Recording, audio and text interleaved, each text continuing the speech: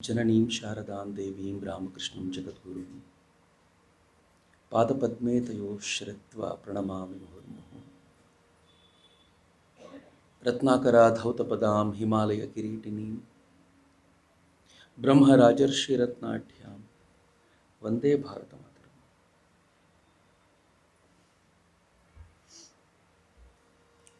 ಗೋಖಲೆಯ ಸಮಸ್ತ ಶ್ರೋತೃಗಳಿಗೂ ಶ್ರದ್ಧಾಪೂರ್ವಕ ನಮನಗಳು ಹಾಗೂ ನೇರ ಪ್ರಸಾರದಲ್ಲಿ ಇದನ್ನು ನೋಡ್ತಾ ಇರುವಂಥ ಸಮಸ್ತ ಮಿತ್ರರಿಗೂ ಪ್ರೀತಿಪೂರ್ವಕವಾದ ನಮಸ್ಕಾರ.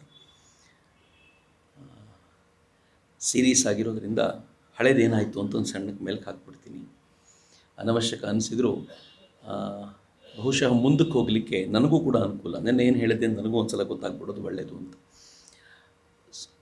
ಮೊದಲನೇ ದಿನ ಹೇಳಿಕೊಂಡಿದ್ದರ ಕೊನೆಯ ಸಂಗತಿ ಏನು ಅಂದರೆ, ಅಥವಾ ಪ್ರಮುಖವಾದ ಸಂಗತಿ ಏನು ಅಂದರೆ, ಪಟ್ಟಣದ ಜನಜಂಗುಳಿಯ ನಡುವೆ ಶಾಂತವಾಗಿಯೂ ಪ್ರಶಾಂತ ಸ್ಥಳದಲ್ಲೂ ಪ್ರಚಂಡ ಚಟುವಟಿಕೆ ಉಳ್ಳವನಾಗಿಯೂ ಯಾರಿರಬಲ್ಲನೋ ಅವನು ಕರ್ಮರಹಸ್ಯವನ್ನು ಅರಿತವನು ಅಂತ ಸ್ವಾಮೀಜಿ ಒಂದು ಮಹತ್ವದ ಸಂದೇಶವನ್ನು ಕೊಡ್ತಾರೆ.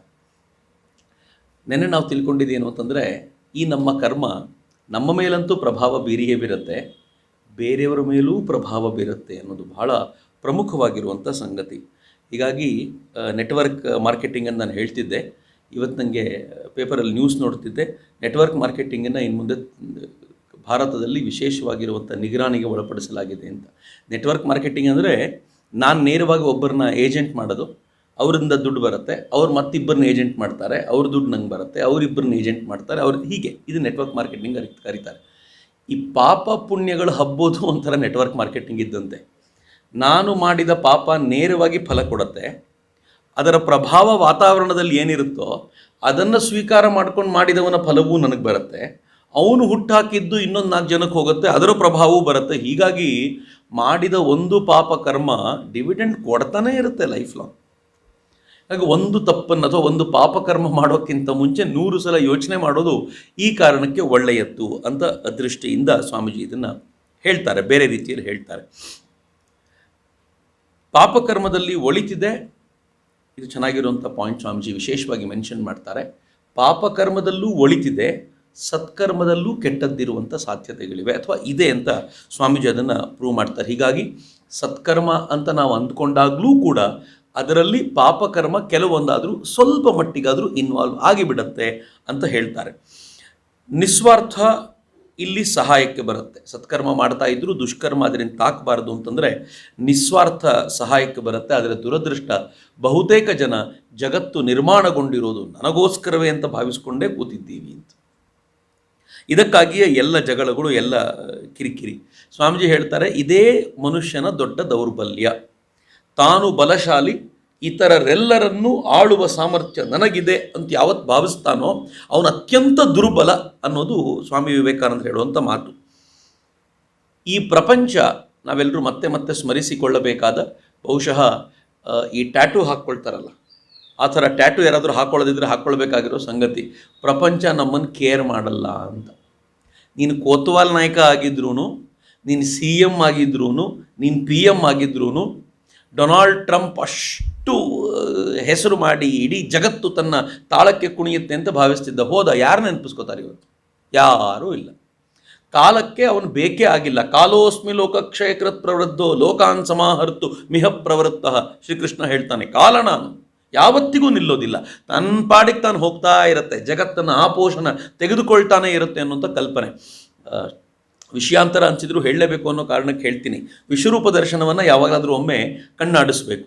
ವಿಶ್ವರೂಪ ದರ್ಶನದಲ್ಲಿ ಕೃಷ್ಣನ ಆ ನಾರಾಯಣನ ವೈಭವ ಇದೆಯಲ್ಲ, ಆ ನಾರಾಯಣನ ವೈಭವದಲ್ಲಿ ಯಾರ್ಯಾರನ್ನು ಅರ್ಜುನ ಕೊಲ್ಲಬೇಕಾಗಿದೆಯೋ, ಅವರ ಸಂಹಾರ ಮಾಡಬೇಕಾಗಿದೆಯೋ, ಹತ್ಯೆ ಮಾಡಬೇಕಾಗಿದೆಯೋ ಅವರೆಲ್ಲ ಕೃಷ್ಣನ ಆ ಮುಖದೊಳಗೆ, ನಾರಾಯಣನ ಅನೇಕ ಮುಖಗಳಲ್ಲಿ ಒಂದು ಮುಖದೊಳಗೆ ಹೊಕ್ಕತಾ ಇದ್ದಾರೆ. ಅಲ್ಲಿ ದವಡೆಗೆ, ಕೋರೆದಾಡಿಗೆ ಸಿಕ್ಕು ಸಿಕ್ಕು ನುಜ್ಜು ಗುಜ್ಜಾಗಿ ಸಾಯ್ತಿದ್ದಾರೆ. ಅವನು ಕೇಳ್ತಾನೆ, ಏನಿದು ಅಂತ. ಆಗ ಕೃಷ್ಣ ಹೇಳ್ತಾನೆ, ನೀನು ಕೊಲ್ಲಬೇಕಾಗಿರೋನೆಲ್ಲ ಕೊಂದಾಗಿದೆ ನಾನು. ಸುಮ್ಮನೆ ನೀನು ನನ್ನ ಫ್ರೆಂಡು, ನಂದು ಒಳ್ಳೆ ಸಖ ಅಲ್ವಾ, ಅದಕ್ಕೆ ಇವರನ್ನು ಕೊಂದಿರೋ ಕ್ರೆಡಿಟ್ ನಿನಗೆ ಬರಲಿ ಅಂತ ನಿಂಗೆ ಹೇಳ್ತಿರೋದು. ಇಲ್ಲಾಂದರೆ ಅವನು ಮುಗಿಸಾಗಿದೆ, ಅದಾಗೋಗಿದೆ ಆಗಲೇ, ಏನು ತಲೆ ಕೆಡ್ಸ್ಕೊಳ್ಳೋದೇನಿಲ್ಲ ಅಂತ. ಅಂದರೆ ಅಷ್ಟು ಪ್ರಜ್ಞಾಪೂರ್ವಕವಾಗಿ ಜಗತ್ತು ಹಿಂಗೆ ನಡೀಬೇಕು ಅಂದರೆ ನಡೆಯುತ್ತೆ ಅಷ್ಟೆ. ಅದಕ್ಕೆ ನಾನು ನೀವು ಏನು ಮಾಡಬೇಕಾದಂಥ ಅಗತ್ಯ ಇಲ್ಲ, ಸಹಜವಾಗಿ ಹೋಗುತ್ತೆ. ಇದು ಗೊತ್ತಿದ್ರೆ ಅರ್ಧ ಬದುಕು ಸುಸೂತ್ರವಾಗುತ್ತೆ ಅಂತ ಸ್ವಾಮೀಜಿ ಹೇಳ್ತಾರೆ. ಹೀಗಾಗಿ ಸ್ವಾಮೀಜಿ ನಿಸ್ವಾರ್ಥ ನಮ್ಮನ್ನು ಬಲಾಢ್ಯರನ್ನಾಗಿಸುತ್ತೆ ಅಂತ ಶುಕ ಮಹರ್ಷಿಗಳ ಕಥೆ ಹೇಳಿದ್ದನ್ನು ನಾವು ನೆನಪಿಸ್ಕೊಂಡಿದ್ವಿ. ಹೇಗೆ ನಿಸ್ವಾರ್ಥದಿಂದ ಅಥವಾ ಆತ್ಮ ಸಂಯಮದಿಂದ ಶುಕ ಮಹರ್ಷಿಗಳು ಎಲ್ಲವನ್ನೂ ಗೆಲ್ಲಲಿಕ್ಕೆ ಸಾಧ್ಯವಾಗಿತ್ತು ಅಂತ. ಶುಕ ಮಹರ್ಷಿಗಳನ್ನು ಹೇಳುವಾಗ ನನಗೆ ಈ ನಿತ್ಯಾನಂದ ಪ್ರಿಂಟರ್ಸ್ನ ನಟರಾಜ್ ಅವರು ಒಂದಿನ ಒಂದು ಘಟನೆ ಹೇಳಿದರು. ರಾಮಕೃಷ್ಣಾಶ್ರಮದಲ್ಲಿ ಒಬ್ಬ ಸಾಧುಗಳಿದ್ದರು, ನಚಿಕೇತಾನಂಜಿ ಅಂತ. ಕಿಡ್ನಿ ಪ್ರಾಬ್ಲಮ್ ಬಂತು ಅವರಿಗೆ, ತುಂಬ ಸಿವಿಯರ್ ಕಿಡ್ನಿ ಪ್ರಾಬ್ಲಮ್ ಆನಂತರದ ದಿನಗಳಲ್ಲಿ. ಅವ್ರ ಬಗ್ಗೆ ಹೇಳ್ತಾ ಒಂದ್ಸಲ ಹೇಳಿದ್ರು ಅವರು, ಇವರೆಲ್ಲ ಬೆಳಗಾವಿಗೆ ಹೋಗಬೇಕಾದಾಗ, ಅವರಿನ್ನೂ ಬ್ರಹ್ಮಚಾರಿ ಅಥವಾ ಆಗ್ತಾನೆ ಸನ್ಯಾಸ ಆಗಿದೆ ಅವರಿಗೆ, ಬೆಳಗಾವಿಗೆ ಹೋಗ್ತಾ ಇರಬೇಕಾದಾಗ ಟ್ರೈನ್ ರಾತ್ರಿ ಹೊರಟು ಬೆಳಗ್ಗೆ ಅಲ್ಲಿ ಇಳಿಬೇಕಲ್ಲ ಬೆಳಗಾವಿಯಲ್ಲಿ, ಎಲ್ಲರ ಲಗೇಜ್ ಇದೆ, ಇವ್ರ ಲಗೇಜನ್ನು ಮಾತ್ರ ಯಾರೋ ಕದ್ಬಿಟ್ಟಿದ್ದಾನೆ ಸೂಟ್ ಕೇಸ್. ನಮ್ಗೆ ಕೇಳಿದ್ರೆ ಟೆನ್ಷನ್ ಆಗಿ, ಸೂಟ್ ಕೇಸ್ ಕದ್ಬಿಟ್ಟು ನಾವು ಮುಂದೇನು ಮಾಡ್ತಾರೆ ಅಂತ. ಎಲ್ಲರೂ ಇಳಿಸಿದ್ರಂತೆ ಸೂಟ್ ಕೇಸ್ನ, ಇವ್ರದ್ದು ಮಾತ್ರ ಸೂಟ್ ಕೇಸ್ ಇಲ್ಲ, ಯಾರೋ ಕದ್ಬಿಟ್ಟಿದ್ದಾನೆ ಅಂತ ಗೊತ್ತಾಯಿತು. ಇವ್ರು ಒಂಚೂರು ಉದ್ವೇಗ ಇಲ್ಲದೆ, ಹೌದಾ ಸರಿ ಬಿಡಿ ಹೋಗೋಣ ಬನ್ನಿ ಆಶ್ರಮಕ್ಕೆ. ನಂಗೆ ಹೇಳಿದ್ರು, ಮನುಷ್ಯ ಹಿಂಗಿರ್ಲಿಕ್ಕೆ ಸಾಧ್ಯನಾ ಅಂತ. ನಂದು ಲಗೇಜೇ ಕಳೆದೋಗ್ಬಿಟ್ಟಿದೆ, ಒಂದು ಚೂರು ಉದ್ವೇಗ ಇಲ್ಲ, ಯಾರೋ ತಗೊಂಡಿರ್ಬೇಕು ಬಿಡಿ ಪರವಾಗಿಲ್ಲ ಹೋಗೋಣ ಅಂತ. ಹಿಂಗೆ ಸಾಧ್ಯ ಇದೆ ಅಂತ. ಆದರೆ ಹೇಗೆ ಸಾಧ್ಯ ಆಗುತ್ತೆ ಇದು? ಆತ್ಮ ಸಂಯಮದಿಂದ ಮಾತ್ರ ಸಾಧ್ಯ ಆಗುತ್ತೆ. ಇದು ಹೋಗಿದ್ದನ್ನು ಕಣ್ಣೀರಿಟ್ಟರೆ ಮತ್ತೊಂದು ಬರುತ್ತೆ ಅಂತ ಏನಿಲ್ಲ. ಹೋಗ್ಲಿ, ನಾನು ಕಣ್ಣೀರಿಟ್ಟ ತಕ್ಷಣ ಸೂಟ್ ಕೇಸ್ ಬರುತ್ತೆ ಅಂತ ಆದರೆ ಸ್ವಲ್ಪ ಜಾಸ್ತಿ ಅಲ್ಲ, ಇನ್ನೊಂದು ಸೂಟ್ ಕೇಸ್ ಬಂದರೂ ಬರ್ಬೋದು. But it is not possible ಅಲ್ಲ. ನಾನು ಕಣ್ಣೀರಿಟ್ಟರೆ ನಂದೇ ಬರಲ್ಲ, ಇನ್ನು ಬೇರೆಯವ್ರದ್ದು ಎಲ್ಲಿಂದ ಬರಬೇಕು? ಹೀಗಾಗಿ ಅದು ಬರೋದಿಲ್ಲ, ಗೊತ್ತಿದೆ, ಸತ್ಯ ಗೊತ್ತಿದೆ. ಬರೋದಿಲ್ಲ ಅಂತ ಗೊತ್ತಾದ್ಮೇಲೆ ಇನ್ನೇನು ಮಾಡಲಿಕ್ಕೆ, ಸುಮ್ಮನಿರೋದು ಒಳ್ಳೆಯದು ಅಂತ ಆಯಿತು. ಈ ವಿಚಾರವನ್ನು ಹೇಗಿದೆಯೋ ಹಾಗೆ ಸ್ವೀಕಾರ ಮಾಡೋಣ. ಆಮೇಲೆ ಒಂದ್ಸಲ ಕೇಳ್ಕೊಳ್ಳೋಣ, ಯಾರಿಗಾದ್ರೂ ಉಪಯೋಗ ಆದರೆ ಆಗಲಿ ಅಷ್ಟೇ ಅಂತ. ಇನ್ನೇನು ಮಾಡಲಿಕ್ಕೆ, ಇದಕ್ಕಿಂತ ಹೆಚ್ಚು ಇನ್ನೇನು ಮಾಡಲಿಕ್ಕಾಗಲ್ಲ ಅಂತ. ಆತ್ಮ ಸಂಯಮ ಬೇಕಲ್ಲ ಇದಕ್ಕೊಂದು, ಎಂಥ ಟ್ರೈನಿಂಗ್ ಬೇಕಲ್ಲ, ಒಂದು ಅದ್ಭುತವಾದ ಟ್ರೈನಿಂಗು ಅದಕ್ಕೆ ಬೇಕಾಗತ್ತೆ. ಅದು ಅಲ್ಲಿ ಸಿಗತ್ತೆ ಅನ್ನೋ ಕಲ್ಪನೆ ಅಂತ, ಆತ್ಮ ಸಂಯಮದಿಂದ ಇದು ಸಿಗುತ್ತೆ ಅಂತ. ಸ್ವಾಮೀಜಿ ಹೇಳ್ತಾರೆ, ಯಾರಿಗೆ ಆತ್ಮ ಸಂಯಮ ಇಲ್ವೋ, ಎಲ್ಲವನ್ನೂ ಬೇಕು ಬೇಕು ಬೇಕು ಅಂತಿರ್ತಾನೋ, ಅವನು ನಿಜಕ್ಕೂ ಬಂಧನದಲ್ಲಿದ್ದಾನೆ ಅಂತ. ನಮ್ಗೆ ಅರ್ಥ ಆಗಲ್ಲ ಅದು ಹೇಗೆ ಅಂತ ನಾನು ಹೇಳ್ತೀನಿ. ನನಗೆ ಒಳ್ಳೆ ಡ್ರೆಸ್ ಬೇಕು, ನನಗೆ ಒಳ್ಳೆ ಗಾಡಿ ಬೇಕು, ನನಗೆ ಒಳ್ಳೆ ಮನೆ ಬೇಕು, ನನಗೆ ಒಳ್ಳೆ ಟಿ ವಿ ಬೇಕು, ನನಗೆ ಒಳ್ಳೆ ಹುಡುಗಿ ಜೊತೆ ಮದುವೆ ಆಗಬೇಕು, ನನಗೆ ಒಳ್ಳೆ ಮಕ್ಕಳು ಬೇಕು. ಈ ಬೇಕು ಬೇಕು ಬೇಕು ಬೇಕು ಅಂತಿರ್ತಾರಲ್ಲ, ಅವರ ಬೇಕು ಎನ್ನುವ ಪದದ ದಾಸರಾಗಿಯೇ ಇರ್ತಾರೆ ಅಂತ. ಅವ್ರು ಯಾವತ್ತೂ ಓನರ್ಶಿಪ್ ಬರೋದೇ ಇಲ್ಲ ಅವರಿಗೆ. ನಂಗೆ ಡ್ರೆಸ್ ಬೇಕು, ನೋಡಿ ಡ್ರೆಸ್ ಬೇಕು ಬೇಕು ಬೇಕು ಬೇಕು ಅಂತಿರ್ತಾರಲ್ಲ, ಅದರ ಪರಿಣಾಮ ಹೆಂಗೆ ಅಂತಂದರೆ ಅವರು ಅದರ ದಾಸರು ಅಂತ. ನಾನು ನನ್ನ ದುಡ್ಡಲ್ಲೇ ಕೊಂಡುಕೊಂಡಿದ್ದೀನಿ, ಬೇರೆಯವ್ರ ದುಡ್ಡಲ್ಲ ಕೊಂಡುಕೊಂಡಿರೋದು. ನೀವು ಕೇಳೋದಾದರೆ ಆ ದುಡ್ಡನ್ನು ದುಡಿಯೋದ್ರಲ್ಲೂ ಒಂದು ದಾಸತ್ವ ಬಂತಲ್ಲ. ಆ ಡ್ರೆಸ್ಸಿಗೆ 5,000 ರೂಪಾಯಿ, ಅದನ್ನು ಕೊಂಡುಕೊಳ್ಳಿಕ್ಕೋಸ್ಕರ ಎಕ್ಸ್ಟ್ರಾ ಡ್ಯೂಟಿ ಮಾಡಬೇಕಲ್ಲ. ಆ ಎಕ್ಸ್ಟ್ರಾ ಡ್ಯೂಟಿ ಮಾಡ್ತಾ ಮತ್ತೊಬ್ಬನಿಗೆ ದಾಸ ಯಾಕಾಗಿದ್ದೀನಿ ಅಂತಂದರೆ, ಅವನ ಜೊತೆ ಜಗಳ ಯಾಕೆ ಮಾಡ್ತಿದ್ದೀನಿ ಅಂತಂದರೆ, ಅವನು ಕೊಡುವ ಸಂಬಳದಲ್ಲಿ ನಂಗೆ ಸಮಾಧಾನ ಯಾಕಿಲ್ಲ ಅಂತಂದರೆ, ಮಾಡುವ ಕೆಲಸದಲ್ಲಿ ತೃಪ್ತಿ ಯಾಕಿಲ್ಲ ಅಂತಂದರೆ, ಏನೋ ಕೊಂಡ್ಕೋಬೇಕು ಅನ್ನುವಂಥ ಹಠ ಇರೋದ್ರಿಂದ. ಬೇಕು ಎನ್ನೋದು ನಮ್ಮನ್ನು ಎಷ್ಟು ಚೆನ್ನಾಗಿ ಮತ್ತೊಬ್ಬರ ಕೆಳಗೆ ತಂದು ನಿಲ್ಲಿಸ್ಬಿಡತ್ತೆ ಅಂತ. ನಾನು ಬಹುಶಃ ತಾತಯ್ಯನವ್ರ ಬಗ್ಗೆ ಹೇಳ್ತಿದ್ದೆ. ತಾತಯ್ಯನವ್ರ ಬಗ್ಗೆ ಹೇಳ್ತಾ ಮೊನ್ನೆ ಹೇಳ್ತಿದ್ರು ಅವರೊಬ್ಬರು. ತಾತಯ್ಯನವರು ತುಂಬ ಸಮಾಜದ ಕೆಲಸ ಮಾಡೋರು. ಸಮಾಜದ ಕೆಲಸ ಅಂತಂದರೆ ಯಾರ್ದು ದುಡ್ಡು ಕೇಳಿದ್ರೆ ಹಾಗೆ ತೆಗೆದುಕೊಡೋರು ಅಂತ. ಮೈಸೂರಿನಲ್ಲಿದ್ದರವರು ವೆಂಕಟಕೃಷ್ಣಯ್ಯ ಅಂತ ಅವರ ಹೆಸರು. ಅನಾಥಾಲಯ ಎಲ್ಲ ನಡೆಸ್ತಾ ಇದ್ರು. 177ನೇ ಜಯಂತಿ ಅಂತ ನಾನು ಸ್ಮರಿಸಿಕೊಂಡೆ ಮೊನ್ನೆ. ಆ ತಾತಯ್ಯನವ್ರದ್ದು ವಿಶೇಷ ಏನು ಅಂತಂದರೆ, ಸಂಬಳ ಭಾಳ ಕಡಿಮೆ ಇತ್ತಂತ. ಯಾರೋ ಒಬ್ರು ಕೇಳಿದ್ರು, ತಾತಯ್ಯನವರೇ ಸಂಬಳ ತುಂಬ ಕಡಿಮೆ ಅಲ್ಲ? ಅವ್ರಂದ್ರು ಭಾಳ ಒಳ್ಳೇದಾಯಿತು, ಜಾಸ್ತಿ ಆದರೆ ದುಡ್ಡು ಜಾಸ್ತಿ ಇದೆ ಅಂತ ಮತ್ತೇನಾದರೂ ಗ್ರೀಡಿನೆಸ್ ಬರಬಹುದು, ಭಗವಂತ ಕರೆಕ್ಟಾಗಿ ಇಟ್ಟಿದ್ದಾನೆ ನನ್ನ ಅಂತ. ಏನು ಅದ್ಭುತವಾದ ಮಾತದು. ಇರೋದು ಸಾಕಷ್ಟಾಗಿದೆ ಅಂತ ಆ ಇರೋದರಲ್ಲಿ ತೃಪ್ತಿಯನ್ನು ಪಡುವಂಥ ಭಾವ ಇದೆಯಲ್ಲ, ಅದು ಗುಲಾಮನಿಗೆ ಬರಲ್ಲ. ಅದು ಆತ್ಮ ಸಂಯಮ ಇದ್ದವನಿಗೆ ಮಾತ್ರ, ಗೆದ್ದವನಿಗೆ ಮಾತ್ರ ಸಿಗುವಂಥ ಅಪರೂಪದ ಶಕ್ತಿ ಅದು. ಹೀಗಾಗಿ ಸಂಯಮಿ ಆದವನು, ಯಾರು ಆತ್ಮ ಸಂಯಮಿಯೋ ಅವನು ಸ್ವತಂತ್ರನಾಗಿದ್ದಾನೆ ಅಂತ. ಯಾರಿಗೆ ಆತ್ಮ ಸಂಯಮ ಇಲ್ವೋ ಅವನು ಗುಲಾಮನಾಗಿದ್ದಾನೆ ಅಂತ. ಒಂದು ಸುಂದರವಾಗಿರುವಂಥ ಅದ್ಭುತವಾಗಿರುವಂಥ ವಾಕ್ಯ. ಆತ್ಮ ಸಂಯಮಿಯಾದವನು ಸ್ವತಂತ್ರನಾಗಿದ್ದಾನೆ, ಆತ್ಮ ಸಂಯಮ ಇಲ್ಲದವನು ಗುಲಾಮನಾಗಿದ್ದಾನೆ ಅಂತ. ಈ ಆತ್ಮ ಸಂಯಮ ಯಾರಿಗಿರಲ್ವೋ ಅವನು ಗುಲಾಮನಾಗಿರೋದಲ್ಲದೆ ಅವನು ಎಲ್ಲವನ್ನೂ ಅತ್ಯಂತ ಕೆಟ್ಟದಾಗಿದೆ ಅಂತಲೇ ಹೇಳ್ತಿರ್ತಾನೆ. ಹೆಂಗೆ ಅಂತಂದರೆ, ಈಗ ನನಗೆ ಬೇಕಾಗಿರೋದು ಸಿಗದೆ ಹೋದಾಗ ಕೆಟ್ಟದಾಗಿರುತ್ತೆ. ಸುಮ್ಮನೆ ಹೇಳೋದಾದರೆ, ಇಲ್ಲಿಗೆ ಬರ್ತೀವಿ, ಮುಂದಿನ ಚೇರಲ್ಲಿ ಕೂತ್ಕೋಬೇಕು ಅಂತ ಬಂದವನಿಗೆ ಇರುತ್ತೆ ಬಯಕೆ. ಗೋಖಲೆ ಅವ್ರು ಇನ್ಸ್ಟಿಟ್ಯೂಟ್ ಅವ್ರು ಹೇಳ್ತಾರೆ, ಇಲ್ಲ ಮುಂದಿನ ಚೇರು ಗೆಸ್ಟ್ಗಳಿಗೆ ಮಾತ್ರ ನಿಮಗಿಲ್ಲ ಅಂತ. ಅವ್ನು ಬೈಕೊಂಡು ಹೋಗ್ತಾನೆ. ಏನು ಗೋಖಲೆ ಇನ್ಸ್ಟಿಟ್ಯೂಟ್ ರೀ ಅದು? ಒಂಚೂರು ಚೆನ್ನಾಗಿಲ್ಲ. ಅಲ್ಲಿ ಬರೋ ಭಾಷಣಕಾರ ಒಬ್ಬರು ಚೆನ್ನಾಗಿರಲ್ಲ, ಒಂದು ಭಾಷಣ ಚೆನ್ನಾಗಿರಲ್ಲ. ಪ್ರಾಬ್ಲಮ್ ಇರೋದು ಏನು ಅಂತಂದರೆ ಮುಂದಿನ ಚೆಲ್ಲು ಕೂದೊಳಗೆ ಬಿಡಲಿಲ್ಲ ಅಂತ. ಯಾವುದೋ ಒಂದು ವಿಚಾರಕ್ಕೆ ನನಗೆ ಬೇಕಾಗಿರೋದು ಅದು ಆಗಲಿಲ್ಲ ಅಂದ ತಕ್ಷಣ ಅದ್ರ ಮೇಲೆ ಆಕ್ರೋಶ ಶುರುವಾಗ್ಬಿಡತ್ತೆ. ಎಷ್ಟರ ಮಟ್ಟಿಗೆ ಅಂತಂದರೆ ಬೇಕು ಬೇಕು ಬೇಕು ಅನ್ನೋ ಧಾವಂತದಲ್ಲಿ ಇಡೀ ಪ್ರಪಂಚವನ್ನು ದುಃಖಮಯ ಅಂತ ಹೇಳ್ಕೊಂಡು ತಿರುಗಾಡ್ತಾನೆ. ಇಡೀ ಪ್ರಪಂಚ ಅತ್ಯಂತ ಕೆಟ್ಟದ್ದಾಗಿದೆ. ಯಾಕೆ? ಅವನಿಗೆ ಬೇಕಾಗಿರೋದು ಸಿಗ್ತಿಲ್ಲ ಅಂತ. ಮತ್ತು ಬೇಕು ಅನ್ನೋದನ್ನು ತೃಪ್ತಿಪಡಿಸ್ಲಿಕ್ಕೆ ಸಾಧ್ಯ ಇದೆ ಅಂದ್ಕೊಂಡಿದ್ದೀರೇನು? ಯಾರಾದರೂ ಒಬ್ಬನ ನೀವು ಡಿಸೈಡ್ ಮಾಡಿಬಿಡಿ, ಆಯಿತು ಇವನ ಬೇಕು ಅನ್ನೋದನ್ನೆಲ್ಲವನ್ನು ಪೂರೈಸ್ತೀನಿ, ನೀನು ಮಲಗಿದ ಕಡೆಯಿಂದ ಹೇಳ್ಬೇಡಪ್ಪ, ಅಲ್ಲೇ ಇರು, ನಿಂಗೆ ಊಟ ಅಲ್ಲೇ ತಂದು ಕೊಡ್ತೀನಿ, ತಿಂಡಿ ಎಲ್ಲ ಅಲ್ಲೇ ಕೊಟ್ಟು. 2 ದಿನ ಖುಷಿಯಾಗ್ಬಿಡ್ತಾನ ಅವನು. 3ನೇ ದಿನ ಅವನಿಗೆ ಬೇಕು ಹೆಂಗಾಗುತ್ತೆ? ಮೊದಲನೇ ದಿನ ಇರುತ್ತೆ ನಂಗೆ ಊಟ ತಿಂಡಿ ಯಾರಾದರೂ ಕೊಟ್ಟರೆ ಸಾಕು ಅಂತ, ಅಲ್ಲಿಗಿರುತ್ತೆ ಫಸ್ಟು. ಯಾವಾಗ ಊಟ ತಿಂಡಿ ಪುಷ್ಕಳವಾಗಿ ಸಿಗ್ಲಿಕ್ಕೆ ಶುರುವಾಯ್ತು ಅವನಿಗನ್ಸುತ್ತೆ ತುಂಬ ಬೋರ್ ಆಗ್ತಿದೆ, ಒಂದು ಮೊಬೈಲ್ ಕೊಡಿ ಅಂತ.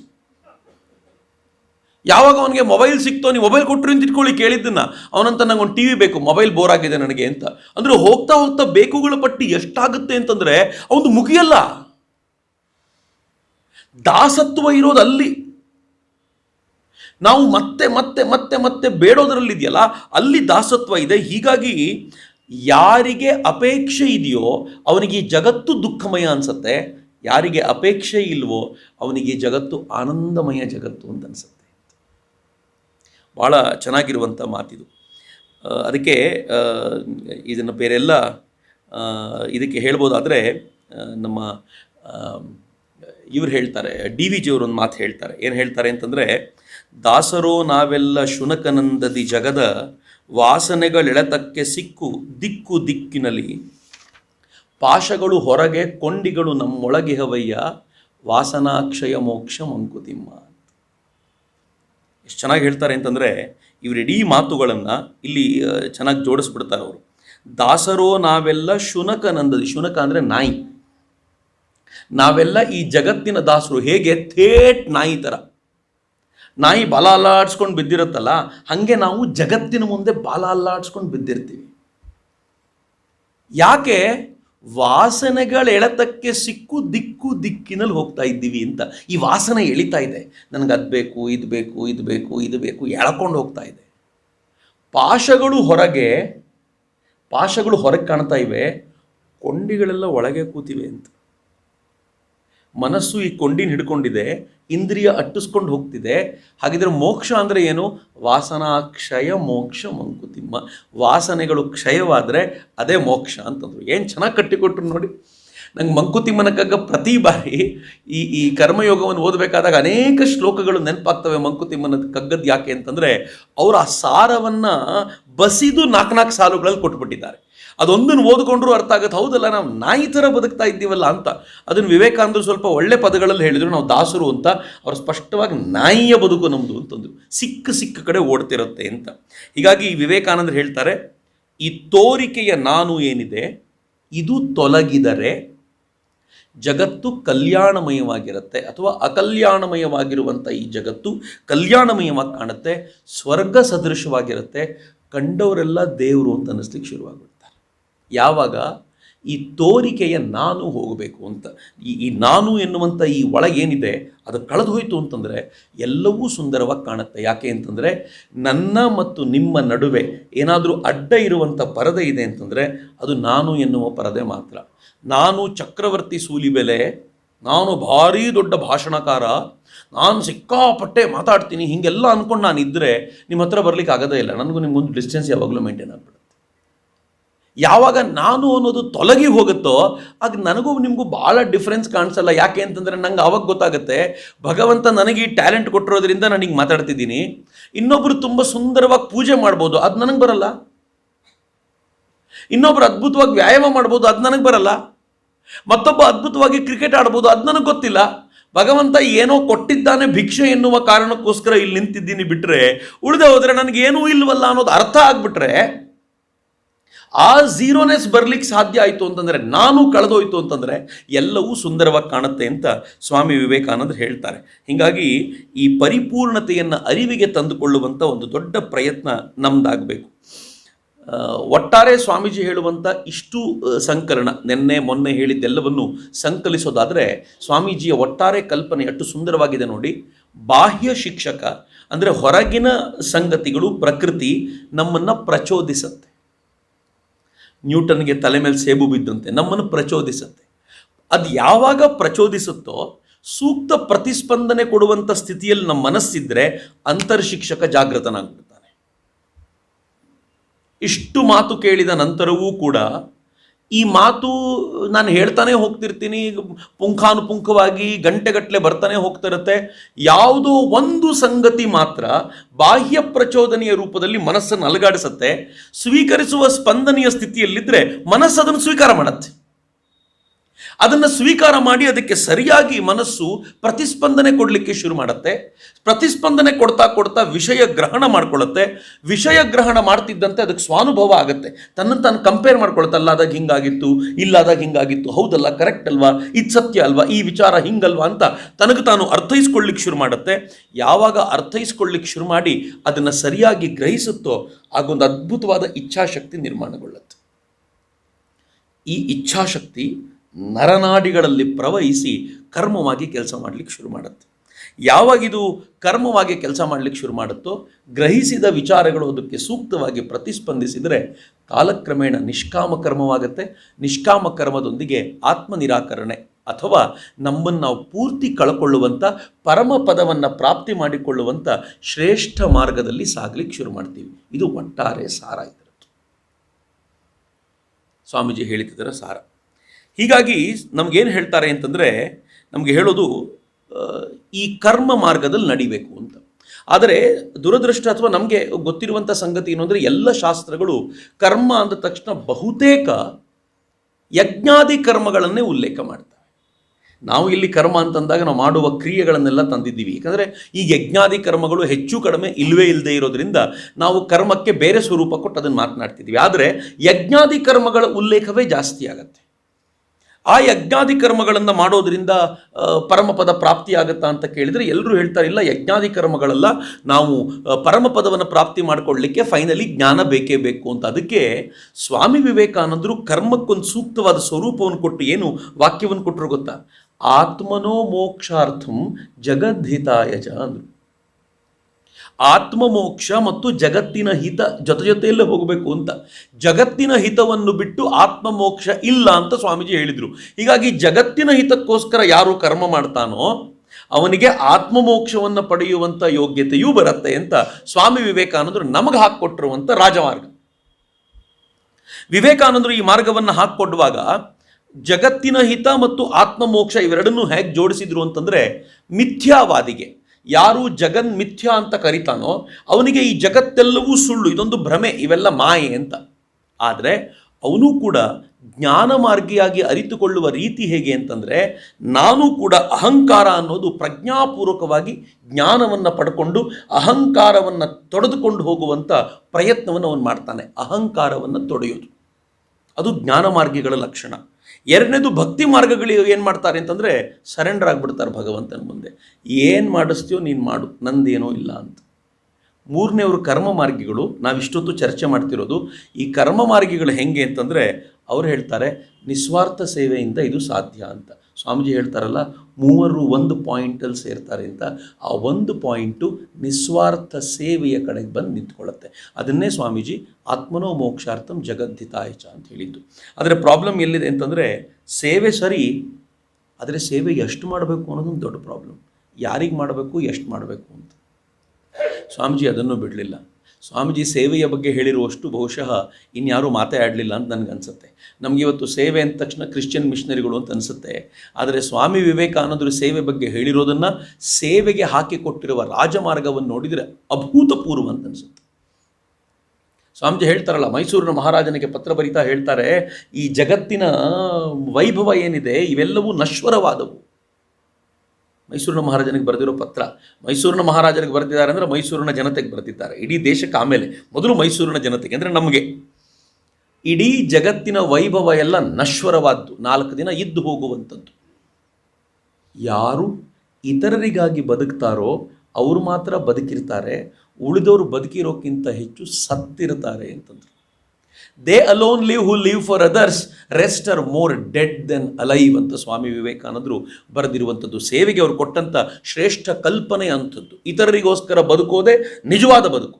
ಇತರರಿಗೋಸ್ಕರ ಬದುಕದೆ ಸ್ವಂತಕ್ಕೋಸ್ಕರ ಬದುಕಿದ್ದೀನಿ ಅಂದರೆ ಸತ್ತಿದೆಯಾ ಅಂತ ಅರ್ಥ. ನಿನ್ನನ್ನು ಕೇರೆ ಮಾಡಲ್ಲ ಅಂತ, ನೀನು ಬೇಕೇ ಆಗಲಿಲ್ಲ ಅಂತ. ಆ ಥರದ ಕಲ್ಪನೆಯನ್ನು ಸ್ವಾಮೀಜಿ ಕೊಟ್ಕೊಟ್ರು. ಆದರೆ ಅವರು ಹೇಳ್ತಾರೆ, ಸೇವೆ ಮಾಡುವಾಗಲೂ ಕೂಡ ಹೆಂಗೆ ಅಂತಂದರೆ, ಕೊರತೆ ದೊಡ್ಡದಾದಂತೆ ಸೇವೆಯ ಪ್ರಮಾಣವೂ ದೊಡ್ಡದೇ ಆಗಬೇಕು ಅಂತ. ಕೊರತೆ ದೊಡ್ಡದು ಹೇಗೆ ಅಂತಂದರೆ, ಯಾರೋ ನಮ್ಮ ಹತ್ರ ಬಂದು, ಸರ್ ಅರ್ಜೆಂಟ್ ಔಷಧಿ ತೊಗೊಳ್ಬೇಕು, ಒಂದು 5,000 ರೂಪಾಯಿ ಕೊಡಿ ಅಂತಂದರೆ, ಒಂದು 3-4 ಜನ ಸೇರಿ ಕಲೆಕ್ಟ್ ಮಾಡಿಕೊಡ್ಬೋದೇನು.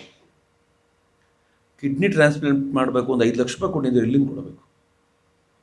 ಕೊರತೆ ದೊಡ್ಡದಾದಂತೆ ಸೇವೆಯ ಪ್ರಮಾಣವೂ ದೊಡ್ಡದಾಗತ್ತೆ. ಅದಕ್ಕೆ ಸ್ವಾಮೀಜಿ ಹೇಳ್ತಾರೆ, 1 ದಿನದ ಕೊರತೆ ನೀಗಿಸೋದಕ್ಕಿಂತ 1 ವರ್ಷದ ಕೊರತೆ ನೀಗಿಸೋದು ಒಳ್ಳೆಯದು. 1 ವರ್ಷದ ಕೊರತೆ ನೀಗಿಸೋಕ್ಕಿಂತ 5 ವರ್ಷದ ಕೊರತೆ ನೀಗಿಸೋದು ಒಳ್ಳೆಯದು ಅಂತ. ಸ್ಟ್ಯಾಂಡರ್ಡ್ ಇರೋದು ಹಾಗೆ ಅಂತ. ನನಗೆ ಭಾಳ ಹಿಂದೆ ಒಬ್ಬರು ಹಿರಿಯರು ಭಾಳ ಚೆನ್ನಾಗಿ ಹೇಳಿದರು. ಇದು ಇಂಗ್ಲೀಷ್ನ ಫೇಮಸ್ ಪ್ರೊವರ್ಬ್ ಅದು, ಆದರೆ ಅವರು ಅದನ್ನು ತುಂಬ ಎಕ್ಸ್ಪ್ಲೈನ್ ಮಾಡಿ ಭಾಳ ಚೆನ್ನಾಗಿತ್ತು. ಅವರು ಮಧ್ಯಪ್ರದೇಶದ ಝಾಬುವಾ ಜಿಲ್ಲೆಯಲ್ಲಿ ರೈತರನ್ನು ಸೇರಿಸ್ಕೊಂಡು ಅದ್ಭುತವಾದ ಮ್ಯಾಜಿಕ್ ಮಾಡಿದ್ದಾರೆ. ಸುಮ್ಮನೆ ಕೂತ್ಕೊಂಡು ಮಾತಾಡ್ತಾ ನೀವು ಹೆಂಗೆ ಮಾಡಿದ್ರಿ, ಏನು ಮಾಡಿದ್ರಿ ಅಂತ ಕೇಳುವಾಗ ಅವ್ರು ಹೇಳಿದರು, ಸೇವೆ ಮಾಡಬೇಕು ಅಂತ ಮನಸ್ಸಿಗೆ ಬಂತು. ಸ್ವಲ್ಪ ದಿನಗಳ ಕಾಲ ಬೇರೆ ಬೇರೆ ಕಡೆಯಿಂದ ಅಕ್ಕಿ ಎಲ್ಲ ಸಂಗ್ರಹಿಸಿ ಜನರಿಗೆ ಊಟ ಕೊಡ್ತಿದ್ದೆ.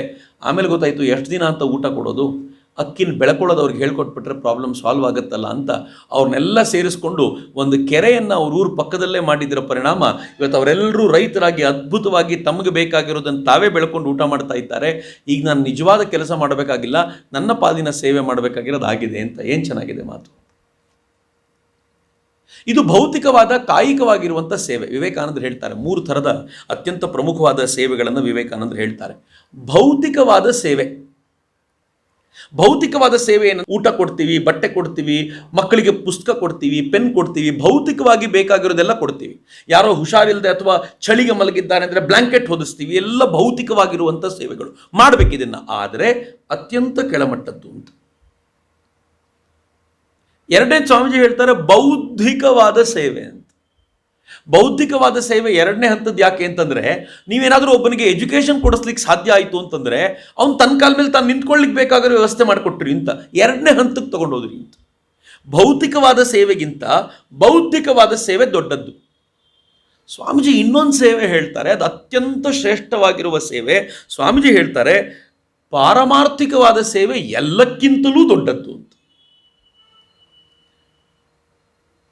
ಪಾರಮಾರ್ಥಿಕವಾದ ಸೇವೆ ಏನು ಅಂದರೆ ಆಧ್ಯಾತ್ಮಿಕ ಜ್ಞಾನವನ್ನು ಒಬ್ಬನಿಗೆ ಕೊಡುವಂಥ ಪ್ರಯತ್ನ ಅಂತ. ಆಧ್ಯಾತ್ಮಿಕ ಜ್ಞಾನವನ್ನು ಒಬ್ಬ ಪಡ್ಕೊಂಡ ಅಂತಂದರೆ, ಸ್ವಸ್ವರೂಪವನ್ನು ಅರಿಯೋದಕ್ಕೆ ಬೇಕಾಗಿರೋ ವ್ಯವಸ್ಥೆ ಮಾಡಿಕೊಟ್ಟು ಅವನದನ್ನು ಅರ್ಥಕೊಂಡ ಅಂತಂದರೆ ಅವನಿಗೆ ಭೌತಿಕವಾದ ಅವಶ್ಯಕತೆಗಳೂ ಇಲ್ಲ, ಬೌದ್ಧಿಕವಾದ ಅವಶ್ಯಕತೆಗಳೂ ಇಲ್ಲ, ಎಲ್ಲವನ್ನು ಮೀರಿ ಹೋಗ್ಬಿಟ್ಟ ಅಂತ. ಅವನು ತನ್ನಂತಾನ ಹಂತಕ್ಕೆ ತೆಗೆದುಕೊಂಡು ಹೋಗ್ತಾನೆ ಅಂತ. ಹೀಗಾಗಿ ಸೇವೆಯಲ್ಲಿ ಅತ್ಯಂತ ಶ್ರೇಷ್ಠವಾದ ಯಾವುದು ಅಂತ ಕೇಳಿದರೆ ಅದು ಪಾರಮಾರ್ಥಿಕ ಜ್ಞಾನ ಅಂತ. ಯಾಕೆ ಪಾರಮಾರ್ಥಿಕ ಜ್ಞಾನ ಅಂತ ಹೇಳಿದರು ಅಂತಂದರೆ, ಸುಮ್ಮನೆ ಅರ್ಥೈಸ್ಕೊಂಡ್ರೆ ಸಹಜವಾಗಿ ಅರ್ಥ ಆಗತ್ತೆ. ಪಾರಮಾರ್ಥಿಕ ಜ್ಞಾನ ಆತ್ಮಕ್ಕೆ ಸಂಬಂಧಪಟ್ಟಿದ್ದು, ಆತ್ಮಜ್ಞಾನ. ಯಾವಾಗ ಆತ್ಮಜ್ಞಾನ ನಮ್ಮದಾಗುತ್ತೋ, ಆತ್ಮಜ್ಞಾನವನ್ನು ನಾವು ಪಡ್ಕೊಳ್ತೀವೋ, ಆಗ ನಮ್ಮ ಶೀಲ ಸಮರ್ಪಕವಾಗಿ ನಿರ್ಮಾಣಗೊಂಡಿದೆ ಅಂತ ಅರ್ಥ. ಡೇ 1 ನೀವು ರೀಕಾಲ್ ಮಾಡಿದ್ರೆ ಅರ್ಥ ಆಗುತ್ತೆ. ಶೀಲ ನಿರ್ಮಾಣಗೊಂಡಾಗ ನಮ್ಮಲ್ಲಿ ಪೂರ್ತಿ ಜ್ಞಾನವನ್ನು ಪಡ್ಕೊಳ್ಳುವಂಥ ಆ ಶಕ್ತಿ ಬರುತ್ತೆ ಅಂತ. ಪಾರಮಾರ್ಥಿಕ ಜ್ಞಾನ ಕೊಡೋದು ಅಂತಂದರೆ ಶೀಲ ನಿರ್ಮಾಣ ಮಾಡೋದು ಅಂತ ಅರ್ಥ. ಶೀಲ ನಿರ್ಮಾಣ ಮಾಡೋದು ಅಂತಂದರೆ ಅವನ ಕರ್ಮಗಳಲ್ಲಿ ಹೆಚ್ಚಿನ ಸಿದ್ಧತೆ ಮಾಡಿಕೊಂಡು ಅವನ ಆ ಕರ್ಮವನ್ನು ಸಮರ್ಥವಾಗಿ ಮಾಡಲಿಕ್ಕೆ ಬೇಕಾಗಿರುವಂಥ ಪ್ರಯತ್ನ ಮಾಡೋದು ಅಂತ ಅರ್ಥ. ಹೀಗಾಗಿ ಸ್ವಾಮೀಜಿ ಹೇಳ್ತಾರೆ, ಯಾವಾಗ ಒಬ್ಬ ವ್ಯಕ್ತಿ ಪಾರಮಾರ್ಥಕವಾಗಿ ಸಮರ್ಥನಾಗ್ಬಿಡ್ತಾನೋ ಅವನ ಕ್ಲೇಶಗಳೆಲ್ಲವೂ ದೂರವಾಗಿಬಿಡ್ತವೆ, ಅವನಿಗಿರುವಂಥ ದುಃಖವೆಲ್ಲವೂ ದೂರ ಆಗುತ್ತೆ. ದುಃಖ ದೂರ ಆಯಿತು ಅಂತಂದರೆ ನೀವು ಮಾಡಬೇಕಾಗಿರುವಂಥ ಸೇವೆ ಮುಗೀತು ಅಂತ ಅರ್ಥ. ಹಸಿವಾಯಿತು ಅಂತ ಅನ್ನ ಕೊಟ್ಟರೆ ಮುಂದಿನ 4 ಗಂಟೆಗಳ ಕಾಲದ ದುಃಖ ದೂರ ಆಯಿತು. ಚಳಿ ಅಂತ ನೀವು ರಗ್ ಕೊಟ್ಟರೆ, ಬ್ಲ್ಯಾಂಕೆಟ್ ಕೊಟ್ಟರೆ ಮುಂದಿನ 4 ತಿಂಗಳುಗಳ ಕಾಲ ಪ್ರಾಬ್ಲಮ್ ಸಾಲ್ವ್ ಆಯಿತು. ಆದರೆ ಈ ಬ್ಲ್ಯಾಂಕೆಟ್ ಹಾಗೆ ಇರುತ್ತೆ ಅಂತ ಹೇಳಲಿಕ್ಕೆ ಬರಲ್ಲ. ಮುಂದಿನ ವರ್ಷ ಮತ್ತೊಂದು ಬ್ಲ್ಯಾಂಕೆಟ್ ಬೇಕು ಚಳಿಗಾಲಕ್ಕೆ. ಅದು ನಡೀತಾನೆ ಇರುತ್ತೆ. ಆದರೆ ಪಾರಮಾರ್ಥಿಕ ಜ್ಞಾನವನ್ನೇನಾದರೂ ಒಬ್ಬನಿಗೆ ಕೊಡಲಿಕ್ಕೆ ಸಾಧ್ಯವಾದರೆ ಆ ಪಾರಮಾರ್ಥಿಕ ಜ್ಞಾನ ಅವನನ್ನು ಜೀವನದಿಂದಲೇ ಪಾರು ಮಾಡುತ್ತೆ. ಈ ಜೀವಸಾಗರದಿಂದಲೇ ಪಾರು ಮಾಡಿಬಿಡುತ್ತಲ್ಲ. ಹೀಗಾಗಿ ಪಾರಮಾರ್ಥಿಕ ಜ್ಞಾನ ಅತ್ಯಂತ ಶ್ರೇಷ್ಠ ಅಂತ ಸ್ವಾಮೀಜಿ ಹೇಳ್ತಾರೆ. ಇಲ್ಲಿಂದ ಮುಂದಕ್ಕೆ ಸ್ವಾಮೀಜಿ ನಮ್ಮನ್ನು ಕರ್ಮ ರಹಸ್ಯಕ್ಕೆ ಕರ್ಕೊಂಡು ಹೋಗ್ತಾರೆ. ಕರ್ಮ ರಹಸ್ಯ ಅತ್ಯಂತ ವಿಶಿಷ್ಟವಾಗಿರುವಂಥದ್ದು. ಸ್ವಾಮೀಜಿ ಹೇಳ್ತಾರೆ, ಶುಭದಿಂದ ಶುಭ ಫಲ, ಅಶುಭದಿಂದ ಅಶುಭ ಫಲ, ಇವೆಲ್ಲವೂ ಆತ್ಮನ ಮೇಲೆ ನಿರಂತರವಾಗಿ ಇಂಪ್ರೆಷನ್ ಮಾಡ್ತಾ ಇರೋದ್ರಿಂದಲೇ ನಾವೆಲ್ಲರೂ ಸಂಸಾರ ಚಕ್ರದಲ್ಲಿರೋದು ಅಂತ. ನಾವೆಲ್ಲರೂ ಯಾಕೆ ಮತ್ತೆ ಹುಟ್ಟಿದ್ದೀವಿ ಗೊತ್ತಾ? ಅಥವಾ ಚಕ್ರವರ್ತಿ ಸೂಲಿಬೆಲೆ 100% ಮತ್ತೆ ಯಾಕೆ ಹುಟ್ಟುತ್ತಾನೆ ಅಂತಂದರೆ, ಅವನು ಮಾಡ್ತಿರೋ ಕರ್ಮದ ಕಾರಣಕ್ಕೋಸ್ಕರ ಆತ್ಮದ ಮೇಲೆ ಬೀಳ್ತಾ ಇರೋ ಇಂಪ್ರೆಷನ್ಗಳ ಕಾರಣಕ್ಕೆ. ನಾನು ಮತ್ತೆ ಹುಟ್ತೀನಿ, ನೀವು ಮತ್ತೆ ಹುಟ್ತೀರಾ. ಯಾಕೆ ಮತ್ತೆ ಹುಟ್ತೀವಿ ಅಂತಂದರೆ ಆತ್ಮದ ಮೇಲೆ ಬೀಳ್ತಾ ಇರೋ ಇಂಪ್ರೆಷನ್ಗಳು ಹಂಗಿವೆ. ಸತ್ಕರ್ಮದಿಂದ ಸತ್ಕರ್ಮಗಳು, ಪಾಪಕರ್ಮದಿಂದ ಪಾಪ ಫಲಗಳು, ಸತ್ಕರ್ಮದಿಂದ ಒಳ್ಳೆ ಫಲಗಳು, ಪಾಪಕರ್ಮದಿಂದ ಪಾಪ ಫಲಗಳು ಬರ್ತವೆ. ಆದರೆ ಕರ್ಮಗಳ ಇಂಪ್ರೆಷನ್ ಹಾಗೆ ಇರುತ್ತೆ. ಎಲ್ಲಿವರೆಗೂ ಕರ್ಮಗಳ ಇಂಪ್ರೆಷನ್ ಪೂರ್ತಿ ಖಾಲಿಯಾಗಲ್ವೋ ಅಲ್ಲಿವರೆಗೂ ನಾನು ನೀವು ವಾಪಸ್ ಬರಲೇಬೇಕು, ಬೇರೆ ದಾರಿಯೇ ಇಲ್ಲ. ಅದಕ್ಕೆ ಸ್ವಾಮೀಜಿ ಹೇಳ್ತಾರೆ, ಈ ಇಂಪ್ರೆಷನ್ ನಿರಂತರವಾಗಿ ನಡೀತಾ ಇರೋದ್ರಿಂದಲೇ ಈ ಸಂಸಾರ ಚಕ್ರದಲ್ಲಿ ನಾನು ನೀವು ಎಲ್ಲ ಇರೋದು. ಅಂದರೆ ಈ ಕರ್ಮ ಏನಿದೆಯಲ್ಲ, ಸತ್ಕರ್ಮ ಮತ್ತು ದುಷ್ಕರ್ಮ, ಇದೂ ಕೂಡ ಬಂಧನಗಳು ಅಂತ. ನಮಗೆ ಕೆಲವೊಂದು ಸಲ ಏನನ್ಸುತ್ತೆ, ದುಷ್ಕರ್ಮ ಬಂಧನ ಇರ್ಬೋದು, ಆದರೆ ಸತ್ಕರ್ಮ ಅಲ್ಲ ಅಂತ. ಆದರೆ ಸ್ವಾಮೀಜಿ ಹೇಳ್ತಾರೆ ಸತ್ಕರ್ಮವೂ ಬಂಧನ. ಇನ್ನು ಸಿಂಪಲಾಗಿ ನಾನು ಹೇಳಬೇಕು ಅಂತಂದರೆ, ಸತ್ಕರ್ಮದಲ್ಲೂ ಸ್ವಲ್ಪ ದುಷ್ಕರ್ಮ ಇರೋದ್ರಿಂದ ಈ ದುಷ್ಕರ್ಮದ ಪ್ರಭಾವವನ್ನು ಕೂಡ ತೀರಿಸಿಯೇ ಹೋಗಬೇಕಾಗಿರೋದ್ರಿಂದ ನಾವು 100% ತೀರಿಸ್ಬೇಕು. ಒಂದು ಆರ್ಡಿನರಿ ಬ್ಯಾಂಕು ಸಾಲ ತೀರಿಸ್ತಿಲ್ಲ ಅಂದರೆ ಲಂಡನ್ವರೆಗೂ ಹೋಗಿ ಅಟ್ಟಿಸ್ಕೊಂಡು ಎಳ್ಕೊಂಡು ಬರುತ್ತೆ ಅಂತ ಆದರೆ ಇನ್ನು ಕರ್ಮ ಸಿದ್ಧಾಂತ ಬಿಡುತ್ತೆ ಅಂದ್ಕೊಂಡಿದ್ದೀರೇನು?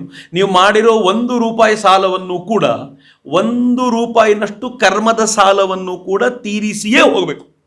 ತೀರಿಸುವವರೆಗೂ ಬೇರೆ ದಾರಿಯೇ ಇಲ್ಲ. ಮತ್ತು ಭಗವಂತ ಬಂದು ತೀರಿಸ್ತೀನಿ ಅಂತ ಹೇಳಲ್ಲ. ಭಗವಂತನ ರೋಲ್ ಇಲ್ಲಿ ಏನು ಮುಂದೆ ಸ್ವಾಮೀಜಿ ಹೇಳ್ತಾರೆ, ಅದನ್ನು ನಾನು ನಿಮ್ಗೆ ಹೇಳ್ತೀನಿ. ಹಾಗಿದ್ಮೇಲೆ ಭಗವಂತ ಏನು ಮಾಡ್ತಾನೆ? ನಾನು ಅವ್ನಿಗೆ ಅಷ್ಟು ಪೂಜೆ ಮಾಡ್ತೀನಿ, ಅಷ್ಟೆಲ್ಲವನ್ನೂ ಮಾಡ್ತೀನಿ, ಭಗವಂತ ನನ್ನ ಕರ್ಮವನ್ನು ಸಾಲ್ವ್ ಮಾಡಲಿಕ್ಕಾಗಲ್ವ? ಮಾಡಲ್ಲ ಅವನು ಅಂತ.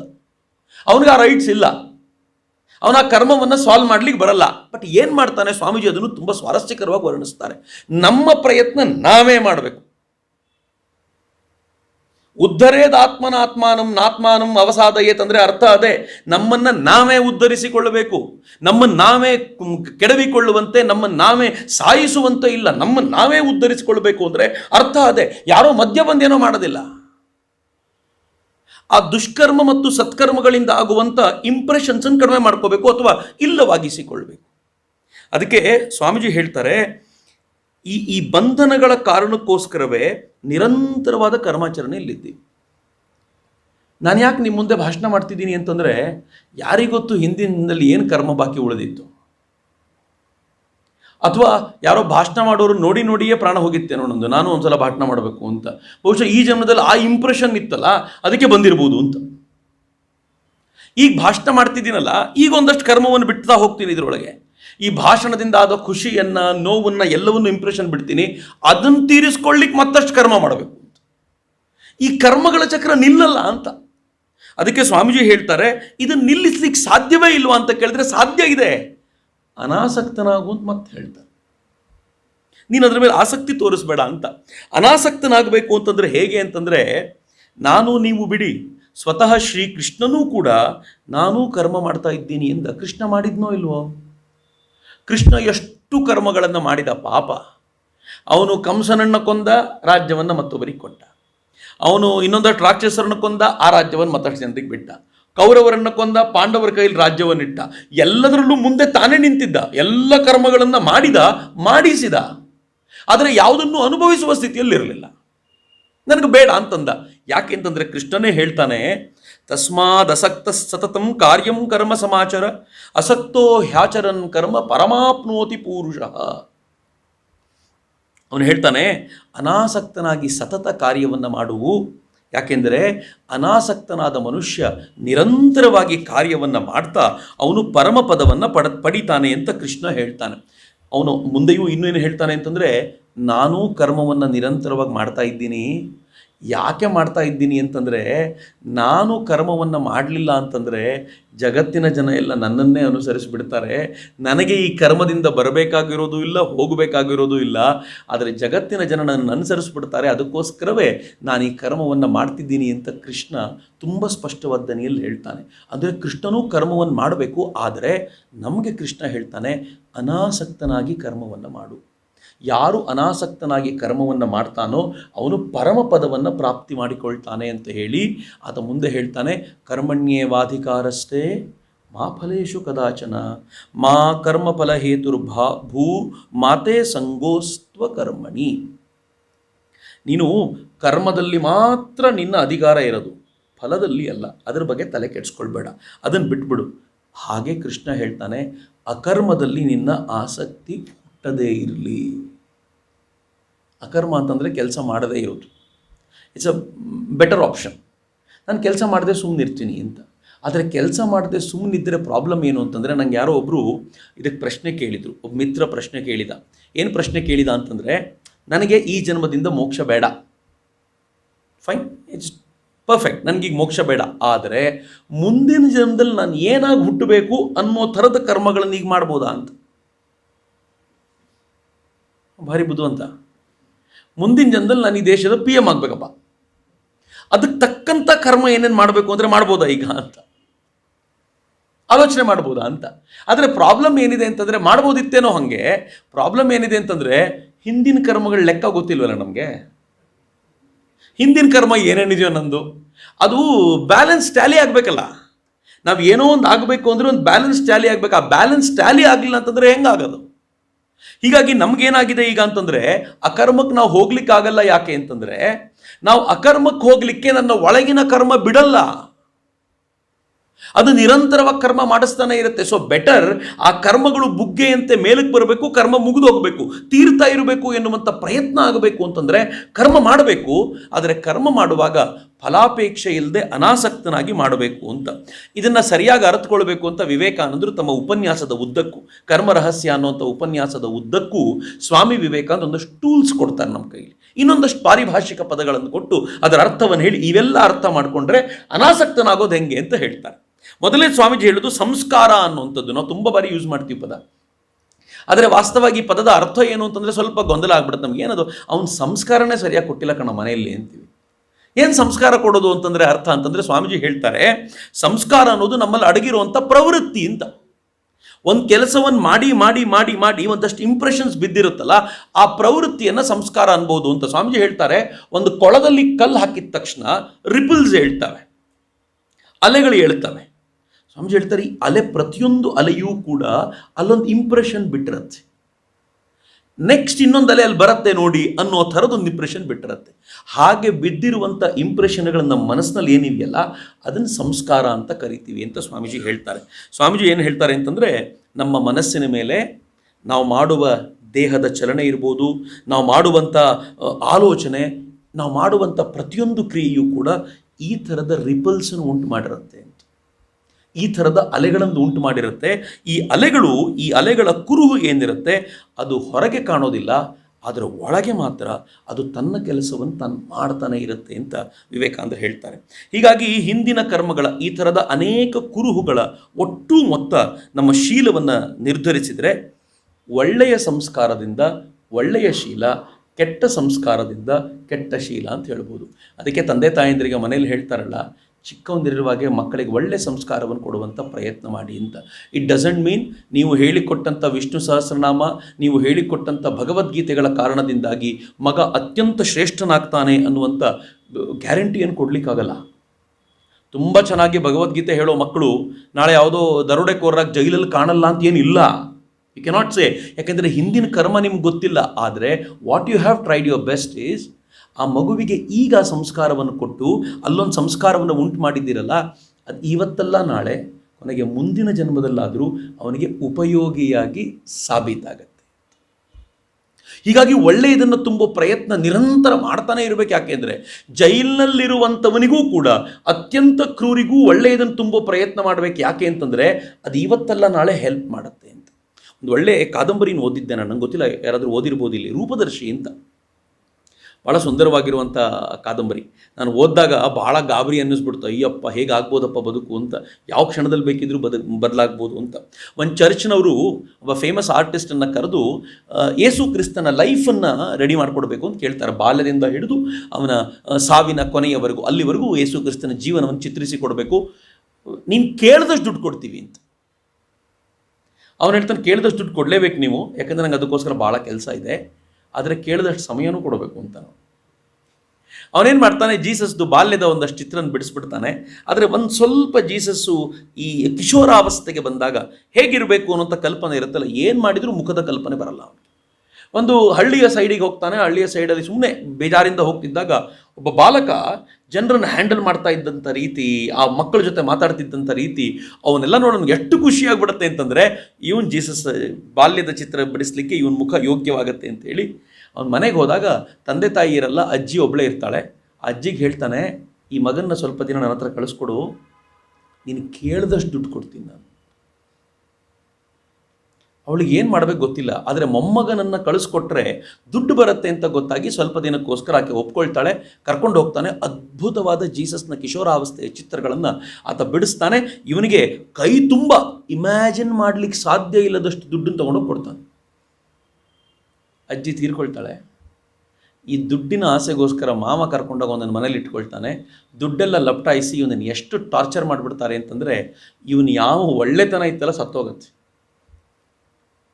ಅವನು ಆನಂತರ ಎಲ್ಲೋ ಒಂದು ಕಡೆ ಕೆಲಸಕ್ಕೆ ಹೋಗ್ತಾನೆ. ಆ ಕೆಲಸದಲ್ಲೂ ಇವನನ್ನು ಕೆಟ್ಟದಾಗಿ ನೋಡ್ಕೊಳ್ತಾರೆ. ಕೊನೆಗೆ ಇವನು ದೊಡ್ಡ ಕುಡುಕ ಆಗ್ತಾನೆ. ಎಷ್ಟು ಕ್ರೂರಿ ಆಗಿಬಿಡ್ತಾನೆ, ರೌಡಿ ಆಗ್ತಾನೆ. ಅವನ ಮುಖಚರ್ಯ ಪೂರ್ತಿ ಅತ್ಯಂತ ಗಲೀಜಾಗ್ಬಿಡತ್ತೆ. ಅಂದರೆ ಬಾಲ್ಯದ ಮುಖ ಪೂರ್ತಿ ಚೇಂಜ್ ಆಗುತ್ತೆ. ಇಷ್ಟೊತ್ತಿಗೆ ಇವನು ಚಿತ್ರಗಳನ್ನೆಲ್ಲ ಬಿಡಿಸಿದ. ಜೀಸಸ್ಗೆ ಮೋಸ ಮಾಡುವಂಥ ಒಬ್ಬ ವ್ಯಕ್ತಿ ಚಿತ್ರ ಬಿಡಿಸ್ಬೇಕೀಗ. ಕಥೆಯ ಅಂತರಂಗ ಏನು ಅಂತ ನಿಮ್ಗೆ ಗೊತ್ತಾಯ್ತು. ಈಗ ಜೀಸಸ್ಗೆ ಮೋಸ ಮಾಡುವಂಥ ಚಿತ್ರಣ ಅತ್ಯಂತ ಕ್ರೂರಿಯಾಗಿರಬೇಕು, ಅತ್ಯಂತ ಕೆಡುಕಾಗಿರ್ಬೇಕು. ಅವನು ನೋಡಿದರೆ ಇವನು ಮೋಸಗಾರ, ಇವನು ಕಳ್ಳ ಅನ್ನಿಸ್ಬೇಕು. ಎಷ್ಟು ಮಾಡಿದ್ರು ಇಮ್ಯಾಜಿನ್ ಮಾಡ್ಲಿಕ್ಕೆ ಆಗಲ್ಲ. ಹೀಗೆ ದಾರಿಲಿ ಹೋಗ್ತಾ ಇರ್ಬೇಕಾದ್ರೆ ಕುಡ್ಕೊಂಡು ಬಿದ್ದಿರೋಂಥ ಒಬ್ಬ ವ್ಯಕ್ತಿನ ನೋಡ್ತಾನೆ. ಅವ್ನಿಗೆ ಅನ್ಸುತ್ತೆ, ಇವನಿಗಿಂತ ಕ್ರೂರಿ ನಾನು ನೋಡಲೇ ಇಲ್ಲ, ಇದಕ್ಕಿಂತ ಕ್ರೌರ್ಯದ ಫೇಸ್ ನಾನು ನೋಡಲೇ ಇಲ್ಲ ಅಂತ ಅವನು ವಿನಂತಿಸಿ ನಾನು ಹೇಳ್ದೆ, ಬರೋದಿಲ್ಲ ನಾನು ಅಂತ. ನನಗೆ ಆಮಿಷ ಕೊಡ್ತಾನೆ, ನೀನು ಕೇಳಿದಷ್ಟು ಹೆಂಡ ಕುಡಿಸ್ತೀನಿ ಬಾ ಅಂತ. ಹೆಂಡ ಕುಡಿಸ್ತಿ ಮತ್ತಿನ ಅವಸ್ಥೆಯಲ್ಲಿ ಅವನನ್ನು ಕರ್ಕೊಂಡು ಹೋಗಿ ಅಟ್ಟದ ಮೇಲೆ ಕೂರಿಸ್ಕೊಂಡು ಇವನ ಫೈನಲ್ ಮುಖದ ಚಿತ್ರ ಬಿಡಿಸಿ ಇನ್ನೇನು ಎಂಡ್ ಮಾಡಬೇಕು. ಸ್ವಲ್ಪ ಆಚೆಗೆ ಹೋಗಿರ್ತಾನೆ. ಆಗ ಮತ್ತಿನಿಂದ ಎದ್ದ ಅವನು ಚಿತ್ರ ನೋಡ್ತಾನೆ. ತನ್ನ ಚಿತ್ರ ಬಿಡಿಸಿದ್ದಾನಿಲ್ಲಿ. ಆದರೆ ಹಿಂದೆ ನೋಡಿದರೆ ಕಿಶೋರಾವಸ್ಥೆಯಲ್ಲಿ ತಾನೇ ತನ್ನದ್ದೇ ಚಿತ್ರವನ್ನು ಜೀಸಸ್ ಕ್ರೈಸ್ಟ್ ಅಂತ ಬಿಡಿಸಿದ್ದ. ಈಗ ವಯಸ್ಸಾದ ಜೀಸಸ್ನಲ್ಲಿ ತನಗೆ ವಯಸ್ಸಾದಾಗ ಜೀಸಸ್ಗೆ ಮೋಸ ಮಾಡೋದಕ್ಕೂ ತಾನೇ ರೂಪದರ್ಶಿ ಆಗ್ಬಿಟ್ನಲ್ಲ ಅಂತ ಆ ಅಟ್ಟದ ಮೇಲಿಂದ ಜಿಗಿದು ಆತ್ಮಹತ್ಯೆ ಮಾಡ್ಕೊಳ್ತಾನೆ ಅಂತ ಕಥೆ ಎಂಡಾಗತ್ತೆ. ಎಷ್ಟು ಕಾಡಿತ್ತು ನನಗೆ ಅಂತಂದರೆ, ಹೌದಲ್ಲ, ಇಂಪ್ರೆಷನ್ಸ್ ಹೆಂಗೆ ಮಾಡುತ್ತೆ ಅದು. ಸ್ವಾಮೀಜಿಯ ಮಾತಿದೆಯಲ್ಲ, ನಾನು ಹಿಂದೆ ಕೂಡ ನೆನಪಿಸ್ಕೊಂಡೆ, ನೀನು ಹೇಳಿ ನೀನು ಹೇಳಿ ನೀನು ಹೇಳಿ ಅಂತ 100 ಸಲ ಹೇಳಿದರೆ ಹೇಳಿ ಆಗ್ತಾನೆ. ನೀನು ಧೀರ ನೀನು ಧೀರ ನೀನು ಧೀರ ಅಂತ ಹೇಳಿದರೆ ಅವನು ಧೀರನಾಗಿ ಪರಿಣಮಿಸ್ತಾನೆ. ಸ್ವಾಮೀಜಿಯ ಮಾತು ಆರ್ಡಿನರಿ ಆಗಿರುವಂಥ ಸಂಗತಿ ಅಲ್ಲ ಇದು. ಆ ಥರದ ಚಿಂತನೆಗಳನ್ನು ಹೊತ್ತಂಥ ಆ ವಿಚಾರ ಇರೋದ್ರಿಂದ ಸಂಸ್ಕಾರಗಳು ನಮ್ಮನ್ನು ರೂಪಿಸ್ತವೆ.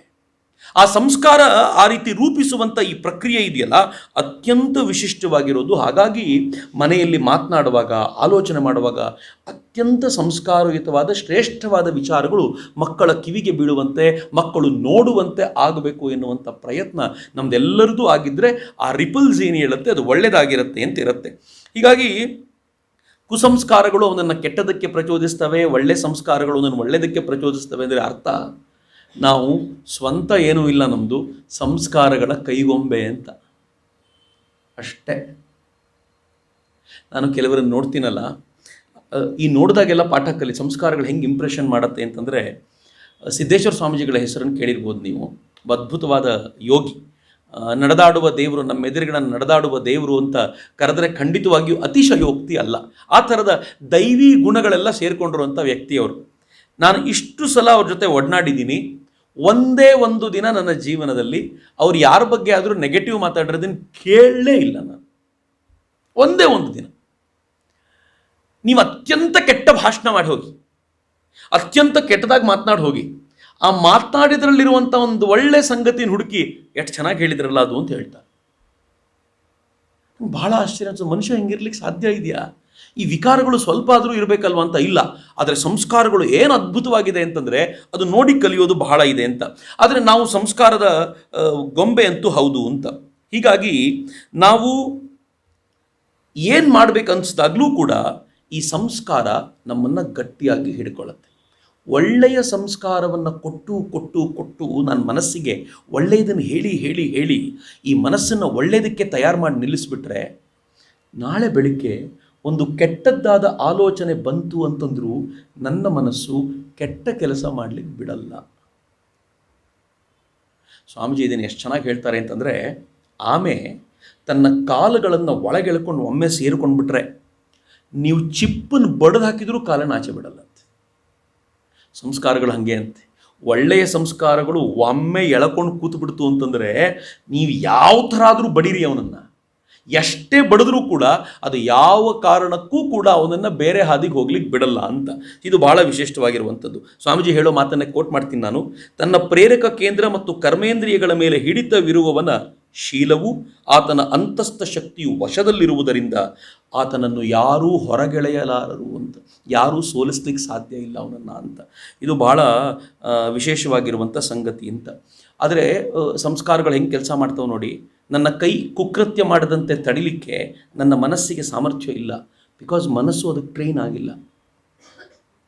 ಸಂಜೆ 6 ಆದ ತಕ್ಷಣ ಬಾರಿಗೆ ಹೋಗಬೇಕು ಅಂತ ಕೆಲವರಿಗೆ ಅನಿಸುತ್ತೆ. ಬೆಳಗಿಂದ ಡಿಸೈಡ್ ಮಾಡಿರ್ತಾರೆ. ಎಲ್ಲ ಕುಡುಕರು ಕೆಟ್ಟವರಲ್ಲ. ಅವ್ರಿಗೆ ಬೆಳಗಾದ ತಕ್ಷಣ ನೆನೆ ಸಂಜೆ ಕುಡಿಬಾರ್ದಾಗಿತ್ತು, ನಾನು ಎಷ್ಟು ಚೆನ್ನಾಗಿರ್ತಿತ್ತು ಅಂತ ಅನಿಸುತ್ತೆ ಅವನಿಗೆ. ಎಲ್ಲ ಬಹುತೇಕ ಕುಡುಕರಿಗೆ ನಾನು ನೋಡಿದ್ರೆ ಬಹುತೇಕರು ಹಂಗೆ ಇರ್ತಾರೆ. ಬೆಳಗಾದಾಗ ಮುಖ ತೋರಿಸೋ ಸ್ಥಿತಿಯಲ್ಲಿರಲ್ಲ. ಒಳ್ಳೆಯವರಂತೂ ಮುಖ ತೋರಿಸೋ ಸ್ಥಿತಿಯಲ್ಲಿರಲ್ಲ. ಆದರೆ ಸಂಜೆ 6 ಆದ ತಕ್ಷಣ ಕಾಲುಗಳು ತಂತಾನೇ ಅಲ್ಲಿಗೆ ಹೋಗ್ತವೆ, ಬೇಡ ಅಂದರೂ ಹೋಗ್ತವೆ. ಇದು ಆಗುವಂಥ ಪ್ರಕ್ರಿಯೆ. ಅಟ್ ದ ಸೇಮ್ ಟೈಮ್ ಪ್ರತಿನಿತ್ಯ ಬೆಳಗ್ಗೆ 5:30 ಎದ್ದು ಸಂಧ್ಯಾವಂದನೆ ಮಾಡೋದಿದೆಯಲ್ಲ, ಸುಲಭದ ಕೆಲಸ ಅಲ್ಲ. ಅದನ್ನು ನಿತ್ಯ ಮಾಡ್ತಿದ್ದಾನೆ ಅಂತಂದರೆ ಒಳಗಿನ ಸಂಸ್ಕಾರಗಳು ಅದಕ್ಕೆ ಪೂರಕವಾಗಿ ಕೆಲಸ ಮಾಡ್ತೀವಿ ಅಂತ. ಬೆಳಗ್ಗೆ ಚಳಿ ಆದಾಗ ಹೊದ್ಕೊಂಡು ಮಲ್ಕೊಂಡ್ಬಿಟ್ಟು ಬೇಸಿಗೆ ಕಾಲದಲ್ಲಿ ಮಾತ್ರ ಮಾಡ್ತೀನಿ ಅಂತಿಲ್ಲ. ಎವ್ರಿ ಡೇ ಮಾಡಿಸುತ್ತಲ್ಲ, ಅದು ಮಾಡಿಸುತ್ತೆ ಅಂತಂದರೆ ಒಳಗಿನ ಸಂಸ್ಕಾರಗಳು ಪೂರಕವಾಗಿ ಅದಕ್ಕೆ ಪ್ರೇರಣೆ ಕೊಡ್ತಾ ಇವೆ ಅಂತ. ಅದನ್ನು ಬಿಡಬಾರ್ದು ಅಂತ ಆ ಕಾರಣಕ್ಕೆ ಹೇಳೋದು. ಅದು ನಿರಂತರವಾಗಿ ನಮ್ಮನ್ನು ವಿಸ್ತಾರಗೊಳಿಸುತ್ತೆ ಅನ್ನುವಂಥ ಪ್ರಕ್ರಿಯೆಯನ್ನು ಹೇಳ್ಕೊಡ್ತಾರೆ. ಇದು ಸತ್ಸಂಸ್ಕಾರದಿಂದ ಸಾಧ್ಯವಾಗುತ್ತೆ. ಬಟ್ ಇಲ್ಲೊಂದು ಪ್ರಾಬ್ಲಮ್ ಇದೆ. ನಾನು ಹೈಸ್ಕೂಲ್ನಲ್ಲಿರುವಾಗ ಒಬ್ಬ ಹುಡುಗ ಭಾಳ ಚೆನ್ನಾಗಿರುವಂಥ ಒಂದು ಪ್ರಶ್ನೆ ಕೇಳಿದೆ. ನನಗೆ ಈಗಲೂ ನೆನಪಿದೆ. ಮೇಷ್ಟ್ರಿಗೆ ಉತ್ತರ ಕೊಡ್ಲಿಕ್ಕೆ ಆಗಿರಲಿಲ್ಲ. ನನಗೂ ಅದಾದಮೇಲೆ ಆ ಪ್ರಶ್ನೆ ತುಂಬ ಕಾಡ್ತು. ನಮ್ಮಲ್ಲಿ ನಾವೇನು ಹೇಳ್ತೀವಿ ಅಂತಂದರೆ, ಒಳ್ಳೆ ಹುಡುಗರನ್ನ ಕರೆದು ಹೇಳ್ತಾರೆ. ಏನು ಹೇಳ್ತಾರೆ ಅಂತಂದರೆ, ಕೆಟ್ಟ ಹುಡುಗರ ಜೊತೆ ಸೇರಬೇಡ ಅಂತ. ಕರೆಕ್ಟ್. ಕೆಟ್ಟ ಹುಡುಗರನ್ನ ಕರೆದು ಒಳ್ಳೆ ಹುಡುಗರ ಜೊತೆ ಸಂಪರ್ಕ ಬೆಳೆಸ್ಕೊ ಅಂತಾರೆ. ಹೆಂಗೆ ಸಾಧ್ಯ ರೀ ಅದು? ನೀವು ಅವನನ್ನು ಕೆಟ್ಟವನು ಅಂತ ಹೇಳಿದ ಮೇಲೆ ಒಳ್ಳೆ ಹುಡುಗರಿಗೆ ಹೇಳಿದ್ದೀರಿ ಅವನ ಜೊತೆ ಸೇರಬೇಡ ಅಂತ, ಕೆಟ್ಟ ಹುಡುಗರಿಗೆ ಹೇಳ್ತೀರಾ ಅವನ ಜೊತೆ ಸೇರು ಅಂತ. ಹೆಂಗೆ ಸೇರೋದು? ಈ ಪ್ರಶ್ನೆ ಕೇಳಿದ ಒಬ್ಬ ಹುಡುಗ ಲಾಸ್ಟ್ ಬೆಂಚಲ್ಲಿ ಎದ್ದು ನಿಂತ್ಕೊಂಡು, ಸರ್ ನಂಗೆ ಒಳ್ಳೆಯವ್ರ ಜೊತೆ ಸೇರಿ ಅಂತ ಇದ್ದೀರಾ, ಅವ್ರು ಕೆಟ್ಟವ್ರ ಜೊತೆ ಸೇರಿಬಿಡಿ ಅಂತೀರಾ, ಹೆಂಗೆ ಸರ್ ಸೇರೋದು ಇಬ್ಬರು ಅಂತ. ಮೇಷ್ಟ್ರಿಗೆ ಏನು ಉತ್ತರ ಕೊಡಬೇಕು ಅಂತ ಗೊತ್ತಾಗಲಿಲ್ಲ. ನನಗೂ ಕೂಡ ಕೆಲವೊಂದು ಸಲ ಇದು ತುಂಬ ಕಷ್ಟ ಅಂತ ಅನಿಸ್ತಿತ್ತು. ಆದರೆ ಸ್ವಾಮೀಜಿ ಇದಕ್ಕೆ ಉತ್ತರ ಕೊಡ್ತಾರೆ. ಒಂದು ಸಲ ಒಳ್ಳೆಯ ಸಂಸ್ಕಾರಗಳು ಪ್ರತಿಷ್ಠಾಪನೆ ಆಗಿಬಿಟ್ರೆ ಅದು ಕೆಟ್ಟದ್ದಕ್ಕೆ ಪ್ರಚೋದನೆ ಕೊಡಲ್ಲ, ಕೆಟ್ಟದ್ದು ಮಾಡ್ಲಿಕ್ಕೆ ಬಿಡಲ್ಲ. ಆಗ ಕೆಟ್ಟವನು ನಿಮ್ಮ ಬಳಿಗೆ ಬಂದರೆ ಅವನೇ ಒಳ್ಳೆಯವನಾಗಬೇಕೇ ಹೊರತು ನೀವು ಕೆಟ್ಟವರಾಗೋದು ಸಾಧ್ಯ ಇಲ್ಲ ಅಂತ. ಇದು ಪ್ರತಿಷ್ಠಾಪನೆ ಆಗಬೇಕು ಮೊದಲು. ಈ ಸಂಸ್ಕಾರ ಬಲವಾಗಿ ಪ್ರತಿಷ್ಠಾಪನೆ ಆಗಬೇಕು ಅಂತ. ಇದು ಸ್ವಾಮೀಜಿ ಕೊಡುವಂಥ ಸಿದ್ಧವಾಗಿರುವಂಥ ಶ್ರೇಷ್ಠವಾಗಿರುವಂಥ ಉತ್ತರ ಅಂತ. ಇದರ ನಂತರದ ಹೆಜ್ಜೆ ಸ್ವಾಮೀಜಿ ಮೋಕ್ಷದ ವಿಚಾರವಾಗಿ ಮಾತನಾಡ್ತಾರೆ. ನಾವೆಲ್ಲರೂ ಮೋಕ್ಷದ ಬಗ್ಗೆ ತುಂಬ ಪರಿಕಲ್ಪನೆ ಕಟ್ಕೊಂಡಿದ್ದೀವಿ. ಕರ್ಮಗಳ ಮೂಲಕ ಅಂತಿಮ ಗುರಿ ಯಾವುದು ಅಂತಂದರೆ ಮೋಕ್ಷವನ್ನು ಪಡ್ಕೊಳ್ಳೋದು. ಜ್ಞಾನ ಅನ್ನೋದು ಆ ಮೋಕ್ಷಕ್ಕೆ, ಮೋಕ್ಷವೇ ಜ್ಞಾನ. ಇನ್ಫ್ಯಾಕ್ಟ್ ಆತ್ಮಜ್ಞಾನ ನಮಗೆ ಬಂತು ಅಂತಂದರೆ ಅದು ಮೋಕ್ಷ ಅಂತ ಭಾವಿಸ್ತೀವಿ. ಆದರೆ ಸ್ವಾಮೀಜಿ ಹೇಳ್ತಾರೆ, ಮೋಕ್ಷ ಅಂದರೆ ಸಂಪೂರ್ಣ ಬಿಡುಗಡೆ. ಯಾವುದರಿಂದ ಬಿಡುಗಡೆ? ಈ ಜನನ ಮರಣಗಳ ಚಕ್ರದಿಂದ ಬಿಡುಗಡೆ. ನಾನು ಹುಟ್ತೀನಿ, ಬದುಕಿದ್ದೀನಿ, ಸಾಯ್ತೀನಿ, ಮತ್ತೆ ಹುಟ್ತೀನಿ, ಬದುಕ್ತೀನಿ, ಸಾಯ್ತೀನಿ. ಈ ಚಕ್ರ ಇದೆಯಲ್ಲ ನಿರಂತರವಾಗಿ ನಡೀತಿರುತ್ತೆ. ಮತ್ತು ಮುಂದಿನ ಜನ್ಮ ಅಂತ ನಾನು ಬಂದರೆ ಮತ್ತದೇ ಆಫೀಸ್ಗೆ ಹೋಗಬೇಕು, ಮತ್ತದೇ ಬಾಸ್ ಜೊತೆ ಜಗಳ ಮಾಡ್ಕೋಬೇಕು, ಮತ್ತದೇ ಕಿತ್ತಾಟ ಮಾಡ್ಕೋಬೇಕು, ಮತ್ತದೇ ಮಕ್ಕಳನ್ನು ನೋಡ್ಕೋ, ಮತ್ತದೇ ಗಂಡನ ಸಂಭಾಳಿಸು, ಅಥವಾ ಗಂಡಾಗಿದ್ದರೆ ಮತ್ತದೇ ಹೆಂಡತಿನ ನೋಡ್ಕೋ, ಅವಳ ಕಿರಿಕಿರಿಗಳನ್ನೆಲ್ಲ ಮೈ ಮೇಲೆ ಏರಿಸ್ಕೋ, ಇಡೀ ಸಮಾಜದ ತಲೆನೋವನ್ನು ಮೈ ಮೇಲೆ ಎತ್ಕೋ. ಇವೆಲ್ಲ ಮತ್ತೆ ನಡಿಬೇಕಲ್ಲ. ಇದು ಮತ್ತೆ ಮತ್ತೆ ಮತ್ತೆ ಮತ್ತೆ ಚಕ್ರದಿಂದ ಬಂದರೂ ಕೂಡ ನಮಗೊಂಥರ ಬೇಜಾರೇ ಇಲ್ಲ, ಆನಂದವಾಗಿ ಕಾಲ ಕಳೀತಿದ್ದೀವಿ. ಅದಕ್ಕೆ ಮೋಕ್ಷ ಅಂದರೆ ಏನು ಅಂದರೆ ಈ ಚಕ್ರವನ್ನು ಕಟ್ ಮಾಡಿ ಆಚೆಗೆ ಹೋಗಿ ಇದರಿಂದ ಮುಕ್ತಿಯನ್ನು ಪಡ್ಕೊಳ್ಳುವಂಥ ಪ್ರಕ್ರಿಯೆಯನ್ನು ಮೋಕ್ಷ ಅಂತ ಕರೀತಾರೆ. ಇದು ಸತ್ ಅಸದ್ಭಾವನೆಗಳಿಂದಲೂ ಪಾಪ ಪುಣ್ಯ ಇವೆರಡರಿಂದಲೂ ಮುಕ್ತಿಯನ್ನು ಪಡ್ಕೊಳ್ಳುವಂಥದ್ದು ಇದು ಅಂತ. ಪಾಪ ನಮಗೆ ಮರುಹುಟ್ಟು ಕೊಡುತ್ತೆ ಅನ್ನೋದಾದರೆ ಪುಣ್ಯವೂ ಕೂಡ ಮರುಹುಟ್ಟನ್ನು ಕೊಡುತ್ತೆ. ಪುಣ್ಯ ಹೆಚ್ಚು ಮಾಡಿದರೆ ಒಳ್ಳೆಯ ಜೀವನ ಬರ್ಸಿಗ್ಬೋದು ನಮಗೆ, ಆದರೆ ಸಿಗದಂತೂ ಹೌದು. ಒಂದು ಒಳ್ಳೆಯ ಪ್ರಶ್ನೆಯನ್ನು ಕೃಷ್ಣ ಕೇಳ್ತಾನೆ. ಕೃಷ್ಣ ಮಾತ್ರ ಅರ್ಜುನ ಮಾತ್ರ ಎಂಥವನು ಅಂತಂದರೆ ಕೃಷ್ಣನಿಗೆ ಕೇಳಬೇಕಾದ ಸುಂದರವಾದ ಪ್ರಶ್ನೆಗಳನ್ನು ಕೇಳಿ ನಮಗೆ ಬೇಕಾಗಿರುವಂಥ ಅದ್ಭುತವಾದ ಉತ್ತರವನ್ನು ಹುಡುಕಿಸಿಕೊಟ್ಟ. ಸುಮ್ಮನೆ ಆಲೋಚನೆ ಮಾಡಿ, ಈ ಜನ್ಮದಲ್ಲಿ ಇವೆಲ್ಲವನ್ನು ಕೇಳಿದ ನಂತರ ಕರೆಕ್ಟ್ ನಾನು ಮೋಕ್ಷ ಪಡಿಬೇಕು ಅಂತ ಅನ್ನಿಸ್ತು. ಹೀಗಾಗಿ ನಾವೇನು ಮಾಡಿದ್ವಿ, ರಿಗರಸ್ ಸಾಧನೆ ಶುರು ಮಾಡಿಬಿಟ್ವಿ. ನಾನು ನಿಷ್ಕಾಮ ಕರ್ಮವನ್ನು ಮಾಡುವ, ನಿಸ್ವಾರ್ಥ ಭಾವನೆಯಿಂದ ಎಲ್ಲವನ್ನು ಮಾಡುವ ಸಾಧನೆ ಶುರು ಮಾಡಿದ್ವಿ. ಶುರು ಮಾಡಿದ ಒಂದು 5 ವರ್ಷ, ಇನ್ನೇನು ಹತ್ತಿರಕ್ಕೆ ಹೋಗ್ಬೇಕು, ನಾನು ಮೋಕ್ಷ ಪಡಿಬೇಕು, ಆಕ್ಸಿಡೆಂಟಾಗಿ ಸತ್ತೋಗ್ಬಿಟ್ಟೆ. ಏನಪ್ಪ ಗತಿ? ಮತ್ತೆ ವಾಪಸ್ ಬರಬೇಕಲ್ಲ, ಮತ್ತೆ ಈ ಚಕ್ರದಲ್ಲಿ ಮತ್ತೆಲ್ಲ ಶುರು ಮಾಡಬೇಕಲ್ಲ. ಏನು ಮಾಡಬೇಕು? ಕೃಷ್ಣ ಕೇಳ್ದ, ಅರ್ಜುನ ಕೇಳ್ದ, ಹಿಂಗಾದ್ರೆ ಏನು ಕತೆ? ಕೃಷ್ಣ ಭಾಳ ಚೆನ್ನಾಗಿ ಹೇಳ್ದ, ಅಂಥವನನ್ನು ನಾನು ಯೋಗಭ್ರಷ್ಟ ಅಂತ ಕರಿತೀನಿ. ಅವನಿಗೆ ಇನ್ನೊಂದು ಜನ್ಮ ಇದೆ, ಅವನಿಗೂ ಕೂಡ ಬಿಡಲ್ಲ, ಇನ್ನೊಂದು ಜನ್ಮ ಇದೆ. ಆ ಜನ್ಮದಲ್ಲಿ ಎಂಥ ಜಾಗ ಕೊಡ್ತೀನಿ ಅವನಿಗೆ ಅಂತಂದರೆ, ಆ ಇಡೀ ಪರಿವಾರದಲ್ಲಿ, ಇಡೀ ವಾತಾವರಣದಲ್ಲಿ ಅಂಥದ್ದೇ ಸಂಸ್ಕಾರ ಇರುವಂಥ ಜಾಗ ಕೊಡ್ತೀನಿ. ಅವನು ಎಲ್ಲಿ ಸಾಧನೆ ಬಿಟ್ಟಿದ್ನೋ ಅಲ್ಲಿಂದ ಕಂಟಿನ್ಯೂ ಆಗೋ ಥರ ನೋಡ್ಕೊಳ್ತೀನಿ. ಭಾಳ ಬೇಗ ಅವನ ಸಾಧನೆ ಮುಗಿಸಿ ನನ್ನ ಹತ್ರ ಸೇರ್ಕೊಳ್ಳೋ ಥರದ್ದು ವ್ಯವಸ್ಥೆ ಆಗುತ್ತೆ ಅಂತ. ಏನು ಭರವಸೆ! ಇದ್ಯಾವುದೋ ಆರ್ಡಿನರಿ MLA ಕೊಟ್ಟಿರೋ ಭರವಸೆ ಅಲ್ಲ, ಆಶ್ವಾಸನೆ ಅಲ್ಲ, ಇದು ಕೃಷ್ಣನ ಭರವಸೆ. ಹೀಗಾಗಿ ತಲೆ ಕೆಡಿಸ್ಕೊಳ್ಳೋ ಅಗತ್ಯ ಇಲ್ಲ. 70 ವರ್ಷ ಆಯಿತು, ಈಗ ಮಾಡೇನು ಉಪಯೋಗ? ಏನೂ ಚಿಂತೆ ಇಲ್ಲ. ಈಗಲೂ ಈ ಪ್ರಯತ್ನವನ್ನು ಮಾಡಿದರೆ ನನಗೆ ಮುಂದಿನ ಜನ್ಮದಲ್ಲಿ ಇಲ್ಲಿಂದ ಕಂಟಿನ್ಯೂ ಮಾಡಲಿಕ್ಕೆ ಬೇಕಾಗಿರುವ ವ್ಯವಸ್ಥೆಯನ್ನು ಪರಮ ಪುಣ್ಯಾತ್ಮ ಕೃಷ್ಣ ಮಾಡಿಕೊಡೋದ್ರಿಂದ ನಾವು ಅದ್ರ ಬಗ್ಗೆ ಯೋಚನೆ ಮಾಡ್ಬೋದು ಅಂತ. ಹೀಗಾಗಿ ಸ್ವಾಮೀಜಿ ಹೇಳ್ತಾರೆ, ನಮಗಿರುವಂಥ ದೊಡ್ಡ ಕೆಲಸ ಈಗೇನು ಅಂತಂದರೆ, ಮೊದಲು ಕುಸಂಸ್ಕಾರ ನಮ್ಮೊಳಗೆ ಏನಿದೆಯೋ ಅದನ್ನು ಸತ್ಸಂಸ್ಕಾರಗಳಿಂದ ಅಳಿಸಿ ಹಾಕಿ ಅಂತ. ನಮ್ಮಲ್ಲೊಂದಷ್ಟು ಕುಸಂಸ್ಕಾರಗಳಿವೆ, ಎಲ್ಲರಲ್ಲೂ ಇದ್ದಿದ್ದೆ. ಆ ಕುಸಂಸ್ಕಾರಗಳನ್ನು ಏನು ಮಾಡಬೇಕು? ಪ್ರಯತ್ನಪೂರ್ವಕವಾಗಿ ಸತ್ಸಂಸ್ಕಾರಗಳನ್ನು ಹೇರಿ ಹೇರಿ ಹೇರಿ ಅದನ್ನು ಅಳಿಸಾಕಬೇಕು. ಉದಾಹರಣೆಗೆ, ಸಡನ್ನಾಗಿ ಕೋಪ ಬರುತ್ತೆ ಅಂತ ಇಟ್ಕೊಳ್ಳಿ, ಯಾರ ಮೇಲಾದರೂ.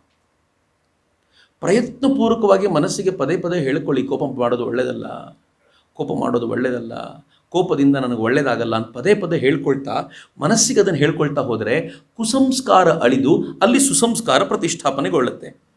ಆಮೇಲೆ ಈ ಸತ್ಸಂಸ್ಕಾರಗಳೂ ಕೂಡ ಇಲ್ಲವಾಗೋದಕ್ಕೆ ಅನಾಸಕ್ತಿಯನ್ನು ಬೆಳೆಸ್ಕೊಳ್ಳಿಕ್ಕೆ ಪ್ರಯತ್ನ ಪಡಬೇಕು. ಸತ್ಸಂಸ್ಕಾರಗಳು ಇಲ್ಲವಾಗಬೇಕಲ್ಲ, ಅದು ಕ್ಲಿಯರ್ ಆಗಬೇಕಲ್ಲ, ಅಕೌಂಟ್ ಟೋಟಲಿ ಕ್ಲಿಯರ್ ಆಗಿ ಅಲ್ಲಿಗೆ ಹೋಗಬೇಕು ಅಂತ. ಹೀಗಾಗಿ ಕರ್ಮವಾಗಲಿ ಅದರ ಆಲೋಚನೆಯಾಗಲಿ ಮನಸ್ಸಿನ ಮೇಲೆ ಪ್ರಬಲವಾದ ಮುದ್ರೆಯೊತ್ತದಂತೆ ನೋಡಿಕೊಳ್ಳಿ ಅಂತ. ನೀವು ಮಾಡುವ ಯಾವ ಕರ್ಮವು ಮನಸ್ಸಿನ ಮೇಲೆ ಛಾಪು ಒತ್ತದಂತೆ ನೋಡ್ಕೋಬೇಕು. ಅದು ಹೇಗೆ ಸಾಧ್ಯ? ಮನಸ್ಸಿನ ಮೇಲೆ ಯಾವ ಕ್ರಿಯೆ ಛಾಪು ಒತ್ತುತ್ತೆ ಅಂತ ಕೇಳಿದರೆ ವಿವೇಕಾನಂದರು ಹೇಳ್ತಾರೆ, ಯಾವ ಕ್ರಿಯೆ ಮೇಲೆ ಮನಸ್ಸನ್ನು ಜಾಸ್ತಿ ಇಡ್ತೀವೋ ಅದು ಛಾಪು ಒತ್ತಂತೆ. ನಾನು ಸುಮ್ಮನೆ ಹೀಗೆ ಆಲೋಚನೆ ಮಾಡ್ತಿರ್ತೀನಿ ಯಾವಾಗಲೂ. ನಾವು ಹೇಳ್ತೀವಲ್ಲ, ಮನಸ್ಸಿಟ್ಟು ಕೇಳು, ಮನಸ್ಸಿಟ್ಟು ಕೇಳು ಅಂತಂದರೆ ಅರ್ಥ ಏನು ಅಂತಂದರೆ, ಕೇಳೋದು ಕಿವಿ, ಮನಸ್ಸೆಲ್ಲಿ ಬಂತು ಮಧ್ಯ. ಮನಸ್ಸಿಟ್ಟು ಕೇಳು ಅಂತಂದರೆ ನೀನು ಕೇಳಿದ್ದು ಮನಸ್ಸಿನಲ್ಲಿ ಛಾಪು ಒತ್ತುವಂತೆ ಕೇಳು ಅಂತ. ಮನಸ್ಸಿಟ್ಟು ನೋಡೋದು ಕಣ್ಣು, ಮನಸ್ಸು ಯಾಕೆ ಬಂತು ಮಧ್ಯದಲ್ಲಿ? ಕಿವಿಗೊಟ್ಟು ಕೇಳು ಅಂತಂದರೆ ಕಿವಿ ಹಿಂಗೆ ಕೊಟ್ಟು ಕೇಳೋದು ಅಂತಲ್ಲ, ಅದರ ಹಿಂದೆ ಇರುವಂಥ ಮನಸ್ಸು. ನೈಯಾಯಿಕರು ಮನಸ್ಸಿನ ಲಕ್ಷಣವನ್ನು ಹೇಳಬೇಕಾದ್ರೆ ಸುಖಾದ್ಯುಪಲಬ್ಧಿ ಸಾಧನಂ ಇಂದ್ರಿಯಂ ಮನಃ ಅಂತ ಹೇಳ್ತಾರೆ. ಸುಖದ ಉಪಲಬ್ಧಿ, ನಮಗೆ ಸುಖ ಇದೆ ಅಂತ ಗೊತ್ತಾಗೋದು ಯಾವುದರಿಂದ ಅಂತಂದರೆ ಸುಖ ದುಃಖಾದಿಗಳು ಇದೆ ಅಂತ ನಮ್ಗೆ ಗೊತ್ತಾಗೋದಕ್ಕೆ ಮನಸ್ಸು ಬೇಕು ಅಂತ. ಈ ಮನಸ್ಸಲ್ಲಿದೆ ಅಂತಾದರೆ ಇದರ ಹಿಂದೆ ತುಂಬ ಸ್ಪಷ್ಟವಾಗಿದೆ ಅಂತಾದರೆ ಆ ಮನಸ್ಸು ಇಂಪ್ರೆಷನ್ನ ಕ್ರಿಯೇಟ್ ಮಾಡ್ಕೊಳ್ತಾ ಹೋಗುತ್ತೆ ಅಂತ. ಅದಕ್ಕೆ ವಿವೇಕಾನಂದರು ಒಂದು ಒಳ್ಳೆಯ ಉದಾಹರಣೆ ಕೊಡ್ತಾರೆ. ಬೆಳಗಿಂದ ಒಂದಷ್ಟು ಜನರು ನೋಡಿರ್ತೀವಿ ಅಂತ ಇಟ್ಕೊಳ್ಳಿ, ಈಕ್ವಲಿ ನೋಡಿರ್ತೀವಿ. ಒಂದು 100 ಜನ ಬಂದು ಹೋಗಿರ್ತಾರೆ, 100 ಜನ ನಿಮ್ಮನ್ನು ಮಾತಾಡ್ಸ್ಕೊಂಡು ಹೋಗಿರ್ತಾರೆ, ಎಲ್ಲ ಇದು ಮಾಡಿರ್ತಾರೆ. ರಾತ್ರಿ ಕಣ್ಮುಚ್ಕೊಂಡು ಕೂತಾದಾಗ ಯಾರೋ ಒಬ್ಬ ಮಾತ್ರ ಚೆನ್ನಾಗಿ ನೆನಪಾಗ್ತಾರೆ, ಅಥವಾ ಕೆಲವೊಂದು ಸಲ 2-3 ನೆನಪಾಗ್ಬೋದು. ಹೆಂಗದು? 100 ಜನರದ್ದು ಅದೇ ದೇಹ, ಅಷ್ಟೇ ಮಾತಾಡಿ ಹೋಗಿದ್ದಾರೆ. ಆದರೆ ಒಬ್ಬರಿಬ್ಬರು ಮಾತ್ರ ಚೆನ್ನಾಗಿ ಇಂಪ್ರೆಷನ್ ಉಳಿಸೋಗಿರ್ತಾರೆ. ಯಾಕೆ ಅಂದರೆ ಅವ್ರನ್ನ ಇಂಪ್ರೆಷನ್ ಉಳಿಸಿಕೊಳ್ಳುವಂಥ ಮನಸ್ಸಲ್ಲಿಟ್ಟಿದ್ವಿ ನಾವು ಅಂತ. ತುಂಬ ಜನ ನಂಗೆ ಹೇಳ್ತಾರೆ, ಸರ್ ಕಷ್ಟಪಟ್ಟು ಓದಿದ್ರು ಅರ್ಥನೇ ಆಗಲ್ಲ ಸರ್ ಅಂತ. ಪ್ರಾಬ್ಲಮ್ ಇರೋದು ಕಷ್ಟಪಟ್ಟು ಓದೋದ್ರಲ್ಲಿ. ಅವನ ಮನಸ್ಸಲ್ಲಿ ಇಡಲೇ ಇಲ್ಲ, ಇಷ್ಟನೇ ಪಡಲಿಲ್ಲ ಅದನ್ನು. ಎಷ್ಟು ಕಷ್ಟಪಟ್ಟಿದ್ದಾನೆ ಅಂತಂದರೆ ಅದು ಒಂದು ಚೂರು ಮನಸ್ಸಲ್ಲಿ ತಾಕದೇ ಇರೋದ್ರಿಂದ ಇಂಪ್ರೆಷನ್ ಆಗಲೇ ಇಲ್ಲ ಅಲ್ಲಿ. ಸ್ವಾಮೀಜಿ ಹೇಳ್ತಾರೆ, ಈ ಮನಸ್ಸಿನ ಮೇಲೆ ಮುದ್ರೆ ಆಗದಂತೆ ನಾವು ನೋಡಿಕೊಳ್ಳಿಕ್ಕೆ ಅಲ್ಲಿ ಅನಾಸಕ್ತಿ ಕೆಲಸ ಮಾಡುತ್ತೆ. ನೋಡಿ, ಮೈಂಡ್ಫುಲ್ ಆಗಿರಬೇಕು, ಆದರೆ ಅದು ಮನಸ್ಸಿನ ಮೇಲೆ ಮುದ್ರೆಯೊತ್ತದಂತೆ ನೋಡ್ಕೊಳ್ಬೇಕು ಅಂತ. ಅದಕ್ಕೆ ನನಗೆ ಯಾವಾಗಲೂ ಅನಿಸೋದು, ನನ್ನ ಅರ್ಥಕ್ಕೋಸ್ಕರ ಅಥವಾ ನನ್ನ ಗ್ರಹಿಕೆಗೋಸ್ಕರ ನಾನು ಹೇಗೆ ತಿಳ್ಕೊಳ್ತೀನಿ ಇದನ್ನು ಅಂತಂದರೆ, ಮನಸ್ಸು ರ್ಯಾಂಡಮ್ ಆಕ್ಸೆಸ್ ಮೆಮೊರಿ ಇದ್ದಂತೆ. ರ್ಯಾಮ್, ನಮ್ಮ ಕಂಪ್ಯೂಟ್ರಲ್ಲಿ ರ್ಯಾಮ್ ಇರುತ್ತಲ್ಲ, ಹಂಗೆ ಮನಸ್ಸು ಯಾವುದನ್ನು ಸುದೀರ್ಘ ಕಾಲ ಇಟ್ಕೊಳ್ಳಲ್ಲ. ವಿವೇಕಾನಂದರು ಸಂಸ್ಕಾರಕ್ಕೆ ಉದಾಹರಣೆ ಕೊಡಬೇಕಾದ್ರೆ ನೀರಿನ ಮೇಲೆ ಬಿದ್ದಂಥ ಕಲ್ಲು ಅಂತ ಹೇಳ್ತಾರೆ, ರಿಪಲ್ ಆಗೋದು, ಅದು ಸುದೀರ್ಘ ಕಾಲ ಇರಲ್ಲ, ಇದ್ದು ಹೋಗ್ಬಿಡತ್ತೆ. ಆದರೆ ನಾವು ಇನ್ನೊಂದು ಪದ ಬಳಸ್ತೀವಿ, ಚಿತ್ತ ಅಂತ. ಚಿತ್ತ ಅನ್ನೋದು ಅನೇಕ ಬಾರಿ ಮನಸ್ಸಿಗೆ ಪರ್ಯಾಯವಾಗಿಯೇ ಬಳಸಲ್ಪಡತ್ತೆ. ಚಿತ್ತಶುದ್ಧಿ ಅಂದರೆ ಮನಃಶುದ್ಧಿ ಅಂತಾನೆ ನಾವು ಭಾವಿಸ್ತೀವಿ. ಆದರೆ ನನಗನ್ಸೋದೇ, ನಾನು ಗ್ರಹಿಸ್ಕೊಳ್ಳೋದು ಹೇಗೆ ಅಂತಂದರೆ, ಮನಸ್ಸು ಬಂದಿದ್ದನ್ನೆಲ್ಲ ತಗೊಳ್ತಾ ಹೋಗುತ್ತೆ, ರೈಟ್ ಆಗುತ್ತೆ, ಹೋಗುತ್ತೆ. ಯಾವುದ್ರ ಮೇಲೆ ತುಂಬ ಆಸಕ್ತಿ ನಮ್ಗೆ ಹುಟ್ಟುತ್ತೋ ಅದು ಚಿತ್ತ ಭಾಗದಲ್ಲಿ ಎಂಟ್ರಿ ಆಗುತ್ತೆ. ಒಮ್ಮೆ ಚಿತ್ತ ಭಾಗದಲ್ಲಿ ಎಂಟ್ರಿ ಆದರೆ ರ್ಯಾಂಡಮ್ ರೀಡ್ ಓನ್ಲಿ ಮೆಮೊರಿ ಇದ್ದಂತೆ, ಹೋಗಿ ಪ್ರಿಂಟ್ ಆದಂಗೆ, ಅದು ಸುಲಭಕ್ಕೆ ತೆಗಿಲಿಕ್ಕಾಗಲ್ಲ ಅದನ್ನು. ಈ ಥರ ಎಷ್ಟನ್ನು ಚಿತ್ತಕ್ಕೆ ಕಳಿಸ್ತಾ ಹೋಗ್ತೀವಲ್ಲ ಅಷ್ಟು ಪರ್ಮನೆಂಟ್ಲಿ ಡಾಕ್ಯುಮೆಂಟ್ ಆಗ್ತಾ ಹೋಗುತ್ತೆ. ನಾವು ಸುಮ್ಮನೆ ಕೂತಿದ್ದಾಗ ಏನು ಮಾಡುತ್ತೆ, ಈ ಚಿತ್ತ ಡಾಕ್ಯುಮೆಂಟ್ ಆಗಿರುವಂಥ ಒಂದೊಂದನ್ನೇ ಮನಸ್ಸಿಗೆ ಕೊಡುತ್ತೆ. ನೋಡಿ, ಇದೊಂದು ಡಾಕ್ಯುಮೆಂಟೇಷನ್ ಇದೆ ತಗೋ ಅಂತ. ಮನಸ್ಸದು ಬಂದ ತಕ್ಷಣ ಅದಕ್ಕೆ ಪೂರಕವಾಗಿರುವಂಥ ಆಲೋಚನೆಗಳನ್ನು ಶುರು ಮಾಡುತ್ತೆ, ಅದಕ್ಕೆ ಪೂರಕವಾಗಿರುವ ಕೆಲಸ ನಾವು ಶುರು ಮಾಡಿಬಿಡ್ತೀವಿ. I hope you are understanding. ನಾವು ಮಾಡಿರುವ ಕೆಲಸದಿಂದಾಗಿ ಮನಸ್ಸಿನಲ್ಲಿ ಒಂದು ರೈಟಿಂಗ್ ಆಗುತ್ತೆ, ಬಟ್ ಅದು ವೋಲಟೈಲ್, ತುಂಬ ಕಾಲ ಇರಲ್ಲ. ಆದರೆ ತುಂಬ ಮನಸ್ಸಿಟ್ಟು ಅಥವಾ ನಾವು ತುಂಬ ಅದರ ಮೇಲೆ ಆಸಕ್ತಿಯಿಂದ ಮಾಡ್ತೀವಿ ಅಂತಾದರೆ ಅದು ಚಿತ್ತಕ್ಕೆ ಎಂಟ್ರಿ ಮಾಡಿಬಿಡುತ್ತೆ. ಚಿತ್ತಕ್ಕೆ ಎಂಟ್ರಿ ಆಗಿರೋದು ಕಾಲಕ್ಕೆ ಮೇಲಕ್ಕೆ ಬರೋದ್ರಿಂದ ಮನಸ್ಸಿಗೆ ಬಂದ ನಂತರ ಕ್ರಿಯೆಯಾಗಿ ಕನ್ವರ್ಟ್ ಆಗುತ್ತೆ. ಹೀಗಾಗಿ ಪ್ರತಿ ಬಾರಿ ಏನಾದರೂ ಕ್ರಿಯೆ ನಾವು ಮಾಡ್ತೀವಿ ಅಂತಾದರೆ ಚಿತ್ತದಲ್ಲಿರುವಂಥ ಒಂದೊಂದೇ ಉಪಲಬ್ಧಿಗಳು ಅಥವಾ ಒಂದೊಂದೇ ಆ ಮುದ್ರೆಗಳು ಮೇಲ್ ಎದ್ದು ಬರ್ತವೆ. ಅದ್ರ ಮೂಲಕ ಕ್ರಿಯೆ ಮಾಡ್ತೀವಿ. ಕ್ರಿಯೆ ಮಾಡಿದ ನಂತರ ಮತ್ತೆ ಚಿತ್ತಕ್ಕೆ ಹೋಗಿ ಇನ್ನೊಂದು ಎಂಟ್ರಿ ಆಗ್ತಾ ಇರುತ್ತೆ. ಸೊ ಆ ಚಿತ್ತ ಅನ್ನುವಂಥ ಡೈರಿ ಪೂರ್ತಿ ಖಾಲಿ ಆಗುವವರೆಗೂ ಚಿತ್ತಶುದ್ಧಿ ಇಲ್ಲ ಅಂತ. ನಮ್ಮ ಪ್ರಾಬ್ಲಮ್ ಏನು ಅಂತಂದರೆ, ಚಿತ್ತದ ಒಂದು ಎಂಟ್ರಿ ಖಾಲಿ ಮಾಡಲಿಕ್ಕೆ ಒಂದು ಕರ್ಮ ಮಾಡ್ತೀವಿ, ಆ ಕರ್ಮದ ಕಾರಣಕ್ಕೋಸ್ಕರ ಇನ್ನೊಂದು ಎಂಟ್ರಿ ಮಾಡ್ತೀವಿ. ಪುಣ್ಯ ಒಂದೇ ಎಂಟ್ರಿ ಆದರೆ ಬಚಾವು, 4 ಎಂಟ್ರಿ ಆದರೆ ಏನು ಮಾಡೋದು? ಒಂದು ಕರ್ಮ ಖಾಲಿ ಮಾಡ್ಲಿಕ್ಕೆ 4 ಎಂಟ್ರಿ, ಆ ಎಂಟ್ರಿನ ಕ್ರಿಯೇಟ್ ಮಾಡ್ಲಿಕ್ಕೆ ಮತ್ತೆ ಮಾಡಬೇಕು. ಹೀಗಾಗಿ ಜನ್ಮಾಂತರಗಳಿಂದ ಎಷ್ಟು ಎಂಟ್ರಿ ಮಾಡ್ಕೊಂಡು ಬಂದಿದ್ದೀವೋ ಗೊತ್ತಿಲ್ಲ, ಅದನ್ನು ಕ್ಲಿಯರ್ ಮಾಡ್ತಾ ಹೋಗಬೇಕು. ಹೆಂಗೆ ಕ್ಲಿಯರ್ ಮಾಡಬೇಕು ಅಂತಂದರೆ, ಸ್ವಾಮೀಜಿ ಹೇಳ್ತಾರೆ, ಸೋಮನಾಥಾನಂದಜಿ ಮುಂದೊಮ್ಮೆ ಹೇಳ್ತಾರೆ, ನಾನು ಅದನ್ನು ಮುಂದೆ ಹೇಳಬೇಕು ಅಂತ, ಆದರೆ ಈ ಸಂದರ್ಭದಲ್ಲಿ ಸೂಟ್ ಆಗೋದ್ರಿಂದ ಹೇಳ್ತೀನಿ. ಸೋಮನಾಥಾನಂದಜಿ ಏನು ಹೇಳ್ತಾರೆ ಅಂತಂದರೆ, ಚಿತ್ತದಿಂದ ಏಳುವಂಥ ಕರ್ಮಗಳು, ಆ ಕರ್ಮಗಳು ಮಾಡಬೇಕು ಅಂತ ಏನು ಹೇಳ್ತಾವೋ ಅದಕ್ಕೆ ವಿರುದ್ಧವಾದ ಕರ್ಮಗಳನ್ನು ಮಾಡಿ ನೆಗೆಟ್ ಮಾಡಿ ಮುಗಿಸ್ತಾ ಹೋಗ್ಬೇಕು ಅದನ್ನು ಅಂತ. ನಮ್ಗೆ ಗೊತ್ತಾಗಲ್ಲ, ಆದರೆ ಒಳ್ಳೆಯ ಸಂಸ್ಕಾರಗಳು ನಮ್ಮ ಹತ್ರ ಈ ಕೆಲಸವನ್ನು ಮಾಡಿಸ್ತವೆ. ಗುರು ಎಲ್ಲಿ ಉಪಯೋಗಕ್ಕೆ ಬರ್ತಾನೆ ಅಂದರೆ ಇಲ್ಲಿಗೆ ಬರ್ತಾನೆ.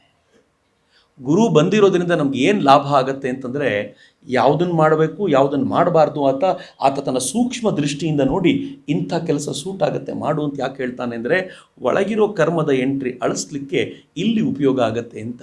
ಯಾವಾಗ ಆ ಡೈರಿ ಕ್ಲಿಯರ್ ಆಗುತ್ತೋ ಆಗ ಮುಕ್ತಿ ನಮಗೆ ಸಿದ್ಧಿ ಆಗುತ್ತೆ. ಸೊ ಪ್ರತಿ ಬಾರಿ ಏನಾದರೂ ಒಂದು ಕೆಲಸ ಮಾಡುವಾಗ ಮೈಂಡ್ಫುಲ್ ಆಗಿರಿ, ಇದು ಡೈರಿ ಎಂಟ್ರಿ ಆಗಬೇಕು ಆಗಬಾರ್ದು ಅಂತ. ಹೆಚ್ಚು ಹೆಚ್ಚು ಆಸಕ್ತಿಯನ್ನು ಹೊಂದಷ್ಟು ಚಿತ್ತದಲ್ಲಿ ಹೆಚ್ಚು ಎಂಟ್ರಿ ಮಾಡ್ತಾ ಹೋಗ್ತೀವಿ. ಹೆಚ್ಚು ಎಂಟ್ರಿ ಮಾಡಿದಷ್ಟು ನಮ್ಮ ಕತೆ ಮುಗಿಯುತ್ತೆ. ಮತ್ತೆ ಬರ್ತಾನೆ ಇರಬೇಕು, ಬಂಧನ ಜಾಸ್ತಿ ಆಗ್ತಾ ಹೋಗುತ್ತೆ. ಹೀಗಾಗಿ ಹೇಳ್ತಾರೆ, ಇಲ್ಲಿಗೆ ನಾವು ಬಂದಿದ್ದು ಕೆಲವು ದಿನ ಇದ್ದು ಹೋಗ್ಲಿಕ್ಕಷ್ಟೇ. ಭೂಮಿಗೆ ಯಾಕೆ ಬಂದಿದ್ದೀವಿ ಅಂತಂದರೆ ಸ್ವಲ್ಪ ದಿನ ಇದ್ದು ಹೋಗ್ಲಿಕ್ಕೆ. ನಮ್ಗೆ ಸ್ವಲ್ಪ ದಿನ ಭಾಳ ದೊಡ್ಡದ್ದು ಅಂತ ಅನಿಸ್ತಾ ಇದೆ. ಯಾಕೆ ಅಂತಂದರೆ 60 ವರ್ಷ ಬದುಕ್ತೀನಿ, ಸ್ವಲ್ಪ ದಿನ ಅಂತಿರಲ್ಲ ಅಂತ. ಬ್ರಹ್ಮನ 1 ದಿನ ಅಂದರೆ ಎಷ್ಟು ಗೊತ್ತೇನು? ಅವನ 1 ದಿನಕ್ಕೆ 60 ವರ್ಷ. ಇದು ನಗಣ್ಯವಾದ್ದು, ಕೌಂಟಿಗೆ ಇಲ್ಲ. ನಾವು ಈ 60 ವರ್ಷ ಏನಿರ್ತೀವೋ ಇದಕ್ಕಿಂತ ಹೆಚ್ಚು ಸಮಯ ಬೇರೆ ಲೋಕದಲ್ಲೇ ಇರ್ತೀವಿ. ಇದಕ್ಕಿಂತ ಹೆಚ್ಚು ಸಮಯ, ಇದು ಸ್ವಲ್ಪ ಕಾಲ ಬಂದಿರೋದು. ಸುಮ್ಮನೆ ಇಮ್ಯಾಜಿನ್ ಮಾಡ್ಕೊಳ್ಳಿ, ನಾವು ಎಷ್ಟು ಮೂರ್ಖತನದಿಂದ ಅನೇಕ ಬಾರಿ ವರ್ತಿಸ್ತೀವಿ. ಇಷ್ಟು ಹೇಳಿದ ನಂತರವೂ, ಇಷ್ಟು ಕೇಳಿದ ನಂತರವೂ ಈ ಮೂರ್ಖತನ ನಮ್ಮನ್ನು ಈಗಲೂ ಬಿಟ್ಟು ಹೋಗಲ್ಲ, ಹಾಗೆ ಇರುತ್ತೆ. ನಾನು ಹೇಳ್ಬೋದಷ್ಟೇ, ಆ ಮೂರ್ಖತನ ನನ್ನನ್ನು ಯಾವಾಗಲೂ ಆವರಿಸಿಕೊಂಡೇ ಇರುತ್ತೆ. ಇನ್ನು 3 ತಿಂಗಳಿಗೆ ನಿಮ್ಮದು ಹೊಸ ಮನೆ ರೆಡಿ ಆಗತ್ತೆ ಅಂತಿದೆ ಅಂತ ಇಟ್ಕೊಳ್ಳಿ. ಆಗ ನೀವೊಂದು ಬಾಡಿಗೆ ಮನೆಗೆ ಬಂದಿದ್ದೀರಿ. ಈ ಬಾಡಿಗೆ ಮನೆಯಲ್ಲಿ ಇದ್ದಾಗ ನೀವೇನು ಮಾಡ್ತೀರಾ? ಈ ಬಾಡಿಗೆ ಮನೆಯಲ್ಲಿ ನಾನು ಒಂದು ಒಳ್ಳೆ ಕಿಚನ್ ಕಟ್ಟಿಸ್ಕೊಳ್ತೀನಿ ಅಂತ ಹೇಳ್ತೀರೇನು? ಈ ಬಾಡಿಗೆ ಮನೆಗೆ ನಾನು ಟಾಯ್ಲೆಟ್ ತುಂಬ ಚೆನ್ನಾಗಿ ಮಾಡ್ತೀನಿ ಅಂತ ಹೇಳ್ಕೊಳ್ತೀನಿ? ನೆವರ್, ಹೇಳಲ್ಲ ನಾವು. ಯಾಕೆ ಹೇಳಲ್ಲ ಅಂತಂದರೆ, ಎಷ್ಟಾದರೂ ಬಾಡಿಗೆ ಮನೆ, ಇನ್ನು 3 ತಿಂಗಳಲ್ಲಿ ಸ್ವಂತ ಮನೆ ಸಿಗುತ್ತೆ, ಮಾಡೋದೆಲ್ಲ ಅಲ್ಲಿ ಮಾಡ್ತೀನಿ, ಇಲ್ಲಿ ಯಾಕೆ ಮಾಡಲಿ? ಸ್ವಲ್ಪ ದಿನಗಳ ಕಾಲ ಇಲ್ಲಿದ್ದೋಗ್ಲಿಕ್ಕೆ ಬಂದಿದ್ದೀವಿ. ಅಲ್ಟಿಮೇಟ್ಲಿ ಸೇರಬೇಕಾಗಿರೋದು ಮೂಲ ಮನೆ, ಅದನ್ನು ಸಿಂಗಾರ ಮಾಡ್ಕೊಳ್ಳೋದು ಬಿಟ್ಟು ಹೋದಾಗ ಚೆನ್ನಾಗಿರಲಿ ಅಂತ ಇದ್ರ ಮೇಲೆ ಕಣ್ಣಿಟ್ಟು ಕೂತಿದ್ದೀವಲ್ಲ. ವಾಸ್ತವ ವ್ಯವಹಾರದಲ್ಲಿ ಬದುಕ್ತಾ ಇರೋದು ನಾವು ಬೇರೆ ರೀತಿ, ಆದರೆ ನಿಜವಾದ ಬದುಕಿನ ವ್ಯವಹಾರದಲ್ಲಿ ಬೇರೆ ರೀತಿ ಬದುಕ್ತಾ ಇದ್ದೀವಿ ಅಂತಂದರೆ ನಾವು ಕರ್ಮ ಸಿದ್ಧಾಂತವನ್ನು ಸರಿಯಾಗಿ ಅರ್ಥೈಸ್ಕೊಳ್ಳಿಲ್ಲ ಅಂತ. ಅದಕ್ಕೆ ಸ್ವಾಮಿ ವಿವೇಕಾನಂದರು ಹೇಳ್ತಾರೆ, ಸಾಂಖ್ಯರ ಪ್ರಕಾರ, ಸಾಂಖ್ಯ ದರ್ಶನದ ಪ್ರಕಾರ ಪುರುಷನಿಗಾಗಿ ಪ್ರಕೃತಿಯೇ ಹೊರತು ಪ್ರಕೃತಿಗಾಗಿ ಪುರುಷನಲ್ಲ. ಈ ಇಡೀ ಪ್ರಕೃತಿ, ಇಡೀ ಜಗತ್ತೇನಿದೆಯೋ ಅದು ಪುರುಷನಿಗಾಗಿ, ನನಗೋಸ್ಕರ ಇದೆ. ನನಗೋಸ್ಕರ ಇದೆ ಅಂತಂದ್ರೆ ಅರ್ಥ ಏನು? ನಾನು ಆತ್ಮ ಸಾಕ್ಷಾತ್ಕಾರವನ್ನು ಗಳಿಸಿಕೊಳ್ಳಿಕ್ಕೆ ಇವೆಲ್ಲವೂ ವ್ಯವಸ್ಥಿತವಾಗಿ ಜೋಡಿಸಲ್ಪಟ್ಟಿವೆ. ನಾನು ಇದನ್ನ ಪಡ್ಕೊಂಡು ಗಳಿಸ್ಕೊಳ್ಬೇಕು, ಆಮೇಲೆ ಬಿಡಬೇಕು ಇದನ್ನ. 3ನೇ ಕ್ಲಾಸಿನ ಪುಸ್ತಕ ನನಗೆ 3ನೇ ಕ್ಲಾಸ್ ಪಾಸ್ ಮಾಡಲಿಕ್ಕೆ ಅವಕಾಶ ಮಾಡಿಕೊಟ್ಟ ನಂತರ ಇನ್ನೂ 3ನೇ ಕ್ಲಾಸಿನ ಪುಸ್ತಕವನ್ನೇ ಹಿಡ್ಕೊಂಡಿದ್ರೆ ಅವನು 4ನೇ ಕ್ಲಾಸಿಗೆ ಹೋಗಲ್ಲ. 3ನೇ ಕ್ಲಾಸಿನ ಪುಸ್ತಕವನ್ನು ಬಿಡಬೇಕು, 4ನೇ ಕ್ಲಾಸಿಗೆ ಹೋಗಬೇಕು. ಇಟ್ಕೊಂಡು ಏನು ಮಾಡ್ತೀರಾ? 3ನೇ ಕ್ಲಾಸಿನ ಪುಸ್ತಕದಿಂದ ಗ್ರಹಿಸಬೇಕಾದ್ದೆಲ್ಲವನ್ನು ಗ್ರಹಿಸಿ ಮುಂದಕ್ಕೆ ಹೋಗ್ಬೇಕು. ಹಾಗೆಯೇ ಪ್ರಕೃತಿಯಿಂದ ಗ್ರಹಿಸಬೇಕಾದ್ದೆಲ್ಲವನ್ನು ಗ್ರಹಿಸಿ ಅದನ್ನು ಬಿಟ್ಟು ಮುಂದಕ್ಕೆ ಹೋಗಬೇಕು ಅಂತ ವಿವೇಕಾನಂದರು ಹೇಳ್ತಾರೆ. ಅವರೇ ಹೇಳ್ತಾರೆ, ಪ್ರಕೃತಿ ಆತ್ಮ ಶಿಕ್ಷಣಕ್ಕೆ, ಆತ್ಮನಿಗೆ ಜ್ಞಾನ ಬೇಕು, ಅದರ ಮೂಲಕ ಅದು ಬಿಡುಗಡೆ ಹೊಂದಬೇಕು. ಆದ್ದರಿಂದ ಈ ಪ್ರಕೃತಿಗೆ ಕಟ್ಟು ಬೀಳಬೇಡಿ, ಅದರಿಂದ ಪಡಿಬೇಕಾದ್ದನ್ನು ಚೆನ್ನಾಗಿ ಸ್ವೀಕಾರ ಮಾಡಿ ಮುಂದಕ್ಕೆ ಹೋಗಿ ಅಂತ ವಿವೇಕಾನಂದರು ಹೇಳ್ತಾರೆ. ಅದಕ್ಕೆ ಅವರು ಹೇಳ್ತಾರೆ, ನಾವು ಪ್ರಕೃತಿಯಿಂದ ಪಡಿಬೇಕಾದ್ದನ್ನು ಪಡೆಯೋದು ಬಿಟ್ಟು ಈ ಪ್ರಕೃತಿಗೆ ದಾಸರಾಗ್ಬಿಟ್ಟಿದ್ದೀವಿ, ಈ ಪ್ರಕೃತಿಯ ಸೇವೆ ಮಾಡ್ಕೊಂಡಿದ್ಬಿಟ್ಟಿದ್ದೀವಿ. ಅದರ ತಾದಾತ್ಮ್ಯ ನಮ್ಮನ್ನು ನಿಶ್ಚಯವಾಗಿ ಗುಲಾಮರನ್ನಾಗಿಸಿಬಿಟ್ಟಿದೆ. ನಾವು ನಿಶ್ಚಿತವಾಗಿ ಈ ಪ್ರಕೃತಿಯ ಗುಲಾಮರಾಗಿಬಿಟ್ಟಿದ್ದೀವಿ ಅಂತ ಸ್ವಾಮಿ ವಿವೇಕಾನಂದರು ಹೇಳ್ತಾರೆ. ಗುಲಾಮತನ ಅಂತೂ ಹೇಗಿದೆ ನಮ್ಮದು ಅಂತಂದರೆ, ಎಲ್ಲದರ ಹಿಂದೆ ಓಡ್ತಾ ಓಡ್ತಾ ಓಡ್ತಾ ವಸ್ತುಗಳನ್ನು ಸಂಗ್ರಹಿಸುವಂತೆ ಮರ್ತೋಗ್ಬಿಟ್ಟಿದ್ದೀವಿ. ನಾನು ಸುಮ್ಮನೆ ಒಂದು ಉದಾಹರಣೆ ನಿಮ್ಗೆ ಕೊಡಬೇಕು ಅಂತಂದರೆ, ನನ್ನ ಹತ್ರ ಕೆಲವರು ಸಾಫ್ಟ್ವೇರ್ ಇಂಜಿನಿಯರ್ಸ್ ಬರ್ತಾರೆ. ನಾನು ಬೇಸಿಕಲಿ ಕಂಪ್ಯೂಟರ್ ಸೈನ್ಸ್ ಓದ್ಕೊಂಡವನು. ಇಷ್ಟೊತ್ತಿಗೆ ನಾನು ಕೂಡ ಸಾಫ್ಟ್ವೇರ್ ಇಂಜಿನಿಯರ್ ಆಗಿರಬೇಕಿತ್ತು, ಹಾಗೆ ಅಂದ್ಕೊಂಡಿದ್ದಿದ್ರೆ. ಆದರೆ ಸಾಫ್ಟ್ವೇರ್ ಇಂಜಿನಿಯರ್ ಆಗಲಿಲ್ಲ. ತುಂಬ ಜನ ನನ್ನ ಜೊತೆ ಓದ್ದವರು ಅಥವಾ ಆನಂತರ ಇದ್ದವರು ಇದನ್ನು ಕೇಳಿದವ್ರು ಬಂದು ಹೇಳ್ತಾರೆ, ಸರ್ ಸಿಕ್ಕಾಪಟ್ಟೆ ಸಾಫ್ಟ್ವೇರ್ ಇಂಜಿನಿಯರಿಂಗ್ ಬೋರ್ ಆಗುತ್ತೆ ಸರ್, ಬೆಳಗಿಂದ ಸಾಯಂಕಾಲದವರೆಗೂ ದುಡಿಬೇಕು, ನಾಯಿ ಥರ ದುಡಿಸ್ಕೊಳ್ತಾರೆ, ಆಮೇಲೆ ಏನೋ ದುಡ್ಡು ಕೊಟ್ಟಿದ್ದೀವಿ ಅಂದ್ಕೊಳ್ತಾರೆ, ಬಟ್ ಅಷ್ಟಕ್ಕೆ ನಮಗೆ ಅರ್ಧ ಜೀವ ಮಾಡಿಬಿಟ್ಟಿರ್ತಾರೆ ಆ ದುಡ್ಡಿಗೋಸ್ಕರ ಅಂತ. ಹೇಳೋದು, ಇಷ್ಟು ಆಸಕ್ತಿ ಇಲ್ಲದೆ ಇಷ್ಟು ಕಿರಿಕಿರಿ ಮಾಡಿಕೊಂಡು ದುಡಿಯೋದಾದರೂ ಯಾಕಲ್ಲಿ? ಬಿಟ್ಬಿಡಲ್ಲ ಅದನ್ನು. ಏನಂತಾರೆ ಗೊತ್ತಾ, ಸರ್ ಒಂದು ಮನೆ ತೊಗೊಂಡ್ಬಿಟ್ಟಿದ್ದೀನಿ ಸರ್, ಅದರ ಲೋನ್ ತೀರಿಸ್ತಿಲ್ಲ ಸರ್ ಅಂತ. ಮನೆಯ ದಾಸ ಇವನು, ಅದ್ರ ಲೋನ್ ತೀರಿಸಬೇಕು ಅಂತ ಅಲ್ಲಿ ಕೆಲಸ ಮಾಡೋದು ಇಂಟ್ರೆಸ್ಟೇ ಇಲ್ಲ ಅವನಿಗೆ. ದಿನ ಬೆಳಗಾದರೆ ನಾನು ಕರ್ಮ ಅನ್ಕೊಂಡೇ ಹೋಗೋದವನು. ಅವನಿಗೆ ನಯಾ ಪೈಸೆ ಆಸಕ್ತಿ ಇಲ್ಲ. ಯಾಕಿದ್ದಾನೆ? ಲೋನ್ ತೊಗೊಂಡ್ಬಿಟ್ಟಿದ್ದೀನಿ ಅಂತ. ಭಾಳ ಜನ ತಂದೆ ತಾಯಂದ್ರು ಭಾಳ ಬುದ್ಧಿವಂತರು. ನನ್ನ ಮಗ ಎಲ್ಲಾದರೂ ಹಿಂಗೆ ಆಗ್ಬಿಡ್ತಾನೆ ಅಂತ ಅವ್ನು ಕೆಲ್ಸಕ್ಕೆ ಸೇರಿದ ತಕ್ಷಣ ಅವ್ನು ಮನೆ ತೊಗೊಂಡ್ಬಿಡ್ತಾರೆ ಫಸ್ಟ್. ಯಾಕೆಂದರೆ ಅವ್ನು ಮನೆ ತೊಗೊಂಡ್ರೆ ಲೋನ್ ತೀರಿಸ್ಲಿಕ್ಕೋಸ್ಕರ ಅಲ್ಲೇ ಬಿದ್ದಿರ್ತಾನೆ ಅಂತ, ಇಲ್ಲಾಂದರೆ ಬಿಟ್ಕಿಟ್ ಬಂದ್ಬಿಟ್ಟಾನು ಅಂತ. ಅಂದರೆ ನಮ್ಗೆ ಗೊತ್ತಿಲ್ಲದಂತೆ ನನಗೆ ಸುಖಕ್ಕೆ ಬೇಕಾಗಿರುವಂಥ ಒಂದು ಸಂಗತಿಗೋಸ್ಕರ ನಾನು ಇಡೀ ಬದುಕನ್ನು ದುಃಖದಲ್ಲಿ ಕಳೀತಿದ್ದೀನಲ್ಲ, ಅನಿವಾರ್ಯ ಆಗ್ಬಿಟ್ಟಿದೆಯಲ್ಲ. ಮುಂದಿನ 20 ವರ್ಷಗಳ ಕಾಲ ದುಡಿಬೇಕಲ್ಲ, ಒಬ್ಬೊಬ್ಬರಲ್ಲ. ಇವನ್ ದುಡ್ಡು ಪೂರ್ತಿ ಲೋನಿಗೆ ಹೋಗೋದ್ರಿಂದ ಅವನು ಹೆಂಡತಿನೂ ಅನಿವಾರ್ಯವಾಗಿ ದುಡಿಬೇಕು. 1 ಲಕ್ಷ ರೂಪಾಯಿ ಸಂಬಳ ಬರ್ತಿರುತ್ತೆ ಗಂಡನಿಗೆ, ಹೆಂಡತಿನೂ ದುಡಿತಾಳೆ. ಯಾಕೆ ಅಂತಂದರೆ ಇಬ್ಬರು ಸೇರ್ಕೊಂಡು ಮನೆ ಕೊಂಡ್ಕೊಂಡ್ಬಿಟ್ಟಿದಾರಲ್ಲ. ಆ ಮನೆ ಇವ್ರನ್ನ ಹೆಂಗೆ ದಾಸರನ್ನಾಗಿ ದುಡಿಸ್ಕೊಳ್ತಾ ಇದೆ ಅಂದರೆ, ದುಡಿ ಚೆನ್ನಾಗಿ ಅನ್ನತ್ತೆ. ನಾವು ಮನೆಗೆ ಜೀತ ಮಾಡ್ತಿದ್ದೀವಿ ಹೊರತು ಸ್ವಂತದ ಬದುಕನ್ನು ಬದುಕ್ತಾನೆ ಇಲ್ಲ. ಅರ್ಥ ಆಗತ್ತಾ ಇದು? ಕರ್ಮರಹಸ್ಯ ಅನ್ನೋದು ಏನು ಮಜವಾಗಿದೆ ಅಂತ. ಇದು ಅರ್ಥ ಆಗ್ಬಿಟ್ರೆ ಅರ್ಧ ಬದುಕು ಸಾರ್ಥಕ, ಆದರೆ ಆಗದೇ ಇಲ್ಲ ಅಂತ. ಅದಕ್ಕೆ ಸ್ವಾಮಿ ವಿವೇಕಾನಂದರದ್ದು ಒಂದು ಫೇಮಸ್ ಸ್ಟೇಟ್ಮೆಂಟ್ ಇದೆ, ಸ್ವಾಮಿಯಂತೆ ದುಡಿ, ಆಳಿನಂತಲ್ಲ ಅಂತ. ಎಷ್ಟು ಚೆನ್ನಾಗಿದೆ ನೋಡಿ. ಸುಮ್ಮನೆ ವಾಪಸ್ ಹೋಗಿ ನಮ್ಮ ಮನೆಗಳಲ್ಲಿ ಕೂತ್ಕೊಂಡು ನಾನು ಸ್ವಾಮಿಯಂತೆ ದುಡಿದಿದ್ದೀನೋ ಆಳಿನಂತೆ ದುಡಿದಿದ್ದೀನೋ ಅಂತ ಕೇಳಿದರೆ 99.99% ನಾವುಗಳೆಲ್ಲ ಆಳಿನಂತೆಯೇ ದುಡಿದೆವು. ಸ್ವಾಮಿಯಂತೆ ದುಡಿಯೋದು ನಮ್ಮ ಹತ್ರ ಸಾಧ್ಯವೇ ಆಗಲಿಲ್ಲ ಅಂತ.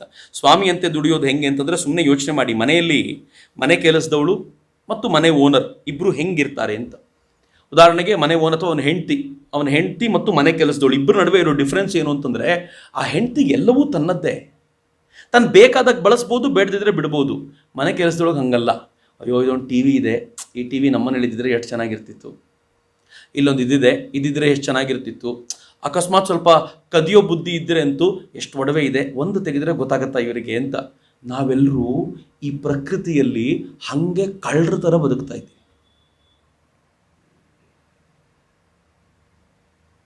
ನಮ್ಮ ಮನೆ ಕಟ್ಟಿರುವಂಥ ಜಾಗ 50 ವರ್ಷದಿಂದ ಯಾರ್ದಾಗಿತ್ತೋ ಗೊತ್ತಿಲ್ಲ. ಇನ್ನು 50 ವರ್ಷದ ನಂತರ ಅದರ ಒಡೆತನ ಯಾರಿಗಿರುತ್ತೋ ಗೊತ್ತಿಲ್ಲ. ಈಗ ನಾವು ಏನು ಮೆರಿತಾ ಇದ್ದೀವಿ, ನಮ್ಮದು ನಮ್ಮದು ನಮ್ಮದು ನಮ್ಮದು ಅಂತ, ಆಳಿಂತರ ಒಡೆಯಂತರ ಅಲ್ಲ. ಮನೆ ಹೆಂಡತಿ ಆದರೆ ಏನು, ಆ ಹೆಣ್ಮಗಳು ಇದು ನಂದೇ, ಯಾವತ್ತು ಬೇಕಿದ್ರೂ ಬಳಸ್ಬೋದು, ಯಾವತ್ತು ಬೇಕಿದ್ರೂ ಬಿಡ್ಬೋದು, ಯಾರಿಗೆ ಬೇಕಿದ್ರೂ ಕೊಡ್ತೀನಿ, ಹೊಸದು ಬೇಕಿದ್ರೆ ತರ್ತೀನಿ ಎನ್ನುವಂಥ ಭಾವ ಇದೆಯಲ್ಲ, ಅದು ಸ್ವಾಮಿತ್ವದ ಭಾವ. ಆದರೆ ನಮ್ಮೆಲ್ಲರಲ್ಲೂ ಇರೋದು ನಾವು ಆಳಿನ ಭಾವ ಇಟ್ಕೊಂಡು ದುಡಿತೀವಿ. ವಿವೇಕಾನಂದರು ಏನು ಸುಂದರವಾಗಿ ಎಕ್ಸ್ಪ್ಲೈನ್ ಮಾಡ್ತಾರೆ. ನಮ್ಗೆ ಯಾವತ್ತಾದರೂ ಈ ಸ್ವಾಮಿತ್ವದ ಮತ್ತು ಆಳಿನ ಈ ಎರಡು ಭಾವ ಅರ್ಥ ಆಗುತ್ತೆ ಅಂತ ಆಗ್ಬಿಟ್ರೆ, ದಾಸ್ಯ ಭಾವ ಯಾವುದು, ಸ್ವಾಮಿತ್ವದ ಭಾವ ಯಾವುದು ಅಂತ ಅರ್ಥ ಆಗ್ಬಿಡುತ್ತೆ ಅಂತ ಆಗ್ಬಿಟ್ರೆ, ಬದುಕು ಅರ್ಧ ಭಾಗ ಕ್ಲಿಯರ್ ಆಗಿಬಿಡುತ್ತೆ. ಹೀಗಾಗಿ ಸ್ವಾಮೀಜಿ ಹೇಳ್ತಾರೆ, ಸ್ವಾಮಿತ್ವದ ಲಕ್ಷಣ ಯಾವುದು ಅಂತ. ಭಾಳ ಚೆನ್ನಾಗಿದೆ ಇದು. ನಾನು ಆಳಿನಂತೆ ದುಡಿತಾ ಇಲ್ಲ, ಸ್ವಾಮಿಯಂತೆ ದುಡಿತಾ ಇದ್ದೀನಿ ಅನ್ನೋದಕ್ಕೆ ಲಕ್ಷಣ ಯಾವುದು ಅಂತ ಕೇಳಿದರೆ, ಸ್ವಾಮೀಜಿ ಹೇಳ್ತಾರೆ, ಅದರ ಲಕ್ಷಣ ಪ್ರೇಮ ಅಂತ. ನಿಮ್ಮ ಹೃದಯದೊಳಗೆ ಪ್ರೇಮ ಅವ್ಯಾಹತವಾಗಿ ಹರಿತಾ ಇದ್ದರೆ ನೀವು ಸ್ವಾಮಿಯಾಗಿ ದುಡಿತಾ ಇದ್ದೀರಿ. ಪ್ರೇಮ ಇಲ್ಲ ಅಂತಂದರೆ ಅದು ಸ್ವಾಮಿತ್ವ ಅಲ್ಲ ಅಂತ, ಸ್ವಾಮಿಯಾಗಿ ದುಡಿತಿಲ್ಲ ಅಂತ. ಯಾಕೆಂದರೆ ಎಲ್ಲಿ ಸ್ವಾತಂತ್ರ್ಯ ಇದೆಯೋ ಅಲ್ಲಿಯೇ ಪ್ರೇಮ ಹುಟ್ಟುತ್ತೆ, ಬಂಧನದಲ್ಲಿ ಪ್ರೇಮ ಹುಟ್ಟಲ್ಲ ಅಂತ. ಯಾರಿಗಾದರೂ ಪರಪ್ಪನ ಅಗ್ರಹಾರದೊಂದಿಗೆ ಪ್ರೇಮ ಹುಟ್ಟಿರೋದು ಕೇಳಿದ್ದೀರಿ? ಸಾಧ್ಯ ಇದೆಯೇನು?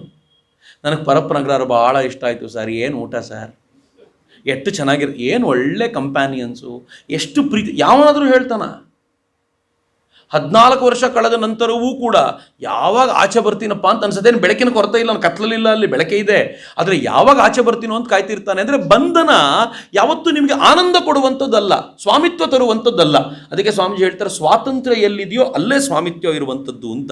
ಅದಕ್ಕೆ ಅವ್ರು ಹೇಳ್ತಾರೆ, ಜೀತಗಾರನೊಬ್ಬನನ್ನು ನೀವು ಇಟ್ಕೊಂಡು ನೀನು ಜೀತ ಮಾಡಬೇಕು, ನಾನು ಹೇಳ್ದಂಗೆ ಕೇಳಬೇಕು ಅಂತಂದರೆ ಅವನು ಕೆಲಸ ಮಾಡ್ತಾನೆ, ಪ್ರೇಮ ಇರೋದಿಲ್ಲ ಅಲ್ಲಿ. ಸ್ವಾಮೀಜಿ ಹಾಗೆ ಎಲ್ಲಿವರೆಗೂ ವಸ್ತುಗಳಲ್ಲಿ ನಮಗೆ ಆಸಕ್ತಿ ಇದೆಯೋ ಅಲ್ಲಿವರೆಗೂ ಬಂಧನದಲ್ಲಿದ್ದೀವಿ, ಬಂಧನದಲ್ಲಿರೋವರೆಗೂ ನಮಗೆ ಶುದ್ಧ ಪ್ರೀತಿ ಹುಟ್ಟಲಿಕ್ಕೆ ಸಾಧ್ಯ ಇಲ್ಲ ಅಂತ. ಆದರೆ ಮತ್ತೆ ಪ್ರಶ್ನೆ ಬರೋದು, ಸ್ವಾಮಿತ್ವದಿಂದ ದುಡಿತಾ ಇದ್ದೀವಿ ಅನ್ನೋದಕ್ಕೆ ಪ್ರೇಮ ಲಕ್ಷಣವಾದರೆ ಪ್ರೇಮದಿಂದ ದುಡಿತಾ ಇದ್ದೀವಿ ಅನ್ನೋದಕ್ಕೆ ಏನು ಉದಾಹರಣೆ, ಏನು ಅರ್ಥ, ನಮ್ಗೆ ಹೆಂಗೆ ಗೊತ್ತಾಗುತ್ತೆ ನನ್ನೊಳಗೆ ಪ್ರೇಮ ಹುಟ್ಟಿದೆಯೋ ಇಲ್ವೋ ಅಂತ? ಸ್ವಾಮೀಜಿ ಹೇಳ್ತಾರೆ, ನಾನು ಮಾಡಿದ ಕೆಲಸ ಪ್ರೇಮದಿಂದ ಮಾಡಿದ್ದೀನಿ ಅಂತ ಗೊತ್ತಾಗೋದು ಯಾವಾಗ ಅಂತಂದರೆ, ಅವರದ್ದೇ ವರ್ಡ್ ಕೋಟ್ ಮಾಡ್ತೀನಿ, ನಾನು ಲೈನ್ ಕೋಟ್ ಮಾಡ್ತೀನಿ. ಯಾವ ಕಾರ್ಯದ ಪ್ರತಿಫಲವಾಗಿ ಶಾಂತಿಯೂ ಆನಂದವೂ ಜನಿಸೋದಿಲ್ವೋ ಅದು ಯಥಾರ್ಥವಾಗಿ ಪ್ರೇಮದಿಂದ ಮಾಡಿದ ಕೆಲಸ ಅಲ್ಲ. ನನಗೆ ಇಲ್ಲಿಂದ ಮಾತಾಡಿ ಹೋದರೆ ನನ್ನ ಮನಸ್ಸಿಗೆ ಸ್ವಲ್ಪ ಶಾಂತಿ ಮತ್ತು ಆನಂದ ಸಿಗ್ತಾ ಇದೆ ಅಂತಾದರೆ ನಾನು ಪ್ರೇಮದಿಂದ ಬಂದು ಇಲ್ಲಿ ಮಾತನಾಡಿದ್ದೀನಿ ಅಂತ ಅರ್ಥ. ನನಗಿದು ಶಾಂತಿ ಮತ್ತು ಆನಂದವನ್ನು ಕೊಡದೆ ಇನ್ನೊಂದಷ್ಟು ಮನಸ್ಸನ್ನು ಕೆಡಿಸಿ ಕಳಿಸ್ತು ಅಂತಂದರೆ ಇದರಲ್ಲಿ ಪ್ರೇಮ ಇರಲಿಲ್ಲ ಅಂತ ಅರ್ಥ. ಸ್ವಾಮೀಜಿ ಹೇಳುವಂಥ ಸಿಂಪಲ್ ಸ್ಟೇಟ್ಮೆಂಟನ್ನು ಸ್ವಾಮೀಜಿ ಕೊಡ್ತಾರೆ. ಅದಕ್ಕೆ ಅವರು ಇದನ್ನು ತುಂಬ ಚೆನ್ನಾಗಿ ಎಕ್ಸ್ಪ್ಲೈನ್ ಮಾಡ್ತಾರೆ. ಯಾಕೆ ಅಂತಂದರೆ ಅವ್ರು ಹೇಳ್ತಾರೆ, ನಿಜವಾದ ಅಸ್ತಿತ್ವ, ನಿಜವಾದ ಜ್ಞಾನ ಮತ್ತು ನಿಜವಾದ ಆನಂದ, ಇದು ಸಚ್ಚಿದಾನಂದನ 3 ಮುಖ ಇದ್ದಂತೆ, ಒಂದನ್ನು ಬಿಟ್ಟು ಒಂದಿರಲ್ಲ ಅಂತ. ಆನಂದ ಇದೆ ಅಂತಂದರೆ ಅಲ್ಲಿ ಶಾಂತಿ ಇದೆ ಅಂತ ಅರ್ಥ, ಶಾಂತಿ ಇದೆ ಅಂತಂದರೆ ಪ್ರೇಮ ಇದೆ ಅಂತ ಅರ್ಥ, ಪ್ರೇಮ ಎಲ್ಲಿದೆಯೋ ಅಲ್ಲಿ ಸಾಕ್ಷಾತ್ ಭಗವಂತನ ಅಸ್ತಿತ್ವ ಇದೆ ಅಂತ ಅರ್ಥ. ಏನು ಚೆನ್ನಾಗಿ ಕನೆಕ್ಟ್ ಮಾಡ್ತಾರೆ ಸ್ವಾಮೀಜಿ. ಅವ್ರದನ್ನು ಮುಂದುವರೆದು ಹೇಳ್ತಾರೆ, ಸತ್ ಚಿತ್ ಆನಂದ, ಸತ್ತನ ಅಸ್ತಿತ್ವ, ಚಿತ್ತನ ಜ್ಞಾನ ಮತ್ತು ಆನಂದವನ್ನು ಆನಂದ ಅಂತ ನಾವು ಕರೆಯೋದಾದರೆ, ಆ ಪರಮ ಅಸ್ತಿತ್ವ ರಿಲೇಟಿವ್ ಆಗಿ ಬಂದಾಗ, ಸಾಪೇಕ್ಷವಾಗಿ ಬಂದಾಗ ಪ್ರಪಂಚವಾಗತ್ತೆ. ಪರಮ ಅಸ್ತಿತ್ವ, ಪರಮಾತ್ಮ ನಮಗೆ ಅನುಭವಕ್ಕೆ ಬರೋದು ಹೇಗೆ ಅಂದರೆ ಈ ಪ್ರಪಂಚದ ಮೂಲಕ ಅಂತ ನಾವು ಭಾವಿಸೋದಾದರೆ, ಆ ಪರಮ ಅಸ್ತಿತ್ವ ಸಾಪೇಕ್ಷದ ರೂಪದಲ್ಲಿ ಬಂದಾಗ ಪ್ರಪಂಚವಾಗಿ ಕಾಣುತ್ತೆ. ಯಾವಾಗ ಪರಮ ಅಸ್ತಿತ್ವ ಪ್ರಪಂಚವಾಯಿತೋ ಆಗ ಪರಮ ಜ್ಞಾನ ಅನ್ನೋದು ಇಲ್ಲಿರುವ ವಸ್ತುಗಳ ಜ್ಞಾನವಾಗಿ ಕನ್ವರ್ಟ್ ಆಗುತ್ತೆ. ಫೈನ್, ಅಲ್ಲಿಗೆ ಬಂತು, ಇದು ಇಲ್ಲಿಗೆ ಬಂತು. ಈಗ ಉಳಿದಿರೋದು ಆನಂದ ಮಾತ್ರ. ಪರಮ ಅಸ್ತಿತ್ವ ಇಲ್ಲಿ ಪ್ರಪಂಚವಾಯಿತು, ಪರಮ ಜ್ಞಾನ ಇಲ್ಲಿ ವಸ್ತುಗಳ ಜ್ಞಾನವಾಯಿತು, ಶಾಂತ ಜ್ಞಾನವಾಯಿತು. ಇನ್ನು ಪರಮ ಆನಂದ ಇಲ್ಲಿಗೆ ಬಂದಾಗ ಪ್ರತಿ ಹೃದಯದಲ್ಲೂ ಇರುವಂಥ ವಿಭಿನ್ನ ಬಗೆಯ ಪ್ರೇಮಗಳಾಗಿ ಮಾರ್ಪಡುತ್ತೆ ಅಂತ. ಏನು ಸುಂದರವಾದ ಎಕ್ಸ್ಪ್ಲನೇಷನ್ ಸ್ವಾಮೀಜಿ ಕೊಡ್ತಾರೆ. ಹೀಗಾಗಿ ಎಲ್ಲಿ ಆನಂದ ಹುಟ್ಟುತ್ತೋ ಅಲ್ಲಿ ಸಾಕ್ಷಾತ್ ಭಗವಂತ ಇದ್ದಾನೆ ಅಂತ ಕಲ್ಪನೆಯನ್ನು ಸ್ವಾಮೀಜಿ ಕೊಡ್ತಾರೆ. ಹೀಗಾಗಿ ಸ್ವಾಮೀಜಿ ಹೇಳ್ತಾರೆ, ಆದರೆ ಪ್ರೇಮ ಅನ್ನೋದು ನೀವು ಅರ್ಥೈಸಿಕೊಂಡಿರುವಂಥ ಭಾವನೆಯಿಂದ ಅಲ್ಲ, ಯಥಾರ್ಥವಾದ ಪ್ರೇಮ ಪರಮಾನಂದವನ್ನು ಕೊಡುವಂಥದ್ದು, ಉಳಿದಿದ್ದು ಪ್ರೇಮವೇ ಅಲ್ಲ. ನಾವು ಯಾವುದನ್ನು ಪ್ರೇಮ ಅಂತ ಅಂದ್ಕೊಳ್ತೀವೋ ಅದು ಪ್ರೇಮ ಅಲ್ಲ ಅಂತ ಅವ್ರ ಎಕ್ಸಾಂಪಲ್ ಭಾಳ ಚೆನ್ನಾಗಿ ಕೊಡ್ತಾರೆ. ಪ್ರೇಮದಲ್ಲಿ ಲೋಕವ್ಯವಹಾರ ಇಲ್ಲ ಅಂತ. ಒಬ್ಬ ಹುಡುಗ ಒಂದು ಹುಡುಗಿಯನ್ನು ಪ್ರೀತಿಸ್ತಾನೆ ಅಂತ ಇಟ್ಕೊಳ್ಳಿ. ಪ್ರೀತಿಸಿದ್ರೆ ಹುಡುಗನ ಭಾವನೆ ಹೆಂಗಿರುತ್ತೆ ಗೊತ್ತಾ? ಇವಳು ನಾನು ಹೇಳಿದಂಗೆ ಕೇಳಬೇಕು, ಇವಳು ನನ್ನನ್ನು ಬಿಟ್ಟು ಎಲ್ಲೂ ಹೋಗಬಾರ್ದು, ಇವಳು ನನ್ನ ಜೊತೆನೇ ಇರಬೇಕು, ಇನ್ಯಾರ ಜೊತೆನೂ ಕಾಣಿಸ್ಕೊಳ್ಬಾರ್ದು, ಈ ಥರದ್ದೆಲ್ಲ ಇದೆಯಲ್ಲ. ಸ್ವಾಮೀಜಿ ಹೇಳ್ತಾರೆ, ಸ್ವಾಮಿತ್ವದ ಬಯಕೆ ಅವನಿಗಿದೆ, ಇವಳು ಒಡೆಯನಾಗಬೇಕು ಅಂತ ಬಯಕೆ ಇದೆ, ಬಟ್ ಅವನವಳು ದಾಸನಾಗ್ಬಿಟ್ಟಿದ್ದಾನೆ ಅಂತ. ಯಾಕೆ ದಾಸ? ನನ್ನನ್ನು ಬಿಟ್ಟು ಎಲ್ಲೂ ಹೋಗಬಾರ್ದು ಅಂತಂದರೆ ಇವಳು ನನ್ನ ಜೊತೆನೇ ಇರಬೇಕು. ಇವಳೆಲ್ಲಾದರೂ ಬೇರೆಯವ್ರ ಜೊತೆ ಕಂಡ ತಕ್ಷಣ ಇವನಿಗೆ ಟೆನ್ಷನ್ ಶುರುವಾಗುತ್ತೆ. ಇವಳು ಬಿಟ್ಟು 4 ದಿನ ಇಲ್ಲ ಅಂತಂದ ಕೂಡಲೇ ಇವನಿಗೆ ತಡ್ಕೊಳ್ಳಿಕ್ಕೆ ಸಾಧ್ಯವಾಗಿರುವಂಥ ಸಂಕಟ ಶುರುವಾಗುತ್ತೆ. ಪ್ರೇಮ ಇಲ್ಲ ಇಲ್ಲಿ ಅಂತ ಸ್ವಾಮೀಜಿ ಅದನ್ನು ತುಂಬ ಚೆನ್ನಾಗಿ ಹೇಳ್ತಾರೆ. ಏನು ಹೇಳ್ತಾರೆ ಅಂತಂದರೆ, ಇದು ಪ್ರೇಮದ ವೇಷದಲ್ಲಿರುವ ವ್ಯಾಧಿಗ್ರಸ್ತ ಮೋಹ ಅಂತ. ಇದು ಪ್ರೇಮ ಅಲ್ಲ, ವ್ಯಾಧಿಗ್ರಸ್ತವಾಗಿರುವಂಥ ಮೋಹ ಅಲ್ಲಿದೆ ಅಂತ. ಅದಕ್ಕೆ ಅವ್ರು ಹೇಳ್ತಾರೆ, ದುಃಖದೊಂದಿಗೆ ಯಾವುದು ಬರುತ್ತೋ ಅದು ಪ್ರೇಮ ಅಲ್ಲ, ಮೋಹ ಮಾತ್ರ ಅಂತ. ಕೆಲವೊಂದ್ಸಲ ನಾವು ನೋಡ್ತೀವಲ್ಲ, ಪ್ರೇಮ ಆನಂದವನ್ನು ಮಾತ್ರ ಕೊಡಬೇಕು, ಆದರೆ ಈ ಆಕರ್ಷಣೆ ನಮ್ದು ಹೆಂಗಿದೆ ಅಂತಂದರೆ, ಸ್ವಾಮೀಜಿ ಹೇಳ್ತಾರೆ, ಭೌತಿಕ ಜಗತ್ತಿನಲ್ಲಿ ಯಾವ ಆಕರ್ಷಣೆ ಇದೆಯೋ ದೇಹದ ರೂಪದಲ್ಲೂ ಹಾಗೆ. 2 ಆಟಮ್ಗಳ ನಡುವೆ ಪರಸ್ಪರ ಆಕರ್ಷಣೆ ಇದ್ದಂತೆ 2 ದೇಹಗಳ ನಡುವೆಯೂ ಕೂಡ ಪ್ರೇಮ ಅಂತಂದರೆ ನಾವೇನು ಅನ್ಕೊಳ್ತೀವಿ ಅಂತಂದರೆ, ದೇಹಗಳು ಜೊತೆಯಲ್ಲಿರಬೇಕು ಅಂತ. ಈ ದೇಹಗಳು ಜೊತೆಯಲ್ಲಿರಬೇಕು, ನಾನು ಕರೆದಾಗ ಮಾತನಾಡ್ಲಿಕ್ಕೆ ಸಿಗಬೇಕು, ನಾನು ಕೇಳಿದಾಗ ಉತ್ತರ ಕೊಡ್ಲಿಕ್ಕೆ ಆಗಬೇಕು, ಇದನ್ನು ಪ್ರೇಮ ಅನ್ಕೊಳ್ತೀವಿ. ಡೆಫಿನೆಟ್ಲಿ ಇದು ಪ್ರೇಮ ಅಲ್ಲ. ಸ್ವಾಮೀಜಿ ಹೇಳ್ತಾರೆ, ಇದು ಪ್ರೇಮ ಅಲ್ಲ. ಯಾಕೆ ಅಂತಂದರೆ, ನೀನು ಕರೆ ಮಾಡಿದಾಗ ಅವ್ನು ಸಿಗದೆ ಹೋದಾಗ ನಿಂಗೆ ದುಃಖ ಆಗುತ್ತೆ ಅಂತಂದರೆ ಅಲ್ಲಿ ಪ್ರೇಮ ಇಲ್ಲ ಅಂತ ಅರ್ಥ ಅಂತ. ನೀನು ಅತ್ಯಂತ ಶ್ರದ್ಧೆಯಿಂದ ಅವನನ್ನು ಪ್ರೀತಿಸ್ತೀಯ ಅಂತಂದರೆ ಎಲ್ಲಿದ್ದರೂ ಕೂಡ ಅವನ ಬಗ್ಗೆ ಅತ್ಯಂತ ಶ್ರದ್ಧೆಯ ಕಾಳಜಿಯನ್ನು ಕೊಡ್ಲಿಕ್ಕೆ ಸಾಧ್ಯ ಆಗುತ್ತಲ್ಲ, ಅತ್ಯದ್ಭುತವಾಗಿರುವಂಥದ್ದು. ನಾನು ಅನೇಕ ಮಂದಿಯನ್ನು ಆ ಥರದ್ದು ನೋಡಿದ್ದೀನಿ. ಅವ್ರ ಪ್ರೇಮ ಹೆಂಗಿರುತ್ತೆ ಅಂತಂದರೆ, ನೀವು ಅದನ್ನು ಜೀರ್ಣಿಸ್ಕೊಳ್ಳಿಕ್ಕೆ ಒದ್ದಾಡಬೇಕು, ಅಷ್ಟು ಪ್ರೇಮ. ಯಾವತ್ತೂ ನಿಮ್ಮ ಹೋಗಕ್ಕೆ, ನಿಮ್ಮ ಓಟಕ್ಕೆ ಒಡ್ಡುವಂಥವರಲ್ಲ, ಆದರೆ ನಿಮ್ಮ ಬಗ್ಗೆ ಅಪಾರವಾದ ಪ್ರೇಮವನ್ನು ಇಟ್ಕೊಂಡಿರುವಂಥವ್ರು. ನೀವು ಎದುರಿಗೆ ಸಿಕ್ಕಾಗ ನಿಮ್ಮನ್ನು ಎಷ್ಟು ಪ್ರೀತಿಯಿಂದ ಕಾಣ್ತಾರೆ. ನೀವು ಪಕ್ಕದಲ್ಲಿ ನಿಲ್ಲದೆ ಹೋದಾಗ ನೀವು ಇರಬೇಕಿತ್ತು ಅಂತ ಹಠ ಹಿಡ್ಕೊಂಡೇನು ಕೂತ್ಕೊಳ್ಳಲ್ಲ. ಒಂದು ಅಪರೂಪದ ಪ್ರೇಮದ ದೃಷ್ಟಿ. ನಾನು ಕೆಲವರನ್ನು ಈ ಪ್ರೇಮದ ಭಾವದಿಂದ ಹೇಳೋದಾದರೆ, ಮಂಗಳೂರಿನಲ್ಲಿ ಒಬ್ಬರಿದ್ದಾರೆ, ಸುಮತಕ್ಕ ಅಂತ. ಅವರ ಯಜಮಾನರು ರಾಷ್ಟ್ರೀಯ ಸ್ವಯಂ ಸೇವಕ ಸಂಘದಲ್ಲಿದ್ದರು, ಆಕೆ ಕೂಡ ಸೇವಿಕಾ ಸಮಿತಿಯಲ್ಲಿದ್ದವರು. ಅವರ ಯಜಮಾನರು ಸಿಕ್ಕಾಪಟ್ಟೆ ಸೇವಾ ಕಾರ್ಯವನ್ನು ಮಾಡಿದವರು. ಸೇವಾ ಕಾರ್ಯವನ್ನು ಮಾಡಿದ ಆತ ತೀರ್ಕೊಂಡ ನಂತರ ಈಕೆ ಅವರೇ ಶುರು ಮಾಡಿದಂಥ ಅವರ ಚೇತನ ಮಕ್ಕಳ ಶಾಲೆ ಒಂದನ್ನು ಕಂಟಿನ್ಯೂ ಮಾಡಿದರು. ಈ ಮಕ್ಕಳ ಶಾಲೆದು ವೈಶಿಷ್ಟ್ಯ ಏನು ಅಂತಂದರೆ, ಇದು ಬುದ್ಧಿಮಾಂದ್ಯ ಮಕ್ಕಳು, ಸ್ಪೆಷಲಿ ಏಬಲ್ಡ್ ಚೈಲ್ಡ್ ಅಂತ ನಾವೇನು ಕರಿತೀವಿ, ವಿಶೇಷ ಚೇತನ ಮಕ್ಕಳ ಶಾಲೆ. ಆ ಮಕ್ಕಳನ್ನು ಹೆಂಗೆ ನೋಡ್ಕೊಳ್ತಾರೆ ಅವರು ಅಂತಂದರೆ, ಆ ಪ್ರೇಮ ಇದೆಯಲ್ಲ, ಅನ್ಇಮ್ಯಾಜಿನಬಲ್. ನಮ್ಮ ಮಕ್ಕಳಿಗೆ ಎಲ್ಲ ಸರಿ ಇದ್ರೇ ಆ ಪ್ರೇಮ ಕೊಡಲಿಕ್ಕಾಗಲ್ಲ ನಮಗೆ. ನಮ್ಮ ಮಕ್ಕಳೇ ಸ್ವಲ್ಪ ಬುದ್ಧಿಮಾಂದ್ಯರಾಗಿದ್ದರೆ ಯಾರಾದರೂ ಕರ್ಕೊಂಡು ಹೋಗ್ಬಿಟ್ರೆ ಸಾಕಪ್ಪ ಅಂತ ಹೇಳ್ಕೊಳ್ತಾರೆ. ಅಂಥ ಸಂದರ್ಭಗಳಲ್ಲಿ ಯಾರದ್ದೋ ಮಗು ಬುದ್ಧಿಮಾಂದ್ಯವಾಗಿರೋದನ್ನು ಆ ತಾಯಂದಿರು ನೋಡ್ಕೊಳ್ಳೋ ರೀತಿಯನ್ನು ನಂಗೆ ನೋಡಿದಾಗ ಅನಿಸುತ್ತೆ, ಏನು ಪರಮಾದ್ಭುತ ಇದು, ಎಂಥ ಶಕ್ತಿ ಬಂದಿದೆ ಇಲ್ಲಿ, ಭಗವಂತ ಎಂಥ ಶಕ್ತಿಯನ್ನು ಹುಟ್ಟಾಕಿದ್ದಾನೆ ಅಂತ ನಮ್ಗೆ ಅನಿಸುತ್ತಲ್ಲ. ಅದರ ಹಿಂದೆ ಇರುವಂಥ ಅಪರೂಪದ ಶಕ್ತಿ ಇಂಥದ್ದು. ಆ ಪ್ರೇಮದ ಶಕ್ತಿ ಭಾಳ ವಿಶಿಷ್ಟವಾಗಿರುವಂಥ ಶಕ್ತಿಯಾಗಿ ಕಣ್ಮುಂದೆ ಕಾಣುತ್ತೆ. ಇದು ಯಾವುದರಿಂದ ಸಾಧ್ಯ ಆಗುತ್ತೆ ಅಂದರೆ, ಅನಾಸಕ್ತಿಯಿಂದ ಮಾತ್ರ ಸಾಧ್ಯ ಆಗುತ್ತೆ ಅಂತ ವಿವೇಕಾನಂದರು ಹೇಳ್ತಾರೆ. ಅನಾಸಕ್ತಿಯನ್ನು ಇಟ್ಕೊಂಡ್ಬಿಡಿ, ಈ ಅನಾಸಕ್ತಿ ನಿಮಗೊಂದು ಅದ್ಭುತವಾದ ಶಕ್ತಿಯನ್ನು ಕೊಡುತ್ತೆ ಅಂತ. ತಾಯಿಗೆ ಅಂಥದ್ದೊಂದು ಅನಾಸಕ್ತಿ ಇದೆ. ನಾನು ಭಾಳ ಹಿಂದೆ ಒಂದು ಕಥೆಯನ್ನು ಕೇಳಿದ್ದೆ. ಒಂದು ತಾಯಂದಿರ ಪಾದಪೂಜೆ ಮಾಡುವ ಸಂದರ್ಭದಲ್ಲಿ ಯಾರೋ ಒಬ್ಬ ಹಿರಿಯರು ಹೇಳಿದರು ಒಂದು ಸುಂದರವಾದ ಕಥೆಯನ್ನು. ಒಬ್ಬ ಹುಡುಗ, ಯೌವನಕ್ಕೆ ಬಂದಿರುವಂಥ ಹುಡುಗ, ಆಕರ್ಷಣೆಗೆ ಒಳಗಾಗಿ ಒಂದು ಹುಡುಗಿಯನ್ನು ಪ್ರೀತಿಸಿದ. ಆ ಪ್ರೀತಿ ಅವನನ್ನು ಎಲ್ಲಿವರೆಗೂ ಮಾಡ್ತು ಅಂತಂದರೆ, ಮನೆಯವ್ರನ್ನೆಲ್ಲ ಧಿಕ್ಕರಿಸಿ ಅವಳನ್ನು ಮದುವೆ ಆಗಲಿಕ್ಕೆ ಅಂತ ಸಿದ್ಧನಾಗ್ಬಿಟ್ಟ. ಭಾಳ ಜನ ಹಾಗೆ ಇದ್ದಾರೆ. ಅವರಿಗೆ ಆ ಆಕರ್ಷಣೆ ಎಷ್ಟು ಜೋರಾಗಿ ಎಳೆಯುತ್ತೆ ಅಂತಂದರೆ, ಇದೆಲ್ಲವನ್ನೂ ಬಿಟ್ಟು ಹೋಗಲಿಕ್ಕೂ ಸಿದ್ಧ ಅನ್ನುವಂಥ ದೃಷ್ಟಿಯಿಂದ ಹೋದರು. ಹಂಗೆ ಹೋದ ನಂತರ ಆ ಹುಡುಗಿ ಹೇಳಿ ಕಳಿಸಿದ್ಲು, ನೋಡು, ನಾನು ನಿನ್ನನ್ನು ಮದುವೆ ಆಗಬೇಕು ಅಂದರೆ ಒಂದೇ ಒಂದು ಕಂಡೀಷನ್ನು, ನಿಮ್ಮ ಅಮ್ಮನ ಹೃದಯ ಕಿತ್ಕೊಂಡು ಬರಬೇಕು ಅಂತ. It was a tough call. But ಅನ್ನೋದು ಅಷ್ಟೇ ತಾನೇ, ತೊಗೊಂಬರ್ತೀನಿ, ಅವಳಿಗೆ ಏನು ವಯಸ್ಸಾಗಿದೆ, ತಲೆ ಕೆಡಿಸ್ಕೊಳ್ಳೋದೇನಿಲ್ಲ ಅಂತ. ಹೋದ, ತಾಯಿಯನ್ನು ಕೊಂದು ಆಕೆಯ ಹೃದಯಕ್ಕೆ ಕೈ ಹಾಕಿ ಕಿತ್ಕೊಂಡ್ಬಂದ. ಬರ್ಕೊಳ್ತಿತ್ತು. ಕಿತ್ಕೊಂಡು ಇನ್ನು ಮದುವೆ ಆಗುವಂಥ ಸಂದರ್ಭ, ನಾನು ಬರ್ಬೋದಲ್ಲ, ಅವಳಿಗೆ ಇದನ್ನು ಕೊಟ್ಟು ಅವಳನ್ನು ಮದುವೆ ಆಗಬೇಕು ಅಂತ ಓಡಿ ಬರಬೇಕಾದ್ರೆ ಎಡವು ಬಿದ್ದಂತೆ ಹೃದಯ ಹೇಳ್ತಂತೆ, ಮಗು ಹುಷಾರು ಕಣಪ್ಪ, ನಿಧಾನಕ್ಕೆ ಹೋಗಪ್ಪ ಅಂತ. ನನಗೆ ಹೆಂಗೆ ಅನ್ನಿಸ್ಬಿಡ್ತು ಅಂತಂದರೆ, ಅದು ಆಗಿರ್ಬೋದೋ ಇಲ್ವೋ ಗೊತ್ತಿಲ್ಲ, ಆದರೆ ನಿಷ್ಕಾಮವಾಗಿ ಪ್ರೀತಿಸುವಂಥ ಒಂದು ಹೃದಯ ಹೇಗಿರ್ಬೋದು ಅನ್ನುವಂಥ ಒಂದು ಕಲ್ಪನೆ. ಸ್ವಾಮೀಜಿ ಹೇಳ್ತಾರೆ, ತಾಯಿಗೆ ಮಾತ್ರ ಅದು ಸಾಧ್ಯವಾಗುತ್ತೆ. ಯಾಕೆ ಅಂತಂದರೆ, ತಾಯಿ ತನ್ನ ಮಗನಿಂದ ಅಪೇಕ್ಷೆ ಪಡದೆ ಮಾಡ್ತಾಳೆ ಅದನ್ನು. ಏನೂ ಅಪೇಕ್ಷೆ ಪಡಲ್ಲ. ಪ್ರತಿ ಬಾರಿ ಊಟ ಹಾಕಿದಾಗಲೂ ಊಟ ಆದ ತಕ್ಷಣ ಥ್ಯಾಂಕ್ಸ್ ಹೇಳಬೇಕು ಅಂತ ಕೇಳ್ತಾಳೇನು? ಇತ್ತೀಚೆಗಿದೆ ಇಂಗ್ಲೀಷ್ ಕಲ್ತಿರೋದ್ರಿಂದ ಬಂದಿರುವಂಥ ಪ್ರಾಬ್ಲಮ್ಗಳಿವೆಲ್ಲ. ಮಮ್ಮಿ ಥ್ಯಾಂಕ್ ಯು ಅಂತ ಹೇಳಬೇಕು. ಮದರ್ಸ್ ಡೇ ಸೆಲೆಬ್ರೇಟ್ ನಮ್ಮ ಅಮ್ಮಂಗೆ ಯಾವತ್ತೂ ಮದರ್ಸ್ ಡೇ ಸೆಲೆಬ್ರೇಟ್ ಮಾಡಲಿಲ್ಲ ರೀ, ಆದರೆ ಅವಳ ಪ್ರೀತಿ ಯಾವತ್ತೂ ಕಡಿಮೆ ಆಗಲಿಲ್ಲ. ಇವತ್ತು ಮದರ್ಸ್ ಡೇ ದಿನ ಮಗ ಏನಾದರೂ ಮರ್ತೋಗ್ಬಿಟ್ಟ ಅಂದರೆ ಮಮ್ಮಿಗೆ ಕೋಪ ನೋಡಬೇಕು, ನನ್ನನ್ನು ಮರ್ತೇ ಬಿಟ್ನಲ್ಲ ಮದರ್ಸ್ ಡೇ ದಿನ ಅಂತ. ಅಂದರೆ ನಮ್ಗೆ ಗೊತ್ತಿಲ್ಲದಂತೆ ನಾವು ಎಕ್ಸ್ಪೆಕ್ಟೇಷನ್ ಶುರು ಮಾಡಿದರೆ ಅದು ಪ್ರೇಮ ಅಲ್ಲ, ಅದು ಮೋಹ ಅಷ್ಟೇ. ಮಾಸ್ತಿ ವೆಂಕಟೇಶ್ ಅಯ್ಯಂಗಾರದೊಂದು ಸುಂದರವಾದ ಕಥೆ ಇದೆ. ಅವ್ರ ಹತ್ರ ದಂಪತಿಗಳಿಬ್ಬರು ಬಂದರಂತೆ. ಸ್ವಲ್ಪ ವಯಸ್ಸಾಗಿತ್ತು, ಪ್ರಾಬಬ್ಲಿ 55-60 ಆ ರೇಂಜಿನ ಅವ್ರು ಇರ್ಬೋದು ಅನಿಸುತ್ತೆ. ಇಬ್ಬರು ಭಾಳ ಬೇಜಾರಲ್ಲಿದ್ದರಂತೆ, ತುಂಬ ಖುಷಿಯಲ್ಲಿರ್ತಿದ್ದವರು ಭಾಳ ಬೇಜಾರಲ್ಲಿದ್ದರು.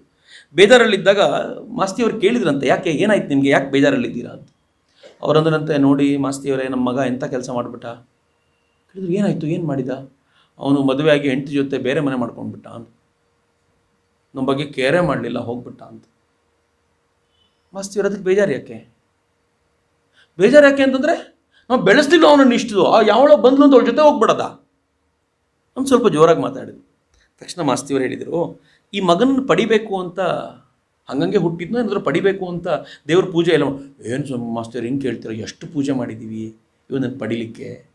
ಅಷ್ಟು ಪೂಜೆ ಆಗಿ ಅವನು ಹುಟ್ಟಿದ ದಿನ ಖುಷಿ ಆಯಿತೋ ಇಲ್ವೋ? ಖುಷಿ ಆಯಿತಾ? ಇಡೀ ಊರಿಗೆ ಸಂಭ್ರಮ ಹಂಚ್ಕೊಂಡ್ವಿ ಅಂತ. ನೀವೇ ಇಟ್ಟ ಹೆಸರನ್ನು ಅವನು ಸಂಭ್ರಮಿಸಿಕೊಂಡು ತನ್ನ ಹೆಸರಿದು ಅಂತ ಹೇಳಿಕೊಂಡು ಮೊದಲ ಬಾಯಿ ಮಾತಾಡುವಾಗ ಖುಷಿ ಆಯಿತೋ ಇಲ್ವೋ? ಭಾಳ ಖುಷಿ ಆಯಿತು. ನೀವು ಅವನು ಸ್ಕೂಲಿಗೆ ಹೋಗಿ ಹೆಚ್ಚು ಮಾರ್ಕ್ಸ್ ತೊಗೊಂಡು ಬಂದು ನಿಮ್ಮ ಹತ್ರ ತೋರಿಸುವಾಗ ಖುಷಿ ಪಟ್ಟರೋ ಇಲ್ವೋ? ಖುಷಿ ಪಟ್ವಿ ಅಂತ, ಭಾಳ ಖುಷಿ ಪಟ್ವಿ. ಇಡೀ ಊರಲ್ಲಿ ಅವನಷ್ಟು ಮಾರ್ಕ್ಸ್ ತಗೊಳ್ತಿದ್ದವ್ರು ಯಾರೂ ಇಲ್ಲ. ಕರೆಕ್ಟ್. ಅವನಿಗೆ ಮೊದಲನೇ ಉದ್ಯೋಗ ಸಿಕ್ಕಾಗ ಏನು ಸಂಭ್ರಮ, ಮೊದಲನೇ ಸಂಬಳ ತಂದು ನನ್ನ ಕೈಯಲ್ಲೇ ಕೊಟ್ಟ ಅಂತ ತಾಯಿ ಭಾಳ ಹೆಮ್ಮೆ ಹೇಳ್ಕೊಂಡು ನನ್ನ ಕೈಯಲ್ಲೇ ಕೊಟ್ಟ. ಖುಷಿ ಆಯಿತೋ ಇಲ್ವೋ? ಖುಷಿ ಆಗದೆ ಏನು ಮಾಸ್ತಿಯವರೇ, ಅಕ್ಕಪಕ್ಕದವರು ಮನೆಯವರಿಗೆಲ್ಲ ಹೇಳ್ಕೊಂಡು ತಿರುಗಾಡಬೇಕು ಅನ್ನಿಸ್ತಿತ್ತು ನನಗೆ, ನನ್ನ ಮಗ ಎಂಥವನು ಅಂತ. ಮದುವೆ ಆದಾಗ ನಾವು ನೋಡಿದ ಹುಡುಗಿನೇ ಮದುವೆ ಆದ ಅವನು. ಯಾವುದೋ ಹುಡುಗಿನ ಕಟ್ಕೊಂಡು ಓಡೋಗ್ಲಿಲ್ಲ, ನಾವು ನೋಡಿದ ಹುಡುಗಿನೇ ಮದುವೆ ಆದ. ಭಾಳ ಖುಷಿ ಆಯಿತು. ಮತ್ತು ನಿಮ್ಗೆ ಕೊಡಬೇಕಾದೆಲ್ಲ ಕೊಟ್ಟನಲ್ಲ ಅವನು. ಹುಟ್ಟದಾಗ ಖುಷಿ ಕೊಟ್ಟ, ಸ್ಕೂಲಿಗೆ ಹೋಗ್ಬೇಕಾದ್ರೆ ಖುಷಿ ಕೊಟ್ಟ, ಕೆಲಸ ಸಿಕ್ಕ ಖುಷಿ ಕೊಟ್ಟ, ಮೊದಲನೇ ಸಂಬಳ ತಂದು ಕೊಟ್ಟ, ಈಗ ಮದುವೆನೂ ನೀವು ಹೇಳಿದ ಹುಡುಗಿನೇ ಆದ. ಎಲ್ಲ ಖುಷಿಯನ್ನು ಕೊಟ್ಟ, ನಿಮ್ಗೆ ಕೊಡಬೇಕಾಗಿದ್ದಕ್ಕಿಂತ ಜಾಸ್ತಿ ಕೊಟ್ಟಾಯಿತು. ಇನ್ನೇನು ಎಕ್ಸ್ಪೆಕ್ಟ್ ಮಾಡ್ತೀರಾ ಅವನಿಂದ ಅಂತಂದಾಗ ಅವ್ರು ನಿಧಾನವಾಗಿ ಎದ್ದು, ನಮ್ಗೆ ಅರ್ಥ ಆಯಿತು, ದಯವಿಟ್ಟು ಕ್ಷಮಿಸಿ ಅಂತೇಳಿ ಎದ್ದೋದ್ರಂತೆ ಅಲ್ಲಿಂದ. ಮಾಸ್ತಿಯವ್ರ ಬದುಕಿನಲ್ಲಿ ಬರುವಂಥ ಘಟನೆ ಎಷ್ಟು ಚೆನ್ನಾಗಿದೆ ಅಂತಂದರೆ, ಪ್ರತಿ ಬಾರಿಯೂ ನೀವು ಆಸಕ್ತರಾಗಿದ್ದಷ್ಟು ಎಕ್ಸ್ಪೆಕ್ಟೇಷನ್ ಜಾಸ್ತಿ ಆಗುತ್ತೆ. ಎಕ್ಸ್ಪೆಕ್ಟ್ ಮಾಡಿದ ತಕ್ಷಣ ಅದು ಪ್ರೇಮ ಆಗಲ್ಲ, ಅದು ಮೋಹ ಆಗುತ್ತೆ. ಮೋಹ ದುಃಖವೇ. ಯಾವತ್ಯಾವತ್ತು ಮೋಹದಿಂದ ನೀವೇನಾದರೂ ಬರುತ್ತೆ ಅಂತ ಕಾಯ್ಕೊಂಡು ಕೂತಿರ್ತೀರೋ, ಫಲಾಪೇಕ್ಷಿಯಾಗಿ ಕೂತಿರ್ತೀರೋ, ಅದು ದುಃಖವನ್ನು ತರುತ್ತೆ. ನಂಗೆ ತುಂಬ ಜನ ಮೆಸೇಜ್ ಹಾಕ್ತಾರೆ, ನಾವು ಮೆಸೇಜ್ ಹಾಕ್ತೀನಿ ರಿಪ್ಲೈ ಮಾಡೋದಿಲ್ಲ ಅಂತ. ಮಾಡೋದು ಯಾಕೆ ಮೆಸೇಜ್? ಹಂಗಿದ್ರೆ ರಿಪ್ಲೈ ಬರಲೇಬೇಕು ಅಂತಾದರೆ ಮೆಸೇಜ್ ಮಾಡಲಿಕ್ಕೆ ಹೋಗಬೇಡಿ ಅಂತ. ರಿಪ್ಲೈ ಮಾಡೋದು ನನ್ನ ಖುಷಿಗೆ ಸಂಬಂಧಪಟ್ಟಿದ್ದು. ಈ ಕಾರ್ಪೊರೇಟ್ ವರ್ಲ್ಡ್ ಬಂದ ನಂತರ ಹೆಂಗಾಗಿದೆ ಅಂತಂದರೆ, ಒಂದು ಗುಡ್ ಮಾರ್ನಿಂಗ್ ಕಳಿಸಿದ್ರೆ ನೀವು ಒಂದು ವಾಪಸ್ ಗುಡ್ ಮಾರ್ನಿಂಗ್ ಕಳಿಸ್ಲೇಬೇಕು ಅಂತ. ಅವನಿಗೊಂದು ದಿನಕ್ಕೊಂದು 200 ಮೆಸೇಜ್ ಬಂದರೆ ಸತ್ತೇ ಹೋಗ್ತಾನೆ. ಬೆಳಗ್ಗೆ ಎದ್ದು ಹಾಸಿಗೆ ಮೇಲೆ 2 ಗಂಟೆ ಕೂತಿರ್ಬೇಕು, good morning good morning good morning ಅಂತ ಹಾಕೊಂಡು. ಅದಕ್ಕೆ ಜನನು ಭಾಳ ಬುದ್ಧಿವಂತರು ಹೆಂಗೆ ಅಂದರೆ ಬ್ರಾಡ್ಕಾಸ್ಟ್ ಮಾಡ್ಕೊಂಡು ಬಿಡ್ತಾರೆ ವಾಟ್ಸಪ್ನಲ್ಲಿ. ಒಂದು ಮೆಸೇಜು ಎಲ್ರಿಗೂ ಒಂದು ಜೊತೆ ಕಳಿಸ್ಬಿಡ್ತಾರೆ, ಹೋಗ್ಲಿ ಏನಾದರೂ ಆಗೋಗ್ಲಿ ಅಂತ. ಅವ್ರು ನೋಡಿದಾರಾ ಇಲ್ವಾ, ಎದ್ದಿದ್ದಾರಾ ಇಲ್ವಾ, ಹುಷಾರಾಗಿದ್ದಾರೆ, ಏನಾದರೂ ಹಾಳಾಗಿ ಹೋಗ್ಲಿ, ಒಂದು ಹಾಕಿ ಕಳಿಸ್ಬಿಟ್ರೆ ಮುಗಿದೋಯ್ತು ಅಂತ. ನಾವು ಹಂಗೆ ಆಗಿದ್ದೀವಿ ಅಂತ. ಎಷ್ಟು ನಿರ್ಭಾವುಕತೆ ಬಂದ್ಬಿಟ್ಟಿದೆ ಅಂತಂದರೆ, ಆ ಪ್ರೇಮಕ್ಕೆ ಮೌಲ್ಯವೇ ಇಲ್ಲದಂತೆ ಮಾಡಿದ್ದೀವಿ. ಯಾಕೆಂದರೆ ಅದು ಮೋಹವಾಗಿ ಕನ್ವರ್ಟ್ ಆಗುತ್ತೆ ಅಂತ. ಅದಕ್ಕೆ ಹೇಳ್ತಾರೆ, ಏನಂತ ಹೇಳ್ತಾರೆ ಅಂತಂದರೆ, ಶ್ರೀಕೃಷ್ಣ ತಾನು ಹೇಳ್ತಾನಲ್ಲ, ಅದನ್ನು ಸ್ವಾಮೀಜಿ ಭಾಳ ಚೆನ್ನಾಗಿ ಹೇಳ್ತಾರೆ. ಶ್ರೀಕೃಷ್ಣ ನನಗೆ ಮಾಡಲಿಕ್ಕೆ ಯಾವ ಕರ್ಮ ಇಲ್ಲದೆ ಹೋದರೂ ನಾನು ಕರ್ತವ್ಯ ಮಾಡ್ತಿದ್ದೀನಿ. ಅವನು ಹೇಳ್ತಾನೆ, ನಮೇ ಪಾರ್ಥಾಸ್ತಿ ಕರ್ತವ್ಯಂ ತ್ರಿಷು ಲೋಕೇಶು ಕಿಂಚನ ನಾನವಾಪ್ತಮವಾಪ್ತವ್ಯಂ ವರ್ತ ಏವಚ ಕರ್ಮಣಿ. ನನಗೆ 3 ಲೋಕಗಳಲ್ಲಿ ಯಾವ ಕರ್ಮವೂ ಇಲ್ಲ, ಆದರೆ ನಾನು ಪಡೆಯಬೇಕಾಗಿರೋದು ಪಡೆದಿರೋದು ಎರಡೂ ಏನೂ ಇಲ್ಲದೆ ಇದ್ದರೂ ನಾನು ಕರ್ಮ ಮಾಡ್ತಿದ್ದೀನಿ. ಯಾಕೆ ಅಂದರೆ ಸ್ವಾಮಿ ವಿವೇಕಾನಂದರು ಹೇಳ್ತಾರೆ, ಕೃಷ್ಣನಿಗೆ ಪ್ರಪಂಚದ ಮೇಲೆ ಪ್ರೇಮ ಇದೆ ಅಂತ. ಪ್ರೇಮ ಇರೋದ್ರಿಂದ ಕೆಲಸ ಮಾಡಿದ್ದಂತೆ. ಅವನಿಗೆ ಆ ಪ್ರೇಮ ಇಲ್ಲದೆ ಹೋಗಿದ್ದಿದ್ರೆ ಅವನು ಆ ಕೆಲಸ ಮಾಡ್ತಿರ್ಲಿಲ್ಲ ಅಂತ ವಿವೇಕಾನಂದರು ಹೇಳ್ತಾರೆ. ಹೀಗಾಗಿ ಆ ಪ್ರೇಮದ ವ್ಯಾಪ್ತಿ ಎಂಥದ್ದು ಅಂತಂದರೆ, ಜನಕನ ಲೋಕಸಂಗ್ರಹದ ಕುರಿತಂತೆ ನಾವು ಮಾತಾಡಿದ್ವಲ್ಲ, ಅವನು ಎಲ್ಲವನ್ನೂ ಪಡ್ಕೊಂಡ ನಂತರ ಬ್ರಹ್ಮತತ್ವವನ್ನು ಅರಿತ ನಂತರ ಇರಬಾರ್ದಾಗಿತ್ತು. ಪ್ರಪಂಚವನ್ನು ಪ್ರೀತಿಸ್ತಾನೆ, ಪ್ರೇಮಿಸ್ತಾನೆ ಅನ್ನೋ ಕಾರಣಕ್ಕೋಸ್ಕರ ಇದ್ದು ಈ ಎಲ್ಲ ಸಂಭಾಳಿಸ್ಕೊಂಡು ಹೋದ.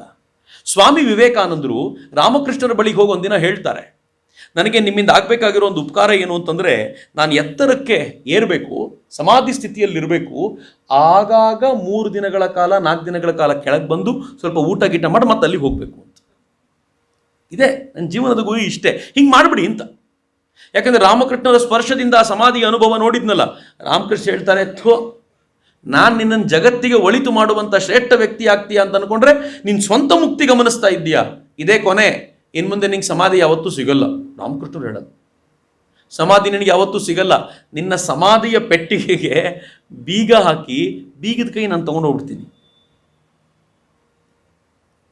ನೀನು ಸಮಾಜದ ಕೆಲಸದಲ್ಲಿರಬೇಕು ಅಂತ ಯಾಕಿದ್ರು ಸ್ವಾಮಿ ವಿವೇಕಾನಂದರು 39 ವರ್ಷ ಯಾಕೆ ಬದುಕಿದ್ರು ಅಂತಂದರೆ, ನಿಮ್ಮ ಮೇಲಿರುವ ಪ್ರೀತಿಯ ಕಾರಣಕ್ಕೋಸ್ಕರ, ಅವ್ಯಾಹತವಾಗಿರುವಂಥ ನಿರ್ವ್ಯಾಜವಾಗಿರುವಂಥ ಪ್ರೇಮದ ಕಾರಣಕ್ಕೋಸ್ಕರ ಬದುಕಿದ್ರು ಅಂತ.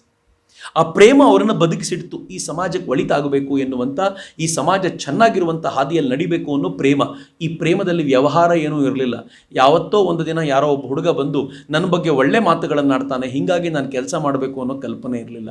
ವಿವೇಕಾನಂದರು ಬದುಕಿದ್ದಾಗಲೇ ಅವರ ಶ್ರೇಷ್ಠತೆಯನ್ನು ಗುರುತಿಸೋದಕ್ಕೆ ನಾವು ಭಾರತೀಯರೇ ಸೋತೋಗಿದ್ವಿ. ಆದರೂ ತಲೆ ಕೆಡಿಸ್ಕೊಳ್ಳಿಲ್ಲ, ನನ್ನ ಕೆಲಸ ನಾನು ಮಾಡ್ತೀನಿ ಅಂತ. ಮುಕ್ತಿ ಬೇಕಾ ಸ್ವಾಮೀಜಿ ನಿಮಗೆ ಅಂತ ಕೇಳಿದರೆ, ಬೇಡಪ್ಪ, ಎಲ್ಲಿವರೆಗೂ ಜಗತ್ತಿನ ಒಂದು ನಾಯಿ ಕೂಡ ಹಸ್ಕೊಂಡಿರುತ್ತೋ ಅಲ್ಲಿವರೆಗೂ ಮತ್ತೆ ಮತ್ತೆ ಹುಟ್ಟಿ ಆ ನಾಯಿಯ ಸೇವೆ ಮಾಡಿಯೇ ಸಾಯದ್ ನಾನು ಅಂತ ಹೇಳ್ತಿದ್ದಂಥವ್ರು ಸ್ವಾಮಿ ವಿವೇಕಾನಂದರು. ಏನು ಅಗಾಧವಾದ ಪ್ರೇಮ ಅದು! ಆ ಪ್ರೇಮದ ಚಿಂತನೆ ನಮ್ಗೆ ಊಹಿಸ್ಕೊಳ್ಳಿಕ್ಕೂ ಸಾಧ್ಯವಾಗದೇ ಇರುವಂಥ ಅಪರೂಪದ ಚಿಂತನೆ. ಹಾಗಾಗಿ ಸ್ವಾಮಿ ವಿವೇಕಾನಂದರು ಹೇಳ್ತಾರೆ, ನೀವು ಕೊಡುವುದೆಲ್ಲವೂ ಯಾವ ಬಗೆಯ ಪ್ರತಿಫಲ ಪ್ರಾಪ್ತಿಯ ಆಲೋಚನೆಯೂ ಇಲ್ಲದ ನಿರರ್ಗಳ ದಾನವಾಗಲಿ. Not even thanks. ಅವ್ನು ನಂಗೆ ಥ್ಯಾಂಕ್ಸ್ ಹೇಳಬೇಕು ಅಂತಲೂ ಎಕ್ಸ್ಪೆಕ್ಟ್ ಮಾಡದೆ ಕೊಡ್ಲಿಕ್ಕೆ ಪ್ರಯತ್ನ ಪಡಿ. ದಾನ ಮಾಡೋದು ಬರೀ ದುಡ್ಡು ಮಾತ್ರ ಅಲ್ಲ.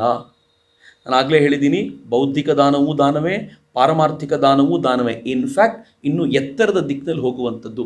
ಏನೂ ಕೇಳದೆ, ಏನೂ ಅಪೇಕ್ಷಿಸದೆ ನಿರರ್ಗಳವಾಗಿ ದಾನ ಮಾಡಿ. ಆಗ ಈ ಕರ್ಮ ನಿಮ್ಮನ್ನು ಎಂದಿಗೂ ಬಂಧಿಸದು. ಪ್ರತಿಫಲ ನಿರೀಕ್ಷಿಸಿದಾಗ ಆಸಕ್ತಿ ತಲೆದೋರುತ್ತೆ. ಆಸಕ್ತಿ ತಲೆದೋರಿದಾಗ ಬಂಧನಕ್ಕೊಳಗಾಗ್ತೀವಿ. ಬಂಧನಕ್ಕೊಳಗಾದರೆ ಚಕ್ರದಿಂದ ಪಾರಾಗುವ ಪ್ರಮೇಯ ಇಲ್ಲ, ಮತ್ತೆ ಮರುಹುಟ್ಟು ಖಾತ್ರಿ. ಹಿಂಗೇಳಿ ಸ್ವಾಮೀಜಿ ಹೇಳ್ತಾರೆ, ಅವರು ಒಂದು ಕತೆ ಹೇಳ್ತಾರೆ, ಭಾಳ ಸುಂದರವಾಗಿರುವಂಥ ಕತೆ, ದಾನದ ಕತೆ, ಭಾಳ ಚೆನ್ನಾಗಿದೆ. ನನಗೆ ನಮ್ಮ ರಾಮಕೃಷ್ಣಾಶ್ರಮದ ಸಾಧುಗಳು ಪದೇ ಪದೇ ಆ ಕಥೆಯನ್ನು ಹೇಳೋರು. ಏನಂತಂದರೆ, ಒಂದು ಮುಂಗುಸಿ, ಪಾಂಡವರು ತಾವು ಯುದ್ಧವನ್ನು ಗೆದ್ದ ನಂತರ ರಾಜ್ಯಭಾರಕ್ಕೆ ಬಂದ್ರಲ್ಲ, ಏನು ಬಡಬಗ್ಗರಿಗೆ ದಾನ ಅಂದರೆ ಸುವರ್ಣ ದಾನವೇ ಮಾಡಿಬಿಟ್ರಂತೆ. ದೊಡ್ಡ ಮಟ್ಟದ ದಾನ ಕಾರ್ಯ ನಡೀತು. ಎಂಥ ಅದ್ಭುತವಾದ್ದು ಅಂದರೆ ಇಡೀ ಜನ ಅಂದ್ಕೊಂಡು ಇಂಥ ದಾನ ಹಿಂದೆಂದೂ ಯಾರೂ ಮಾಡಿರಲಿಲ್ಲ, ಇದು ಜಗತ್ತಿನ ಅತ್ಯಂತ ಶ್ರೇಷ್ಠ ದಾನಗಳಲ್ಲಿ ಒಂದು ಅಂತ. ಅಲ್ಲಿಗೆ ಒಂದು ಮುಂಗುಸಿ ಬಂತಂತೆ. ಆ ಮುಂಗುಸಿಯ ಅರ್ಧ ಭಾಗ ಚಿನ್ನ ಇತ್ತಂತೆ. ಆ ಮುಂಗುಸಿ ಬಂದು ಪಾಂಡವರು ಓಡಾಡಿದ ಜಾಗ, ಅವ್ರು ದಾನ ಮಾಡ್ತಾ ಇದ್ದ ಜಾಗದಲ್ಲೆಲ್ಲ ಹೊರಲಾಡಿದ ನಂತರ ಜೋರಾಗಿ ಗಾಗಸಿ ನಗ್ತಂತೆ, ಯಾರದು ಸುಳ್ಳ, ಇದು ಅತ್ಯಂತ ಶ್ರೇಷ್ಠ ದಾನ ಅಂದಿದ್ದು, ಇದೊಂದು ದಾನನ, ಇದು ನನಗೆ ನಾಚಿಕೆ ಆಗುತ್ತೆ, ಇದನ್ನು ದಾನ ಅಂತಿರೋರು ನೀವೆಲ್ಲ ಅಂಥೇಳಿ ಚೆನ್ನಾಗಿ ಕೂಗಾಡ್ಬಿಡ್ತಂತೆ. ಜನಕ್ಕೆ ಗಾಬರಿ ಆಯಿತು. ಬಡವರ ಮೇಲೆ ಚಿನ್ನದ ವರ್ಷ ಆಗಿದೆ, ಮಳೆ ಆಗಿದೆ, ನೀನು ದಾನನೇ ಅಲ್ಲ ಅಂತೀಯಲ್ಲ, ಇದನ್ನು ತಲೆಗೆಲೆ ಕೆಟ್ಟಿದ್ಯಾ ನಿನಗೆ ಅಂತ. ಆಗ ಮುಂಗುಸಿ ಹೇಳ್ತು, ನಾನು ಅರ್ಧ ಚಿನ್ನ ಆಗಿದ್ದೀನಲ್ಲ, ಹೆಂಗೆ ಗೊತ್ತೇನು ಅಂತ.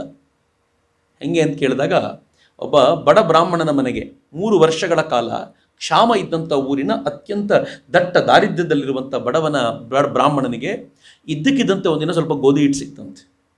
ಮನೇಲಿ ಅವನ ಹೆಂಡತಿ, ಅವನ ಮಗ, ಅವನ ಹೆಂಡತಿ, ಒಟ್ಟು 4 ಜನ.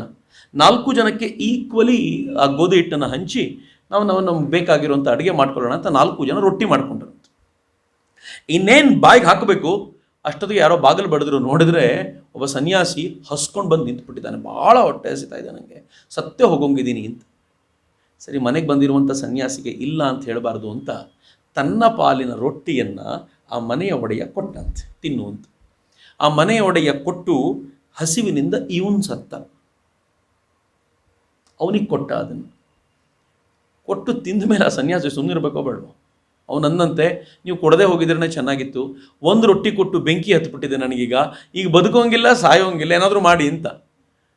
ಆ ಬಡವನ ಹೆಂಡತಿ ಹೇಳಿದ್ಲಂತೆ, ನನ್ನ ರೊಟ್ಟಿ ಇನ್ನೂ ತಿಂದಿಲ್ಲ ನಾನು, ತಗೊಳ್ಳಿದ್ದೀನ ಅಂತ ಅವಳು ಕೊಟ್ಟಳು. ಅವಳು ತೀರ್ಕೊಂಡ್ಲಂತ. ಇವನಂದ ಇನ್ನೂ ಸಮಾಧಾನ ಆಗಲಿಲ್ಲ ನನಗೆ, ಇನ್ನೂ ಹೊಟ್ಟೆ ಹಸು ಹಂಗೆ ಉಳ್ಕೊಂಡಿದೆ ಅಂತ. ಮಗ ಕೊಟ್ಟ, ಅವನು ಸತ್ತ. ಸೊಸೆ ಕೊಟ್ಲು, ಅವಳು ತೀರ್ಕೊಂಡ್ಳು. 4 ಜನ ತೀರ್ಕೊಂಡ್ರು, ಈತ ಮಾತ್ರ ಅದನ್ನು ತಿಂದು ಹೊರಟ. ಆ ತಿಂದು ಬಿದ್ದ ಜಾಗದಲ್ಲಿ ಸ್ವಲ್ಪ ಗೋಧಿ ಹಿಟ್ಟು ಬಿದ್ದಿತ್ತಂತೆ ಆತ ತಿಂದ ಜಾಗದಲ್ಲಿ. ಅಲ್ಲಿ ಮುಂಗುಸಿ ಹೊರಳಿದಾಗ ಅರ್ಧ ಭಾಗ ಚಿನ್ನ ಆಗಿತ್ತಂತೆ. ಆ ಮುಂಗುಸಿ ಹೇಳ್ತಂತೆ, ಇನ್ನು ಅರ್ಧ ಭಾಗ ಚಿನ್ನ ಮಾಡ್ಕೊಳ್ಳುವಂಥ ಧಾನ್ಯ ಕಾರ್ಯ ಎಲ್ಲಾದರೂ ನಡೆಯುತ್ತಾ ಅಂತ ಅವತ್ತಿಂದ ಇವತ್ತಿನವರೆಗೂ ಹುಡುಕಾಡ್ತಿದ್ದೀನಿ. ಮಹತ್ತರವಾದ ದಾನ ನಡೀತಿದೆ ಅಂತ ಗೊತ್ತಾದಾಗ ಇಲ್ಲಿ ಓಡಿ ಬಂದೆ. ಇಲ್ಲಿ ನಡೆದ ದಾನವು ಅದಕ್ಕೆ ಸಮನಲ್ಲ, ಹೀಗಾಗಿ ಇನ್ನು ಅರ್ಧ ಭಾಗ ಚಿನ್ನ ಆಗಲಿಲ್ಲ ಅಂತ. ಸ್ವಾಮೀಜಿ ಹೇಳ್ತಾರೆ, ದಾನದ ಹಿಂದಿರುವಂಥ ಶಕ್ತಿ ಅಂಥದ್ದು ಅಂತ. ಕೊಡುವಾಗ ವಿತೌಟ್ ಎಕ್ಸ್ಪೆಕ್ಟೇಷನ್. ನಿನ್ನೆ ಮಾತಾಡ್ತಾ ಸ್ವಾಮೀಜಿ ಹೇಳ್ತಾರಲ್ಲ, ಏನು ಹೇಳ್ತಾರೆ ಅಂತಂದರೆ, ನಾವು ಕೊಡುವಾಗ ನನಗೆ ಅತ್ಯಂತ ಪ್ರಿಯವಾಗಿರೋದನ್ನು ಕೊಡಬೇಕು ಅಂತ. 1 ಲಕ್ಷ ರೂಪಾಯಿ ದಾನ ಮಾಡಿದವನು, 10 ರೂಪಾಯಿ ದಾನ ಮಾಡಿದವನು ಕೆಲವೊಂದು ಸಲ ಈಕ್ವಲ್ ಆಗ್ತಾರೆ, ಅಥವಾ ಕೆಲವೊಂದು ಸಲ 10 ರೂಪಾಯಿ ದಾನ ಮಾಡಿದವನೇ ದೊಡ್ಡವನಾಗ್ತಾನೆ. ಹೆಂಗೆ ಅಂತಂದರೆ, ಅವನ ಹತ್ರ ಇರೋದು ದುಡ್ಡು ಎಷ್ಟು ಅಂತ. 100 ಕೋಟಿ ರೂಪಾಯಿ ಇಟ್ಕೊಂಡಿರೋನು 1 ಲಕ್ಷ ಕೊಡೋದಕ್ಕೂ, 100 ರೂಪಾಯಿ ಇಟ್ಕೊಂಡಿರೋನು 10 ರೂಪಾಯಿ ಕೊಡೋದಕ್ಕೂ ಬಹಳ ಡಿಫ್ರೆನ್ಸ್ ಇದೆ, ಅಗಾಧವಾದ ವ್ಯತ್ಯಾಸ ಇದೆ. ಹೀಗಾಗಿ ರಾಮ ಮಂದಿರ ಕಟ್ಟುವಾಗ ಅದಕ್ಕೆ ಹಣ ಸಂಗ್ರಹಣೆ ನಡೀತಿತ್ತಲ್ಲ. ಇವನು 5 ಲಕ್ಷ ಕೊಟ್ಟ, ಇವನು 25 ಲಕ್ಷ ಕೊಟ್ಟ, ಇವನು 50 ಲಕ್ಷ ಕೊಟ್ಟ ಅಂತ ಸಿಕ್ಕಾಪಟ್ಟೆ ವರದಿ ಬರ್ತಿತ್ತು. ಆದರೆ ಇವೆಲ್ಲಕ್ಕಿಂತಲೂ ಮೀರಿದ್ದು, ಯಾರೋ ಒಬ್ಬ ಭಿಕ್ಷುಕಿ ತಾನೊಂದು ದುಡಿದಿದ್ದಷ್ಟನ್ನೂ ತೆಗೆದು ಆ ಹುಂಡಿಗೆ ಸುರಿದ್ಲಲ್ಲ, ಅವಳು ತುಂಬ ದೊಡ್ಡವಳು ಅಂತ. ಯಾಕೆಂದರೆ ಅವಳಿಗೆ ಅಷ್ಟೇ ಇದ್ದಿದ್ದು ಬದುಕು ಅವತ್ತಿನ ದಿನಕ್ಕೆ. ಆದರೆ ನನಗೆ ಅತ್ಯಂತ ಪ್ರಿಯವಾಗಿರುವ ಸಂಗತಿಯನ್ನು ರಾಮನಿಗೋಸ್ಕರ ಕೊಟ್ಟೆ ಅಂತಂದರೆ ಏನು ಅದ್ಭುತವಾದ ಬದುಕಿರ್ಬೋದು. ಆದರೆ ಅದು ಹೈಲೈಟ್ ಆಗಲಿಲ್ಲ ಅನ್ನೋದು ದುರಂತಕಾರಿ ಸಂಗತಿ ಅಷ್ಟೇ. ಭಾಳ ಬಾರಿ ಈ ವಿಚಾರಗಳನ್ನು ಗಮನಿಸಬೇಕು. ಅದಕ್ಕೆ ಸ್ವಾಮೀಜಿ ಹೇಳ್ತಾರೆ, ನಮ್ಮ ದಾನ ಮಾಡುವಾಗ ಆ ದಾನದಲ್ಲಿ ಪ್ರತಿಫಲದ ಅಪೇಕ್ಷೆಯೂ ಇಲ್ಲದೆ ಮಾಡಿಬಿಡಿ. ಅದು ಎಂಥ ಅದ್ಭುತವಾದ ಕೆಲಸ ಆಗುತ್ತೆ ಅಂತಂದರೆ, ಚಿತ್ತದಲ್ಲಿ ಎಂಟ್ರಾಗಿರುವಂಥ ಒಂದು ಕ್ಲಿಯರ್ ಆಗುತ್ತೆ. ಏನೋ ಅಪೇಕ್ಷೆ ನಿಮ್ಗೆ ಇಲ್ಲದೆ ಇರೋದ್ರಿಂದ, ಅವನಿದೇನು ಬಯಸದೇ ಇರೋದ್ರಿಂದ ನೀವಲ್ಲಿಲ್ಲ, ಹೀಗಾಗಿ ಹೊಸ ಎಂಟ್ರಿಯೂ ಅಲ್ಲಿಲ್ಲ, ಫಿನಿಶ್ಡ್, ಕ್ಲೋಸ್ಡ್. ಹೀಗೆ ಮಾಡ್ತಾ ಮಾಡ್ತಾ ಮಾಡ್ತಾ ಕ್ಲಿಯರ್ ಮಾಡ್ಬೋದು ಅಂತ. ಇದನ್ನು ಮಾಡಲಿಕ್ಕೆ ನಾನು ಆಗಲೇ ಹೇಳಿದ್ನಲ್ಲ, ದೇವರು ನಮಗೆ ಎಲ್ಲಿ ಹೆಲ್ಪ್ ಮಾಡ್ತಾನೆ ಅಂತಂದರೆ, ಇದನ್ನು ಚೆನ್ನಾಗಿ ಮಾಡಲಿಕ್ಕೆ ಹೆಲ್ಪ್ ಮಾಡ್ತಾನೆ. ಹೆಂಗೆ? ದೇವರನ್ನು ನಮ್ಗೆ ಬಂದ್ಬಿಟ್ಟು ಹೆಂಗೆ ಮಾಡು ಅಂತ ಹೇಳಲ್ಲ. ಆದರೆ ಸಗುಣ ಈಶ್ವರೋಪಾಸನೆ ಯಾರಾದರೂ ಮಾಡೋರಿದ್ದರೆ, ಅಂದರೆ ಮೂರ್ತಿಯನ್ನು ಪೂಜೆ ಮಾಡಿ ಅರ್ಪಣೆ ಮಾಡೋದು ಅಂತೆಲ್ಲ ಇದ್ದರೆ, ಅವ್ರು ಏನು ಮಾಡ್ತಾರೆ ಗೊತ್ತಾ? ಏನಾದರೂ ದಾನ ಮಾಡಿದ ನಂತರ ಕೃಷ್ಣಾರ್ಪಣ ಅಂದ್ಬಿಡ್ತಾರೆ. ಕೃಷ್ಣ ನಿನಗೆ ಸಮರ್ಪಣೆ, ಹೇ ಭಗವನ್ ನಿನಗೆ ಸಮರ್ಪಣೆ ಅಂತ ಶ್ರದ್ಧೆಯಿಂದ ಅವನಿಗೆ ಸಮರ್ಪಿಸಿಬಿಡ್ತಾರೆ. ವಿವೇಕಾನಂದರು ಹೇಳ್ತಾರೆ, ಭಗವದಾರಾಧನೆಯ ಭಾವದಿಂದ ಮಾಡಿದ ಕರ್ಮದ ವಿಷಯದಲ್ಲಿ ನಾವು ಇತರರಿಂದ ಪ್ರತಿಫಲ ನಿರೀಕ್ಷಿಸುವುದಕ್ಕೆ ಅಧಿಕಾರವೇ ಇಲ್ಲ. ನೀವು ಕೃಷ್ಣನಿಗೆ ಅಂತ ಅರ್ಪಣೆ ಮಾಡಿ ಕೊಟ್ಟುಬಿಟ್ರೆ ಪ್ರತಿಫಲ ನಿರೀಕ್ಷಿಸಲಿಕ್ಕೆ ನಿಮ್ಗೆ ಯೋಗ್ಯತೆ ಇಲ್ಲ, ಅಧಿಕಾರ ಇಲ್ಲ ನಿಮಗೆ. ಯಾಕಂದರೆ ಕೃಷ್ಣನಿಗೆ ಕೊಟ್ಟಾಗಿದೆಯಲ್ಲ. ಭಾಳ ಸುಂದರವಾದ ಒಂದು ಘಟನೆ ಹೇಳ್ತೀನಿ ನಾನು ನಿಮಗೆ. ವಿವೇಕಾನಂದರು ಅಮೇರಿಕಾದಿಂದ ವಾಪಸ್ ಬಂದ್ರಲ್ಲ, ಪಶ್ಚಿಮದಿಂದ ವಾಪಸ್ ಬಂದ್ರಲ್ಲ, ಸಾಕಷ್ಟು ಹಣವನ್ನೆಲ್ಲ ತೊಗೊಂಡು ಬಂದಿದ್ರು. ಆ ಹಣದಲ್ಲಿ ಒಂದು ಜಾಗ ತಗೋಬೇಕು, ರಾಮಕೃಷ್ಣ ಮಠ ಮಿಷನ್ ಶುರು ಮಾಡಬೇಕು, ಅಲ್ಲಿಂದ ತುಂಬ ವ್ಯಾಪಕವಾಗಿ ಹಬ್ಬಬೇಕು, ಇಡೀ ದೇಶದಲ್ಲಿ ಇಂಥ ಕೆಲಸ ಏನೆಲ್ಲ ಕನಸು ಕಟ್ಕೊಂಡು ಬಂದವರು ಏನು ಮಾಡಿದರು, ಅಷ್ಟು ಹಣವನ್ನು ತೆಗೆದು ಶಾರದಾ ಮಾತೆಯವರ ಪದತಲದಲ್ಲಿ ಇರಿಸಿದರು. ಅಮ್ಮ ತೊಗೊಂಡು ಬಂದಿದ್ದೀನಿ, ನಿಮಗೆ ಸಮರ್ಪಣೆ, ಇದನ್ನು ತೊಗೊಂಡು ಕಟ್ಟಬೇಕು ಅಂತಿದ್ದೀನಿ. ಶಾರದಾ ಮಾತೆಯವರು ಆಗಲಿಪ್ಪ, ಒಳ್ಳೇದಾಗಲಿ ಅಂತ ಆಶೀರ್ವಾದ ಮಾಡಿದರು. ಕಲ್ಕತ್ತಾ ಕ್ಷಾಮ ಬಂದ್ಬಿಡ್ತು. ಎಂಥ ಭಯಂಕರವಾದ ಕ್ಷಾಮ ಅಂದರೆ, ವಿವೇಕಾನಂದರು ಎಲ್ಲ ಸನ್ಯಾಸಿ ಶಿಷ್ಯರಿಗೆ ಹೇಳಿದ್ರು, ಯಾರು ಇನ್ನು ಮುಂದೆ ಬೇರೆ ಏನು ಕೆಲಸ ಇಲ್ಲ, ಕ್ಷಾಮ ಪೀಡಿತರ ಸೇವೆ ಮಾಡೋದು, ಪ್ಲೇಗ್ ಪೀಡಿತರ ಸೇವೆ ಮಾಡೋದು, ಇದೇ ನಮ್ಮ ಕೆಲಸ ಅಂತ ಹೇಳಿದರು. ಜೊತೆಲಿದ್ದವ್ರು ಕೇಳಿದರು, ದುಡ್ಡಿಲ್ಲಿಂದ? ದುಡ್ಡು ಬೇಕಲ್ಲ ಅದಕ್ಕೆ, ಸೇವೆ ಮಾಡೋದ್ರೆ ಸುಮ್ಮನೆನಾ? ಅವ್ರಿಗೆ ಬೇಕಾಗಿರೋ ವ್ಯವಸ್ಥೆ ಮಾಡ್ಲಿಕ್ಕೆ ದುಡ್ಡು ಬೇಕಲ್ಲ. ಸ್ವಾಮೀಜಿ ಸ್ವಲ್ಪ ಯೋಚನೆ ಮಾಡಿ, ಏನು ದುಡ್ಡು, ಅಲ್ಲಿಂದ ಏನು ತೊಗೊಂಬಂದಿದ್ದೀವೋ, ನಮಗೇನು ಜಮೀನು ತೊಗೊಂಡೇನು ಮಠ ಕಟ್ಟಲೇಬೇಕು ಅಂತೇನಿಲ್ಲ, ಮಾಡಬೇಕಾಗಿರೋ ಜನರ ಸೇವೆ, ಆ ಕೆಲಸ ಮಾಡೋಣ ಅಂತ. ಎಲ್ರಿಗೂ ಗಾಬರಿ ಆಗೋಯ್ತು, ಏನಪ್ಪ ಹಿಂಗಂತಾನೆ, ಮಠ ಕಟ್ಟಬೇಕು, ಜಾಗ ತೊಗೊಂಡಾಗಿದೆ, ಆ ಜಾಗವನ್ನೇ ಮಾರ್ಬಿಡ್ತೀನಿ ಅಂತೆಲ್ಲ ಹೇಳ್ತಾರಲ್ಲ, ಹೆಂಗೆ ಅಂತ ಹೇಳಿದಾಗ ಶಾರದಾ ಮಾತೆಯವ್ರಿಗೆ ವಿಚಾರ ಗೊತ್ತಾಯ್ತಲ್ಲ. ಶಾರದಾ ಮಾತೆಯವ್ರು ಹೇಳಿದರು, ಆ ಜಾಗ ಮಾರಲಿಕ್ಕೆ ದುಡ್ಡು ನಿಂದಲ್ವಲ್ಲಪ್ಪ, ತಂದು ಸಮರ್ಪಣೆ ಮಾಡಿ ಆಗಿದೆಯಲ್ಲ ನೀನು, ನನ್ನ ದುಡ್ಡು ಹೆಂಗೆ ಮಾರಾಟ ಮಾಡ್ತೀಯಾ? ವಿವೇಕಾನಂದರಿಗೆ ಆಗ ಅನ್ನಿಸ್ತು, ಹೌದಲ್ವಾ, ನನಗೆ ಅಧಿಕಾರ ಇಲ್ವಲ್ಲ ಅದರದ್ದು. ಹಂಗಂದಾಗ ಶಾರದಾ ಮಾತೆಯವರು ಹೇಳಿದ್ರಂತೆ, ಹೆದರ್ಕೋಬೇಡ, ಏನು ಅಗತ್ಯ ಇದೆಯೋ ಅದು ತಂತಾನೆ ಹರಿದು ಬರುತ್ತೆ ನಿನ್ನ ಹತ್ರ, ಬೇಕಾಗಿರೋ ಕೆಲಸ ಮಾಡಿಸ್ಕೊಳ್ಳುತ್ತೆ ಅಂತ. ಇವತ್ತಿನವರೆಗೂ ರಾಮಕೃಷ್ಣಾಶ್ರಮಕ್ಕೆ ಯಾವುದಾದ್ರೂ ಸೇವಾ ಕಾರ್ಯಕ್ಕೆ ಒಂದು ನಯಾ ಪೈಸೆಯ ಕೊರತೆ ಇಲ್ಲ. ಯಾಕೆ ಅಂತಂದರೆ ಶಾರದಾ ಮಾತೆಯವರು ಹೇಳಿದ್ರಲ್ಲ, ಏನು ಬೇಕೋ ಅದು ತಂತಾನೆ ಹರಿದು ಬರುತ್ತೆ, ತಂತಾನೆ ಕೆಲಸ ಮಾಡಿಸ್ಕೊಳ್ಳುತ್ತೆ, ತಲೆ ಕೆಡಿಸ್ಕೊಳ್ಬೇಡಿ ಅಂತ. ಅದಕ್ಕೆ ಪುರುಷೋತ್ತಮಾನಂದಜಿ ಒಂದು ಮಾತು ಹೇಳೋರು, ಕೇಳುವ ನಾಲ್ಗೆಗೆ ನಿಯತ್ತಿದ್ರೆ ಕೊಡೋ ಕೈಗೆ ಬರ ಇಲ್ಲ ಅಂತ. ಇದು ವಿಷಯಾಂತರದ ದೃಷ್ಟಿ ಅಂತ ಅನಿಸಿದ್ರೂ ಕೂಡ ಒಂದು ಆಲೋಚನೆಯಂತೂ ತುಂಬ ಸ್ಪಷ್ಟ. ನಾವೇನಾದರೂ ಭಗವದರ್ಪಣೆ ಮಾಡ್ತೀವಿ ಅಂತ ಆಗಿಬಿಟ್ರೆ ಅದರ ಆನಂದವೇ ಬೇರೆ ಅಂತ. ನನಗೆ ಅದಕ್ಕೆ ನಮ್ಮ ಮನೆಗಳಲ್ಲಿ ಕೃಷ್ಣಾಷ್ಟಮಿ ದಿನ ಅರ್ಥ ಆಗ್ತಿರಲಿಲ್ಲ, ಚಿಕ್ಕ ಹುಡುಗರು ನಾವೆಲ್ಲ ಅವಾಗ. ಬಹುಶಃ ಮಾಡೋ ಹಿರಿಯರಿಗೂ ಅದು ಅರ್ಥ ಆಗಿತ್ತೋ ಇಲ್ವೋ ಗೊತ್ತಿಲ್ಲ. ನಮ್ಮದು ಪರಂಪರೆ ಆಚರಣೆ ಹೆಂಗೆ ಅಂತಂದರೆ, ತೆಂಗಿನಕಾಯಿ ಅರ್ಧ ಏನಿರುತ್ತೋ ಅದರೊಳಗೆ ಒಂದು ಕಾಯಿನ್ ಹಾಕ್ತಾರೆ, ಬೆಳ್ಳಿ ಕಾಯಿನು. ಅದ್ರ ಮೇಲೆ ಎಲೆ ಇಟ್ಟು ಅಡಿಕೆ ಎಲ್ಲ ಇಟ್ಟು ಅದನ್ನು ಕೃಷ್ಣಾರ್ಪಣ ಅಂತ ಉಲ್ಟಾ ಹಾಕ್ತಾರೆ. 3 ಸಲ ಹಂಗೆ ಮಾಡಬೇಕು ಅಂತ. ನಮಗೊಂದು ಆಟ ಅದು, ಹಿಂಗೆ ಮಾಡೋದು ಕೃಷ್ಣಾರ್ಪಣ ಅಂತ ಹೇಳೋದು. ಆ ಬೆಳ್ಳಿ ಕಾಯಿನ್ ಬಿದ್ದಾಗ ಟಣ್ ಅಂತ ಒಂದು ಸೌಂಡ್ ಬರುತ್ತೆ, ಅದನ್ನು ಕೇಳೋದು, ಎಂಜಾಯ್ ಮಾಡೋದು ಅಂತ. ಬಟ್ ಆಗ ಏನು ಅಂತ ಗೊತ್ತಾಗಿರಲಿಲ್ಲ. ಆದರೆ ಈಗ ಅರ್ಥ ಆಗುತ್ತೆ ಆ ಕೃಷ್ಣಾರ್ಪಣ ಅಂದರೆ ಏನು ಅಂದರೆ, ಇಷ್ಟು ದಿನ ಮಾಡಿದ್ದೆಲ್ಲವೂ ಕೃಷ್ಣ ನಿನಗೆ ಸಮರ್ಪಣೆಯಾಗಿರುವಂಥದ್ದು, ನಂದೇನೂ ಇಲ್ಲ ಕಣಪ್ಪ, ನಾನೇನೂ ಎಕ್ಸ್ಪೆಕ್ಟ್ ಮಾಡೋದಿಲ್ಲ ಇದರಿಂದ ಅಂತ ಹೇಳುವ ಪ್ರಕ್ರಿಯೆ. ಆದರೆ ಅದು ಬರೀ ಆಚರಣೆ ಮಾತ್ರ. ಹಿಂಗನ್ನೋದು 3 ಸಲ ಹಿಂಗನ್ನೋದು, ಕೂತವರೆಲ್ಲ ಅರ್ಜೆಂಟ್ ಎಲ್ರಿಗೂ ಬಡ ಕೃಷ್ಣಾರ್ಪಣ ಅಂತ ಹೋಗೋದು, ಏನು ಅಂತಲೇ ಗೊತ್ತಿಲ್ಲ ಅಂತ. ಆದರೆ ವಾಸ್ತವ ಪರಿಕಲ್ಪನೆ ಹಂಗಿತ್ತು ಅಂತ. ನನಗೆ ಇನ್ನೂ ಒಂದು ಹೆಜ್ಜೆ ಮುಂದೆ ಹೋಗೋದಾದರೆ, ನಾವು ಮಾಡುವಂಥ ಪ್ರತಿಯೊಂದು ಕರ್ಮವೂ ಕೂಡ ಅವನ ಆರಾಧನೆಯಾಗಿ ಮಾರ್ಪಟ್ಟು ಬಿಟ್ಟರೆ ಸಮಸ್ಯೆ ಇಲ್ಲ ಅಂತ ವಿವೇಕಾನಂದರು ಹೇಳ್ತಾರೆ. ಎಲ್ಲವೂ ಅವನ ಆರಾಧನೆ, ಅವನಿಗೋಸ್ಕರ ಸಮರ್ಪಣೆ ಅಂತ ಕರ್ಮವನ್ನೆಲ್ಲ ಸಮರ್ಪಿಸ್ಬಿಡಿ, ಏನೂ ಎಕ್ಸ್ಪೆಕ್ಟ್ ಮಾಡೋ ಅಗತ್ಯ ಇಲ್ಲ ಅಂತ. ಅದಕ್ಕೆ DVG ಅವ್ರ ಹತ್ರ ಯಾರೋ ಕೇಳಿದ್ರಂತೆ, ಒಬ್ರು ಹಿರಿಯರು ಹೇಳಿದ ಘಟನೆ ಇದು. ಯಾರೋ ಕೇಳಿದ್ರಂತೆ, ನೀವು ಇಷ್ಟೆಲ್ಲ ಸಂಸ್ಕೃತಿ, ಸಂಸ್ಕಾರ, ಭಗವಂತ ಇವೆಲ್ಲ ಬರೆದಿದ್ದೀರಿ, ಆದರೆ ನೀವು ಪೂಜೆ ಮಾಡೋದೆಲ್ಲ ನೋಡಲೇ ಇಲ್ವಲ್ಲ ನಾವು ಅಂತ. ಅದಕ್ಕೆ DVG ಅವ್ರು ಹೇಳಿದ್ರಂತೆ, ನಾನು ಬರೆಯೋ ಪ್ರತಿಯೊಂದು ಕವನವನ್ನು ಅಥವಾ ಏನು ಬರೆದ್ರೂ ಕೂಡ ಅವನಿಗೆ ಪುಷ್ಪವಾಗಿಯೇ ಸಮರ್ಪಿಸೋದು, ಇನ್ನು ಪ್ರತ್ಯೇಕ ಪೂಜೆ ಯಾಕೆ ಅಂತ. ಏನು ಚೆನ್ನಾಗಿದೆ ಅದು. ನಾನು ಏನು ಬರಿತೀನೋ ಏನು ಮಾಡ್ತೀನೋ ಎಲ್ಲವೂ ಪುಷ್ಪವಾಗಿಯೇ ಸಮರ್ಪಣೆ ಮಾಡಿದ ಮೇಲೆ ಇನ್ನು ಉಳಿದಿರೋದರ ಅಗತ್ಯ ಏನಿದೆ ಅಂತ ಕೇಳುವಂಥ ಆ ಮನೋಭಾವ ಇದೆಯಲ್ಲ, ಆ ಮನೋಭಾವ ನಮಗೆ ಆ ಅತ್ಯಂತ ಎತ್ತರದ ಸ್ಥಿತಿಗೆ ಕೊಂಡೊಯ್ಯುತ್ತೆ ಮತ್ತು ಅನಾಸಕ್ತ ಭಾವವನ್ನು ನಮ್ಮಲ್ಲಿ ತುಂಬುತ್ತೆ. ಹಿಂಗೆ ಹೇಳಿ ಸ್ವಾಮೀಜಿ ಹೇಳ್ತಾರೆ, ಈ ದಾನ ಬುದ್ಧಿಯ ಒಡೆಯರು ಯಾರು ಅಂತಂದರೆ, ಈ ಥರದ ದಾನ ಬುದ್ಧಿ ಎಲ್ಲಾದರೂ ಇದೆ ಅಂತಂದರೆ ಅದು ಭಾರತದಲ್ಲಿ ಮಾತ್ರ. ಆದರೆ ಇವತ್ತಿನ ದಿನಗಳಲ್ಲಿ ಭಾರತದಲ್ಲೂ ಆ ಭಾವ ನಶಿಸಿ ಹೋಗ್ತಾ ಇದೆ. ಹೀಗೆ ನಶಿಸುವ ಸಂದರ್ಭದಲ್ಲೂ ಕೂಡ ಎಲ್ಲಾದರೂ ಹೆಚ್ಚಿಗೆ ಈ ದಾನ ಭಾವನೆ ಇದೆ ಅಂತಂದರೆ, ಈ ಥರ ಅಪೇಕ್ಷೆ ಇಲ್ಲದ ದಾನ ಭಾವನೆ ಇದೆ ಅಂತಂದರೆ ಅದು ಭಾರತದಲ್ಲಿಯೇ ಅಂತ. ಕ್ರಿಶ್ಚಿಯನ್ರು ಸೇವೆ ಮಾಡ್ತಾರೆ, ಅವ್ರು 1 kg ಅಕ್ಕಿ ಕೊಟ್ಟರೆ ಒಬ್ಬನ ಕನ್ವರ್ಟ್ ಮಾಡಬೇಕು ಅಂತ ಡಿಸಿಷನ್ ಅವರು. ಅಪೇಕ್ಷೆ ಇಲ್ಲದ ದಾನ ಅಲ್ಲ, ಸೇವೆ ಅಂತ ಕರೀಲಿಕ್ಕಾಗಲ್ಲ. You can call it charity. ಆದರೆ ಸೇವಾ ಅಲ್ಲ. ಸೇವಾ ಅಂತಂದರೆ ಏನು ಅಂತಂದರೆ ವಿ ಎಕ್ಸ್ಪೆಕ್ಟ್ ನಥಿಂಗ್ ಅಂತ. ನಾನು ಇತ್ತೀಚೆಗೆ ಡಿಸ್ಕಷನ್ ಕೂತಾಗ ಹೇಳ್ತಿದ್ದೆ, ಅಕ್ಕಿ ಕೊಟ್ಟು, ಬೇಳೆ ಕೊಟ್ಟು, ಊಟ ಕೊಟ್ಟು ಕನ್ವರ್ಟ್ ಮಾಡ್ತೀವಿ ಅಂತೀರ. ಹಂಗೇನಾದರೂ ಮಾಡಿದ್ದಿದ್ರೆ ಸಿದ್ಧಗಂಗಾ ಶ್ರೀಗಳು 7 ಕೋಟಿ ಕನ್ನಡಿಗರನ್ನೂ ಕನ್ವರ್ಟ್ ಮಾಡಬೇಕಿತ್ತು. ಯಾವತ್ತೂ ಎಕ್ಸ್ಪೆಕ್ಟ್ ಮಾಡಲೇ ಇಲ್ಲ. 8 ಜನಕ್ಕೆ ಊಟ ಕೊಡ್ತೀವಿ. ಧರ್ಮಸ್ಥಳದಲ್ಲಿ 8 ಜನಕ್ಕೆ ನಿರಂತರ ದಾಸೋಹ ನಡೆಯುತ್ತೆ. ಜಾತಿ ಕೇಳಿ ಊಟ ಹಾಕ್ತಾರೇನು? ಎಲ್ಲರೂ ಜೊತೆಯಲ್ಲಿ ಊಟ ಮಾಡ್ತಾರೆ, ಪ್ರತಿನಿತ್ಯ ಬಂದವರು ಊಟ ಮಾಡ್ತಾರಲ್ಲಿ, ಏನೂ ವ್ಯತ್ಯಾಸ ಇಲ್ಲ ಅಲ್ಲಿ. ಹಾಗಿದ್ಮೇಲೆ ಕನ್ವರ್ಟ್ ಮಾಡ್ತೀವಿ ಅಂತಾರೇನು? ಇಲ್ಲ ಅಂತ. ಸೇವೆಯ ಪರಿಕಲ್ಪನೆ ಅಷ್ಟು ದೊಡ್ಡದ್ದು ಈಗಲೂ ಕೂಡ ಭಾರತದಲ್ಲಿ ಇದ್ದಿದೆ ಅಂತ. ಹಂಗೆ ಹೇಳಿ ಸ್ವಾಮೀಜಿ ಹೇಳ್ತಾರೆ, ಭಾಳ ಚೆನ್ನಾಗಿರುವಂಥ ಘಟನೆ. ಸ್ವಾಮೀಜಿ ಹೇಳ್ತಾರೆ, ನಾನು ಇಂಗ್ಲೀಷ್ ಕತೆ ಓದ್ತಿದ್ದೆ, ಆ ಕಥೆಯಲ್ಲಿ ಒಂದು ಸಾಲು ಬರುತ್ತಂತೆ. ಏನಂತಂದರೆ, ಮಗ ತಾನು ದುಡಿದಿದ್ದರಲ್ಲಿ ಸ್ವಲ್ಪ ದುಡ್ಡನ್ನು ತಾಯಿಗೆ ಕೊಟ್ಟ ಅಂತ ಬಂತಂತೆ. ಹಾಗೆ ತಾಯಿಗೆ ತಾನು ದುಡಿದಿದ್ದರಲ್ಲಿ ಸ್ವಲ್ಪವನ್ನು ಕೊಟ್ಟಿದ್ದನ್ನು ಆ ಲೇಖಕ 4 ಪುಟಗಳಲ್ಲಿ ವರ್ಣಿಸಿದ್ದಂತೆ. ಏನು ತ್ಯಾಗ ಒಂದು ಅಂತ ಸ್ವಾಮೀಜಿ ಹೇಳ್ತಾರೆ. ಭಾರತೀಯನೊಬ್ಬನಿಗೆ ಇದರಿಂದ ಯಾವ ನೀತಿಕತೆಯೂ ಇಲ್ಲ ಇದರೊಳಗೆ ಅಂತ. ಯಾಕೆಂದರೆ ಭಾರತದಲ್ಲಿ ತಾನು ದುಡಿದಿದ್ದು ಪೂರ್ತಿ ತಾಯಿಗೆ ಸಮರ್ಪಣೆ ಅಂತ. ತಾಯಿಯಿಂದ ಭಿನ್ನವಾದ ಯಾವುದೂ ಇಲ್ಲ ಅಂತ. ನಮಗೆ ಯಾವತ್ತೂ ಸ್ವಲ್ಪವನ್ನು ಕೊಟ್ಟಿದ್ದು ಗ್ರೇಟ್ ಅಂತ ಹೇಳ್ಕೊಡ್ಲಿಲ್ಲ.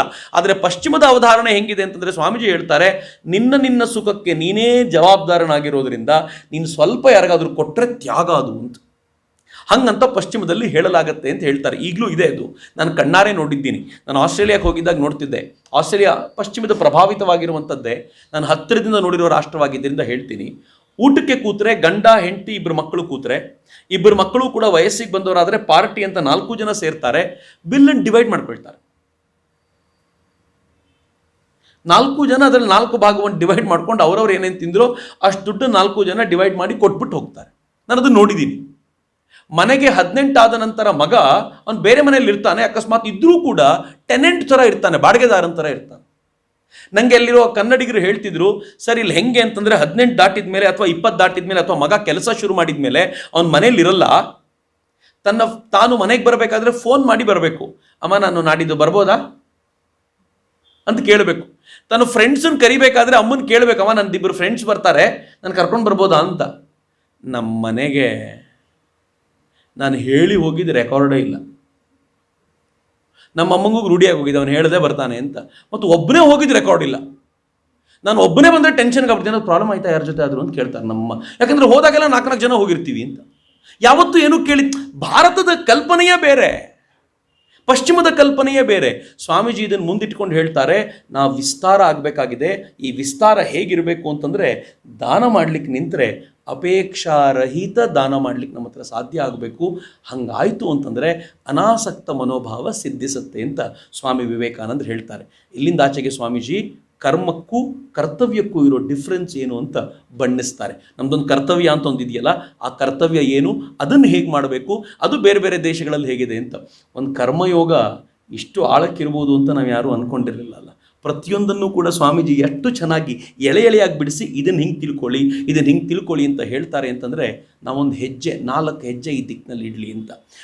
ಈ ವ್ಯಾಖ್ಯಾನಗಳಿಂದ, ಇದನ್ನು ಕೇಳೋದ್ರಿಂದ ಅಥವಾ ಇದನ್ನು ಓದೋದ್ರಿಂದ ಏನು ಲಾಭ ಅಂತಂದರೆ, ನಾವೇನು ಇಂಥ ಕರ್ಮಯೋಗಿಗಳಾಗ್ಬಿಡ್ತೀವೋ ಇಲ್ವೋ ಗೊತ್ತಿಲ್ಲ, ಆದರೆ ಪ್ರತಿ ಹೆಜ್ಜೆ ಇಡುವಾಗ ಒಂದು ಸಲ ಈ ಸಂಸ್ಕಾರ ಏನು ಬಿದ್ದಿರುತ್ತಲ್ಲ ನೆನಪಿಸುತ್ತೆ. ಈ ಹೆಜ್ಜೆ ಇಡುವಾಗ ಒಂದು ಸ್ವಲ್ಪ ಎಚ್ಚರಿಕೆ ಇಡು ಅಂತ. ಅಷ್ಟು ನೆನಪಾಗ್ಬಿಟ್ರೆ ಆ ಹೆಜ್ಜೆನ ಸರಿಯಾಗಿ ಇಡ್ಲಿಕ್ಕೆ ಸಾಧ್ಯವಾಗುತ್ತೆ. ಅಷ್ಟಾಗ್ಬಿಟ್ರೆ ಬದುಕು ಸಾರ್ಥಕವಾಗುತ್ತೆ ಅನ್ನೋ ಪ್ರಯತ್ನ ಅಷ್ಟೇ. ನಾಳೆ ಮತ್ತೆ ಭೇಟಿಯಾಗೋಣ. ಅಲ್ಲಿವರೆಗೂ ನಮಸ್ಕಾರ. ವಂದೇ ಮಾತರಂ. ಜೈ ಹಿಂದ್.